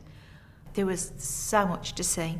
We'd got what they called the Pink Tank, which was an area where they used to have bands, artists and different musical events going on, which was also a cafe and bar area, so people could just sort of go there. They hadn't got to come and see the rest of the gallery. That was a social area that became quite popular.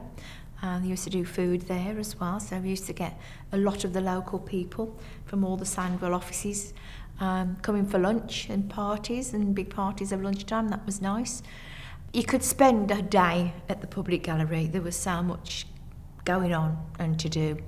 I know they used to have regular exhibitions which was open to everyone to participate in, and there was some amazing artwork that they used to have on show from local talent, and I think that was what was missing from West Brom. There was nothing like that, and it was a hub of creativity, and it was really nice to see so much local talent.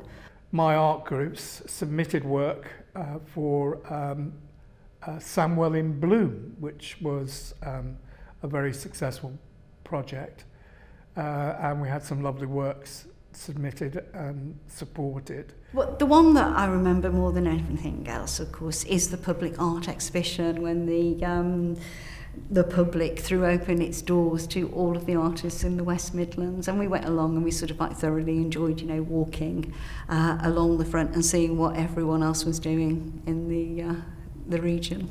I'm a bit prejudiced because my husband actually put a picture in, so that's the one picture that I remember most of all, and that's a personal one of his father, and it was the first time that he had painted a picture that he was enthusiastic about.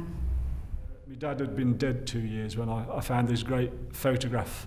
It was actually his disabled parking pass at the bottom of the drawer, and I howled when I saw the photograph because it was so po-faced, as you are sometimes when you're being forced to have a photograph taken, just a headshot. And I just thought it was very funny with his pursed lips and everything, so I really wanted to do that as a painting, which I did do. And I entered it into the competition and then dragged my mother along to see it. She didn't get out much. She didn't know where she was going, but then she never does out of the cul-de-sac. But dragged her all along the way to West Brom to have a look. We had a nice day out, a cup of coffee and a cake, and wandered around the exhibition and went back. But the real humour came when she told my big brother that she'd been to West Brom and seen my dad, because that completely freaked him out. She thought my mother was going to do Lally. In 2013, as an event organiser, unfortunately we lost one of our local Black Country poets, Alfie Smith. Now Alfie was a Black Country poet who came to fame after one of his poems about Princess Diana was published in the Express and Star. And he did a lot of original dialect poetry. And he was a firm champion of local libraries and of the Black Country as well. So when he died, we wanted to do something special for him. So we arranged a memorial concert at the Public where we got local artists, local musicians to do a night for Alfie, and we got his family there, and it was a fantastic event because the Public was a great space for performances. On a personal level, I saw all sorts of comedians there. There was Al Murray was there. We went to see Boise out of Only Fools and Horses. Alexis Sale played there. The Fizzogs played there. It was a great place for people to go and see local without having to travel into Wolverhampton or Birmingham, to be able to see live theatre and culture right on the doorstep, really. I actually visited the Public with my school. Every year we used to do a showcase of all of our talent. So we used to do poetry slams, dance performances, music performances, drama performances, all kinds of performances. And it used to happen every year annually. So we used to all go together as a school. It used to happen in the evening. A couple of times I also remember we used to go during the day as well. And I remember one time, before it became a college, obviously it was like an exhibition centre of all types of arts and whatever. And all of our class, we actually went all the way to the top, and we could see like quite far from basically the whole of West Bromwich, right from the top. And obviously there was a bit of a backlash, I remember, about the Public, which is why it's a college now. But it's because people thought that it was a bit, it looked out of place.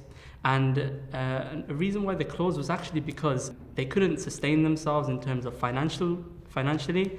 So they're no longer an exhibition centre, they're a college now.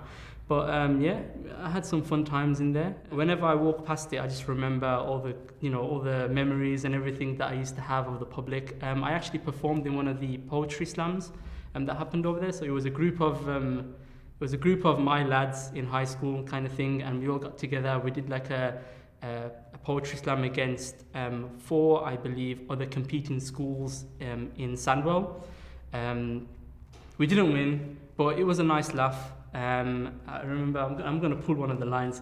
And basically, we were called the Multicultural Party, the MCP. And one of the lines that I had to pull was, "Look at our crew, we got one Hindu." Obviously, it's a bit cringe, but that's the kind of 15, 16 years old. So that's what made us laugh, and it made everyone else laugh. So yeah, it's good times. Well, the community that we met were the people that we met in the building, and they just lived it. Sort of like everyone was at home. They were relaxed. I mean, I seem to remember there was an origami installation that was done by, I think, a Japanese artist. And if my memory's correct, and it's very fallible, by the way, it was just great, and everyone got a hands-on experience as well as admiring the finished product. So, those are the kind of things that I liked most about it. It just made things so much more accessible. I know they used to have a theatre show as well. I don't think I went to one, but that was popular with the kids as well. And they used to have comedy nights and things like that.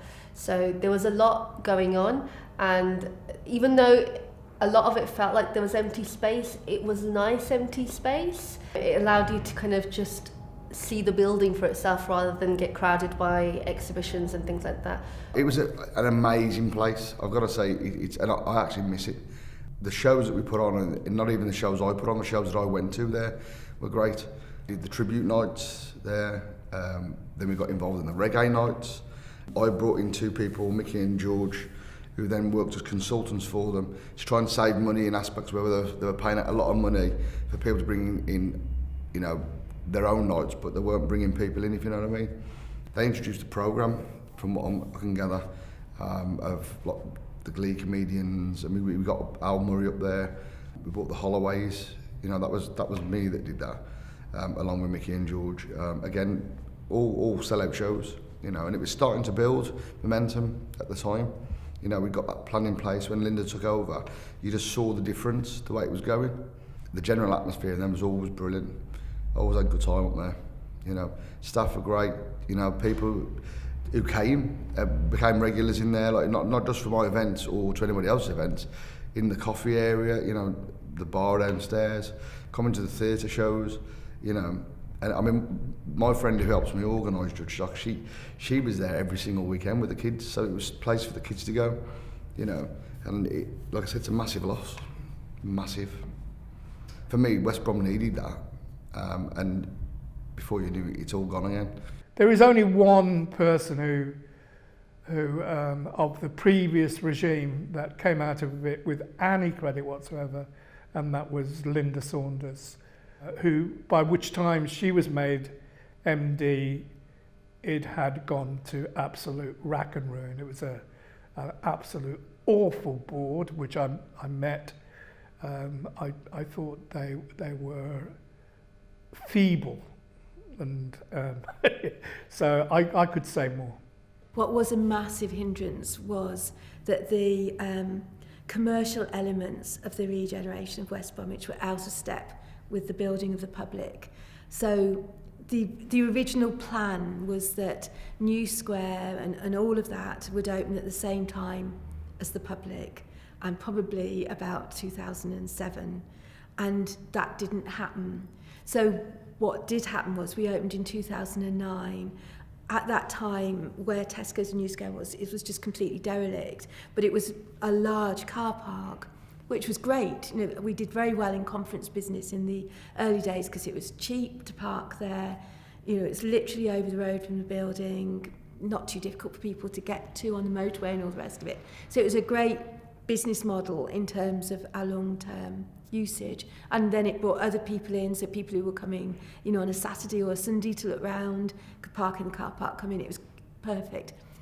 Once the commercial development started, which I think was, I can't remember now, it was probably about 2011, what happened is, first of all, that car park closed, and then slowly, as they started to build New Square, the scaffolding encroached more and more on the building, so that, you know, the top half of the building was entirely surrounded by hoardings, keeping the building work out. So it completely changed people's interaction with it and its visibility for people who were coming here, and the parking became sort of much more problematic for anyone who came to town. Council also became much hotter on cracking down on illicit parking. So it turned out to be the timing was wrong, and that was really problematic.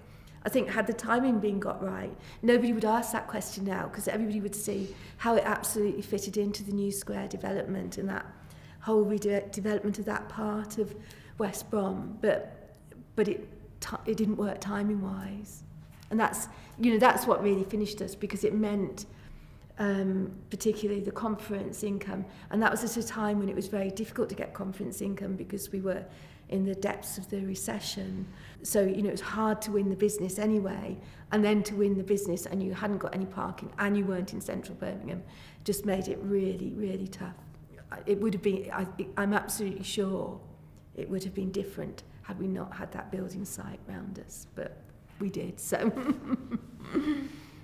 I loved the theatre, the Pink Tank, especially Sunday afternoons, jazz sessions, bands used to come in. We did build up a good clientele of people coming in, and it was buzzing. The wonderful sounds of the live instruments, the saxophones, all the jazz and the bass, double basses, and it was such a wonderful acoustic sound. People was just so appreciative of it and cheering it, and it was lovely. Not just the jazz on Thursday nights, Saturday nights we had all sorts of genre of music. So that was it. It came alive, yeah, and it was lovely to see local people who hadn't had that facility suddenly realise, wow, on our doorstep we have this. We just come through the big pink doors with a building with the really pink weird windows, and it took a while for people to find us and to realise what we were. But that was down to our fantastic staff and the actual advisors and the facilitators that built up such a fantastic relationship with the groups, and people came back time and time again. Christmas time, we'd hear people doing carol singing downstairs. It's not a conventional office environment, and I think at first most people didn't like it, but in time we all warmed to it and got used to it, and then got to love it, got to absolutely love it. And obviously there was a bit of a backlash, I remember, about the public, which is why it's college now. But it's because people thought that it was a bit, it looked out of place. And a reason why they closed was actually because they couldn't sustain themselves in terms of financially.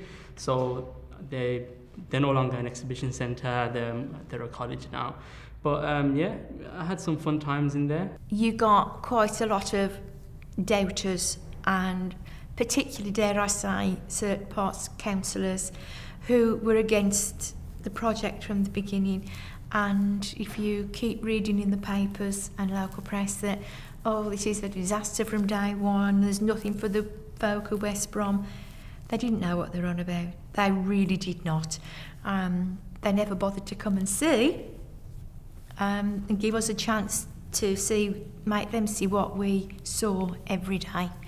The building was due to only cost 19 million and ended up costing 79 million, which is absolutely shocking and disgraceful. The original display, which ran down the centre of the building, which is a really unusual design, and was reliant on this display running down the centre of the building, was viewed to be, I remember reading the Times Review, as the worst ever public exhibition that was put on. In fact, it only ever run for about 30 days before they pulled it. It gained such notoriety as something that was shockingly outdated by years by the time they put it in. And it was really shoddily finished as well. I think that was slightly unfortunate, because I think it was seen of as a bit of a cash drain, and it cost the council loads of money. I think that was the perceived wisdom there. But in actual fact, when speaking to Linda and the people at the public, it was obviously funded by a lot of European money, and it's a shame because 3 years we were there. In the 3 years, they had just got on their feet and started to make it break even, and started to really get a sense of how the building could serve the local community and earn its way through to at least break even, which I don't think it did. It was a massive amount of money spent and a wasted opportunity for the Midlands, because we used to get coachloads of people coming just to see the building. You know, coachloads coming from all over England just to see the building, because people are passionate about the arts, and they would have brought in money and visitors. And, you know, we had a new shopping centre built on the back of it as well. A building like that just needs time. You know, Walsall Art Gallery, 5 years after it opened, had very much the same views about it as the public 5 years after it opened. 10 years after it opened, when it celebrated its 10th birthday, you know, everybody was saying what a wonderful thing it was and how fantastic it had been for Walsall and all the rest of it. But you need that 10 years. Because the first part is not an easy part, and it was particularly more difficult for us probably than is generally the case, but it was hard. I think where the end came, as I said, was, you know, we had the recession from 2008 onwards, which translated into austerity for local councils. So, you know, really from the moment we opened, things were getting more and more difficult. I mean, it took time. That didn't happen immediately in terms of having its effect. It took time before councils really started to feel the bite. You know, there was the change of national government in 2010, which probably was the start of all of that, was the start of all of that happening. So the council had been subsidising it heavily. You know, nobody would deny that. The long-term plan being that the initial heavy subsidy would then be played out by us growing our income. But as I say, 5 years, the last 2+ years of which were in a building site, meant that growth in income just wasn't really happening. I mean, we were doing okay, and we we had about £600,000 worth of earned income every year from tenants, conferences, the cafe, trading company. But, you know, really we needed to be earning £1 million plus a year to start to make that difference in terms of what the council were putting in.